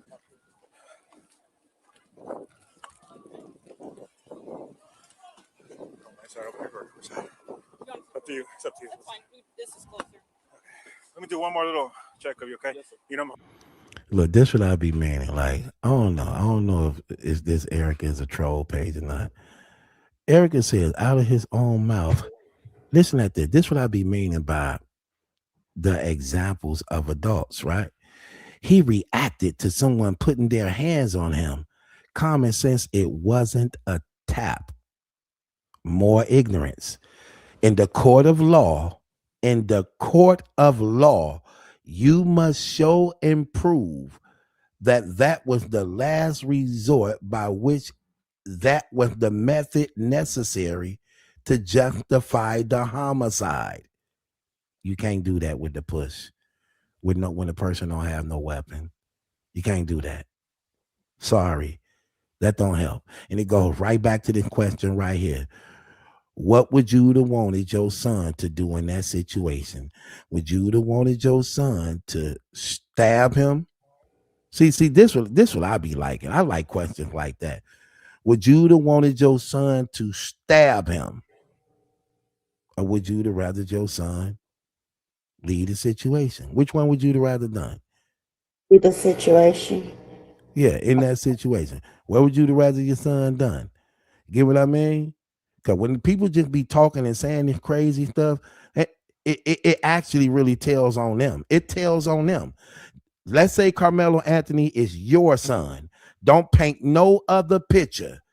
Don't add no other scenario. He's now your son. You carried for 9 months. You gave birth to. You actually been raising. It's your son now. What do you want him to do in that situation? I want him to think those boys were beneath him if he leaves. Right. Should I be mad? Y'all not even worth me engaging with y'all with this drama y'all bringing. Let me go and go. That's what I would have wanted my son to do. Again, man. People need to start reading their Bibles more, get to know God a little better, and then your heart will change on some of these views and aspects that they be doing. Because a lot of people be going by their own past, bitterness they didn't experience in their own life, things that they want to go in their own life. When you start seeing things through the eyes of God, truth will be more appreciated, love, and embrace rather than feelings.